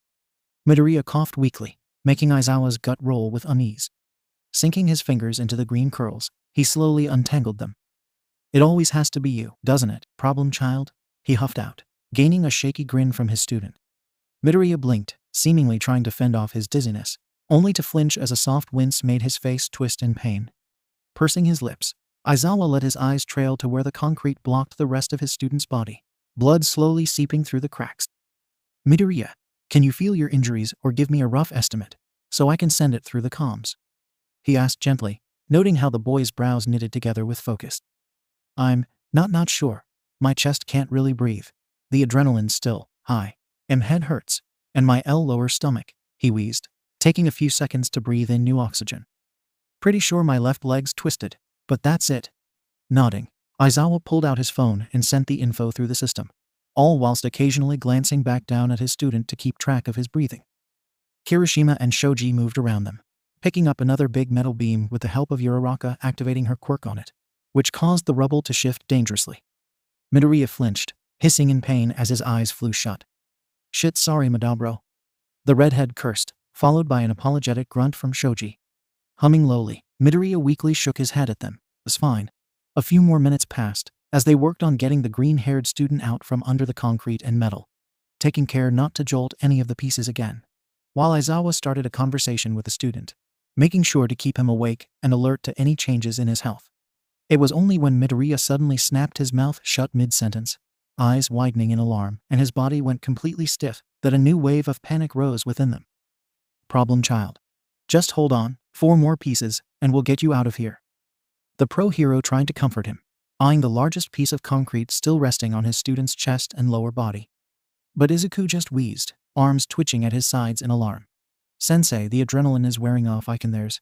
Not even able to finish his sentence, Midoriya cried out as Sato, Shoji, and 𝗵𝘃𝗃𝗏, with the help of Dark Shadow, lifted away the biggest piece, finally revealing the damage underneath. Uraraka, Kirishima, and Tsuyu visibly recoiled at the gruesome sight, while Mina turned away, gagging as she tried in vain to keep her lunch down. Aizawa's face was equally drained of all color, staring at the 4 centimeters metal rebar sticking out of his student's lower torso in horror. The pool of blood only continued expanding in size. Oh oh oh, the grating sound of an old-school American song abruptly rang through a large room, distracting the 2 inhabitants from their friendly discussion. Yagi startled, fumbling with his pocket to fish out his phone, which he was sure he had put on Do Not Disturb. The only contacts who were able to go through this were Nezu, Tsukachi, and Aizawa, along with Star and some higher-ups. Not going to pick up, All Might? All for One taunted condescendingly, leaning forward as far as his bindings allowed him to. It might be something important, seeing as it went through, even though your phone's supposed to be on silent. Shooting a smoldering scowl at his restrained nemesis, who simply huffed in amusement, Yagi accepted the call and lifted it to his ear. Yagi speaking, I'm still in the meeting, he answered, eyeing All for One, who continued grinning at him in response. All Might, I apologize for calling you during your visit, but there's been an accident at school. Your student got hurt badly and is currently being prepared to go en route to the nearest hospital. Nezu's serious tone almost threw the retired hero off, making him take a few seconds to process the information. What? He jumped up, his chair noisily dragging across the floor and clattering to the ground with his outburst. The supervillain tilted his head curiously, silently observing the scene with one of his passive sight quirks, which had adapted over time whilst rotting away in his cell. Clearing his throat to compose himself, All Might lowered his voice, unable to stop the concern mixing into his tone. Apologies, Nezu-san. How bad is it? Will young Mido? Will he be all right? The familiar metallic tang of blood filled his mouth, as it did every time he worked himself up too much. He swallowed it down, too distracted to notice the sudden twitch of his nemesis. The chimera on the other end hummed, the soft flicking of pages reaching his ears. Aizawa reported the accident occurring roughly 23 minutes ago. Recovery and backup arrived after 18 minutes, and the student was stuck under rubble for too long to prevent much of the blood loss. The piece of rebar that pierced through his lower torso is being kept in, as Recovery Girl wasn't able to use her quirk due to him being too exhausted already. With every word, Yagi felt himself growing sicker and sicker, sweat forming on his face, which rapidly lost color at the mental image manifesting in his mind. His bright and cheery student, who was too self-sacrificing for his own good, but always continued moving forward, no matter how bad the injury he sustained. His hopeful and kind protégé, who he'd come to consider as his kid, bleeding out onto the cold floor as his vibrant spark faded, leaving only glazed, lifeless green eyes behind. God, he was going to throw up. Shoving down on the grotesque image, he shook his head and gripped his phone tighter. I see. Please notify the hospital staff right away that I'll be. He was cut short by Nezu interrupting him, the serious bark flowing back into the principal's tone. All Might, there's nothing you can do even if you were to leave right now. He's being transferred into capable hands as we speak. Have confidence in them. Pursing his lips, the retired hero bit down on the inside of his cheek. I understood. But I'll still visit young Mid. Him as soon as possible once I'm given clearance. I'll return to you, to check up on the rest of 1A, even if Aizawa-san has already done so. Thank you for notifying me, Nezu-san.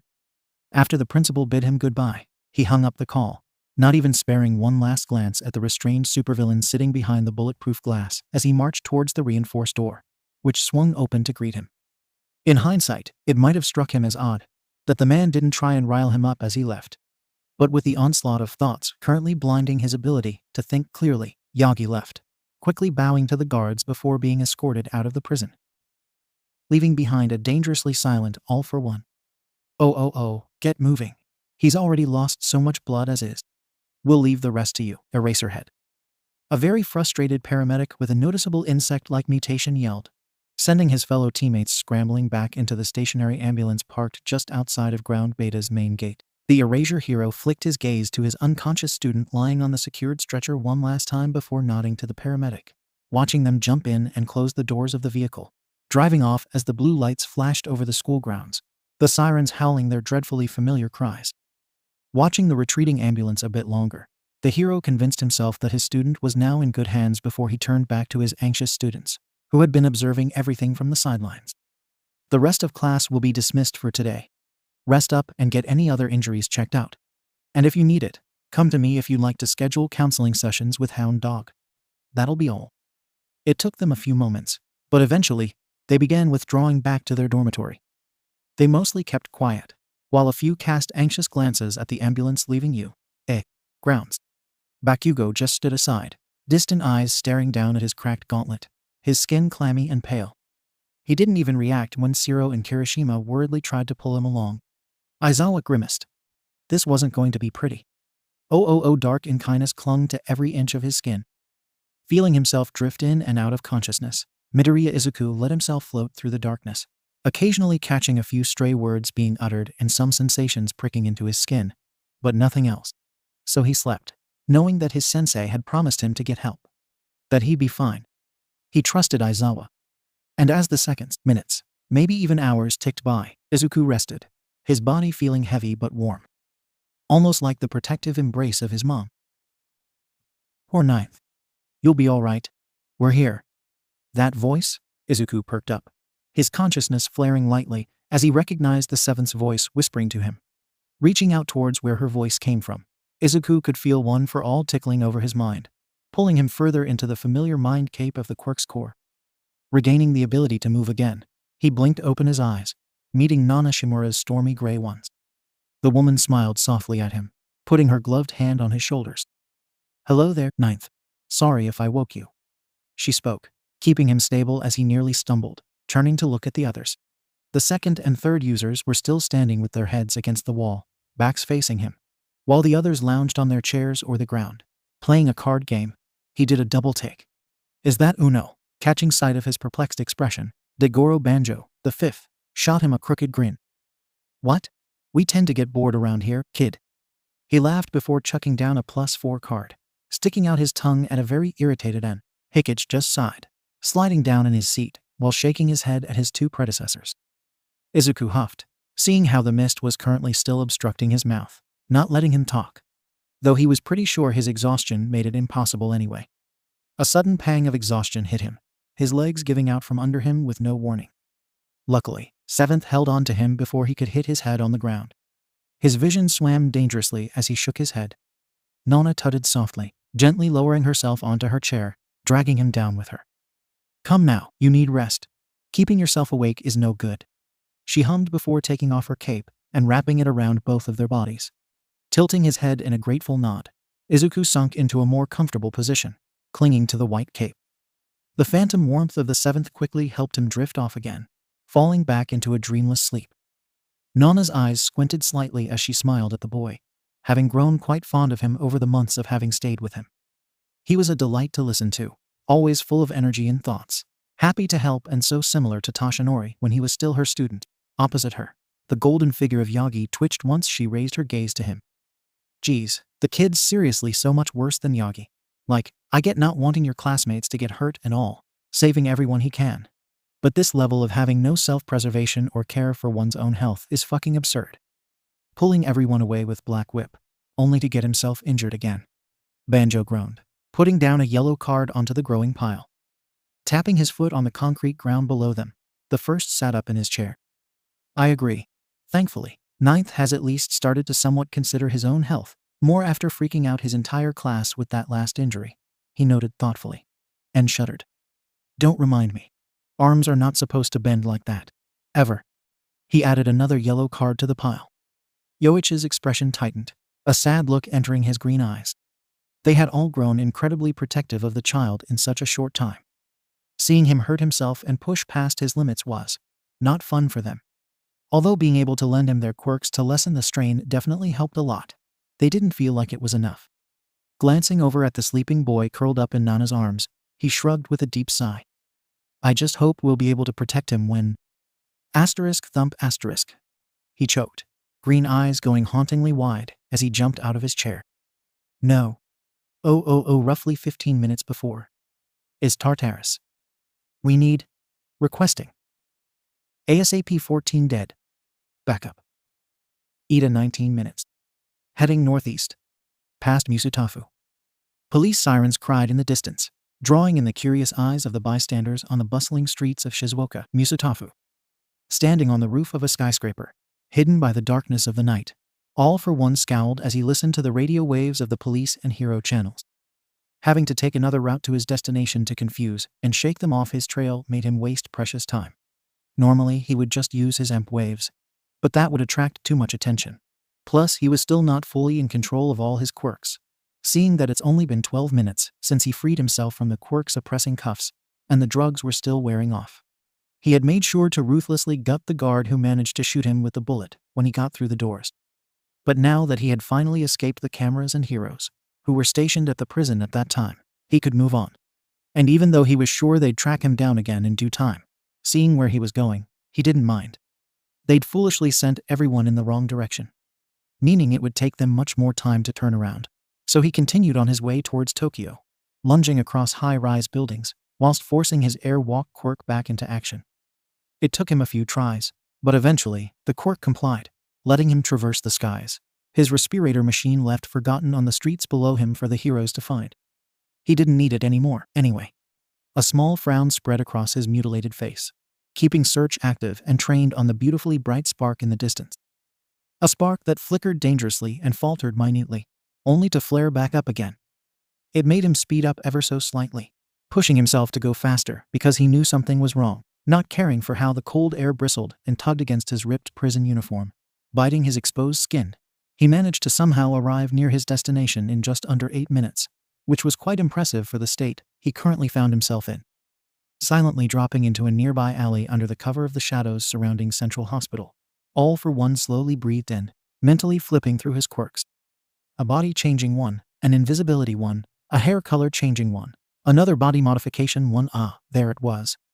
An electric tingle spread through his body as he felt his appearance change slightly. His height and broad build stayed the same, but his face reverted and rebuilt itself, while soft tufts of hair grew from his head, curling in a familiar way from before his injury. One breath in, another breath out. All For One grinned, leisurely strolling out of the alley, as his newly regenerated blood-red eyes fixed on the hospital before him, his ragged prison uniform melting into a fancy black suit.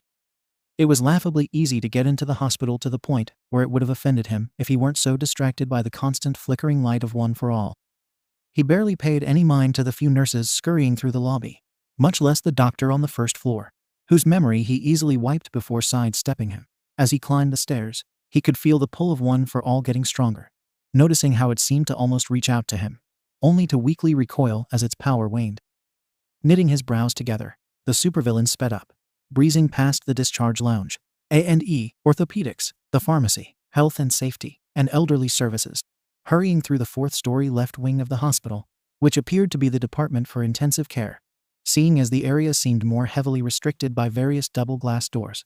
All For One finally slowed his gait, coming to a stop in front of room 439. Casting one last glance around to make sure no one was watching, and the cameras were all blocked, he quietly slid the cream-colored door open, stepping into the room and closing the door behind him. Immediately, the sound of the medical machines hit his ears, making his attention snap to the blinking numbers displayed on the screens. The ratings appeared low, but stable. His gaze slid lower, following the tubes connected to the prone form laying on the hospital bed, looking all so terribly small. His breath hitched and his body moved without his allowance, stepping up next to the bed, making him loom over the unconscious child. Unruly green curls stuck out in all directions, still matted and tangled with small clumps of blood.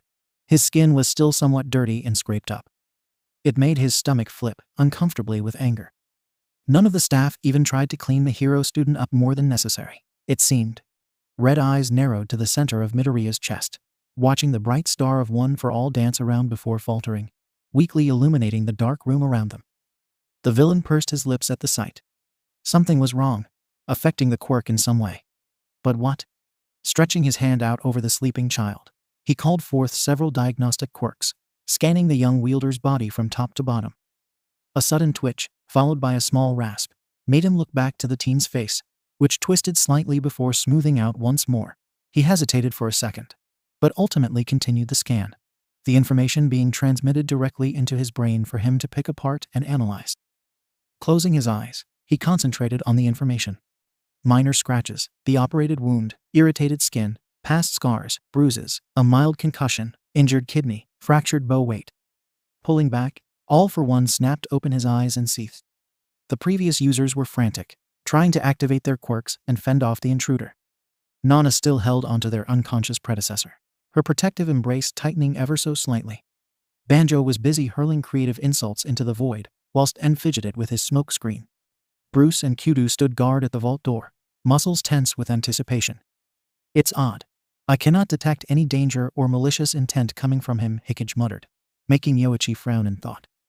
Just what in the world was his brother doing here? And why hadn't he tried stealing One For All yet? What was his motive? An abrupt shudder ran through the core of One For All, making the past users jump in shock.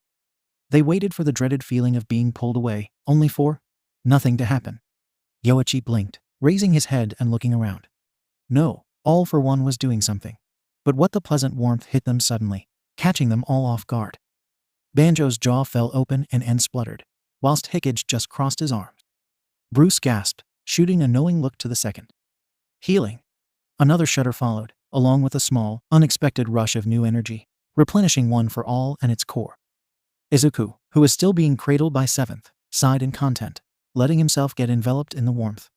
The newfound energy ran through him, making his skin tingle lightly as it carried him away, further and further. And those incompetent fools can't even do their job correctly. The teen shakily breathed in, his eyelids and body feeling strangely heavy. Leaving you in such a horrible condition. Maybe I should just raze this whole facility to the ground. He whined softly at the deep voice coming from his left side, curling into the warm hand splayed out against his cheek. SSSH, my dear child, precious emerald. Everything is fine now. I am here. Those words of encouragement, laced with honey and a promise of safety, almost made the injured teen fall back asleep. Almost. Emerald. He shot up in his bed, green eyes wide and unfocused as he tried to get a look at the man next to him, only to sway and collapse when a wave of dizziness hit him. The large shadow to his side tutted gently, using their warm hand to carefully hold him down on the hospital bed. Hospital. Why was he? Oh right, the training exercise at Ground Beta. Izuku coughed weakly, blinking to try and get rid of the sleep in his eyes. You must be terribly thirsty. No. Here, have some water. A very painstakingly familiar voice crooned as they guided the hero student to wrap his fingers around a glass of water. Briefly hesitating, Izuku let the glass hover over his lips, sniffing at it before slowly gulping the cold liquid down. Instantly, the scratchy sensation in his throat disappeared, letting him relax back into the covers, even with One For All continuing to anxiously pulse inside his chest. The sensation only grew as the teen finally turned to gaze up at the glowing, blood-red eyes staring down at him. Izuku blinked. Familiar red eyes. He looked up. Curly white hair, similar to his own locks. He glanced down. Fancy clothes, broad build, insanely tall, just like that villain. Huh. Why? Did All Might's nemesis know his nickname? Who? A sharp grin sprung onto the man's lips. Dad, he squeaked, nearly launching himself off of the bed if it weren't for the hand resting on his chest. The tall man barked out an amused laugh, his eyes crinkling slightly as the teen tried to compose himself, spluttering helplessly. Hello there, my dear Emerald. You've gotten yourself quite hurt again, I see. The green-haired child choked at his father's teasing. You how what, huh? His thoughts were all jumbled and in disarray, his mind and mouth not functioning together, making him stutter uselessly in both confusion and shock. Letting his gaze drop once more to stare at the suit, the very same suit and lower half of the mask, Izuku squawked in horror, much to his father's the fucking supervillain's delight. All For One was his father. How did he even get in here? As if reading his thoughts to be fair, he probably was All For One hummed. No worries, I haven't harmed any of the hospital staff or anyone here, for that matter. Izuku was about to release a breath of relief, only to halt himself, his green eyes narrowing. You haven't hurt anyone here? But, he questioned, sternly crossing his arms as he tried to look intimidating. What the hell was he doing? His father was a supervillain. He wouldn't back down just because his son gave him a stern talking to. This was so weird. But surprisingly, all for one, his fucking dad, Hisashi was that even his actual name. Dropped into a chair, he just manifested out of thin air. Which was so cool he had to bite his lip to hold himself back from asking about what quirk that was. I heard from a certain blonde oaf that you got badly injured during an exercise at that cursed school. It's only natural that I went ahead to check on you, is it not? The man shrugged, tilting his head at him oh so non-threateningly. And didn't that catch him off guard? In the back of his mind, he could feel One for All thrumming with energy, telling him that the past users were all awake and very much not pleased with this situation. Well, neither was he. Just how was he going to explain this one? At this point, Izuku desperately wanted to bury his head back into the pillows and just sleep again, hopefully waking up from this weird amalgamation of a fever dream. That doesn't answer my question. Who did you hurt? The teen cleared his throat, sitting up slowly to glower at the man, who in response simply held up both hands. They were keeping me from leaving and started shooting at me. It was all self-defense, little Emerald. All for One grinned mischievously, his eyes glowing brighter. Suppressing the urge to turn around and violently smack his head into the headboard, Izuku groaned, rubbing his hands over his face. All might above help him. They were going to be here for a while. He just hoped he could talk his dad out of straight up murdering the heroes once they caught wind of him sitting in his hospital room. This was going to be a long night. Izuku. Honestly, I can't believe you. Leaving Mom and me for so long to do your evil world domination plans of edginess. Only to get potato-fied by All Might. A foe. My dear Emerald, why must you be so rude to me? Izuku, I mean. You forgot the milk for one. A foe. Did you seriously just make a wordplay based on my name? Izuku. Yes, a foe. Yoichi is rubbing off on you, Izuku, huh? Tilde inside of Ofa tilde Yoichi. Asterisk annoyed Gen Z scoff asterisk 𝐒𝐭𝐽𝐻. I mean. He is right, you know? Kudo. Asterisk groans asterisk banjo. What the fuck? And so, this is our life now. 𝐒𝐭𝐽𝐻. It appears so. Nana. This poor kid can't catch a break, seriously. It's like fate dropped him for Yagi to find and take in. Asterisk All Might's vestige is seen rolling around on the ground, looking strangely pained asterisk. Banjo. I am still not over the fucking fact that the kid's dad is a 500-year-old, something fucking psychopathic supervillain. Like, hello. Bruce. We're not exactly delighted about this ourselves, but it's kind of a better outcome than pitting Ninth against him now. Yoichi. I agree, as much as I want my nephew to cave his face in. Kudo seconded. In the early morning, the maintenance staff spots the outage in the cameras on the 4th floor, alerting the police, who, upon checking through the rooms, stumbled across a tall man and the newly admitted hero student talking animatedly about all kinds of quirks. As they tried to question the man, he simply offered them a sharp grin before disappearing in a wave of black liquid. The leading officer turned as white as a sheet and proceeded to collapse. Needless to say, the whole hospital went on lockdown shortly after, while Izuku was discharged thanks to his sudden lack of remaining injury.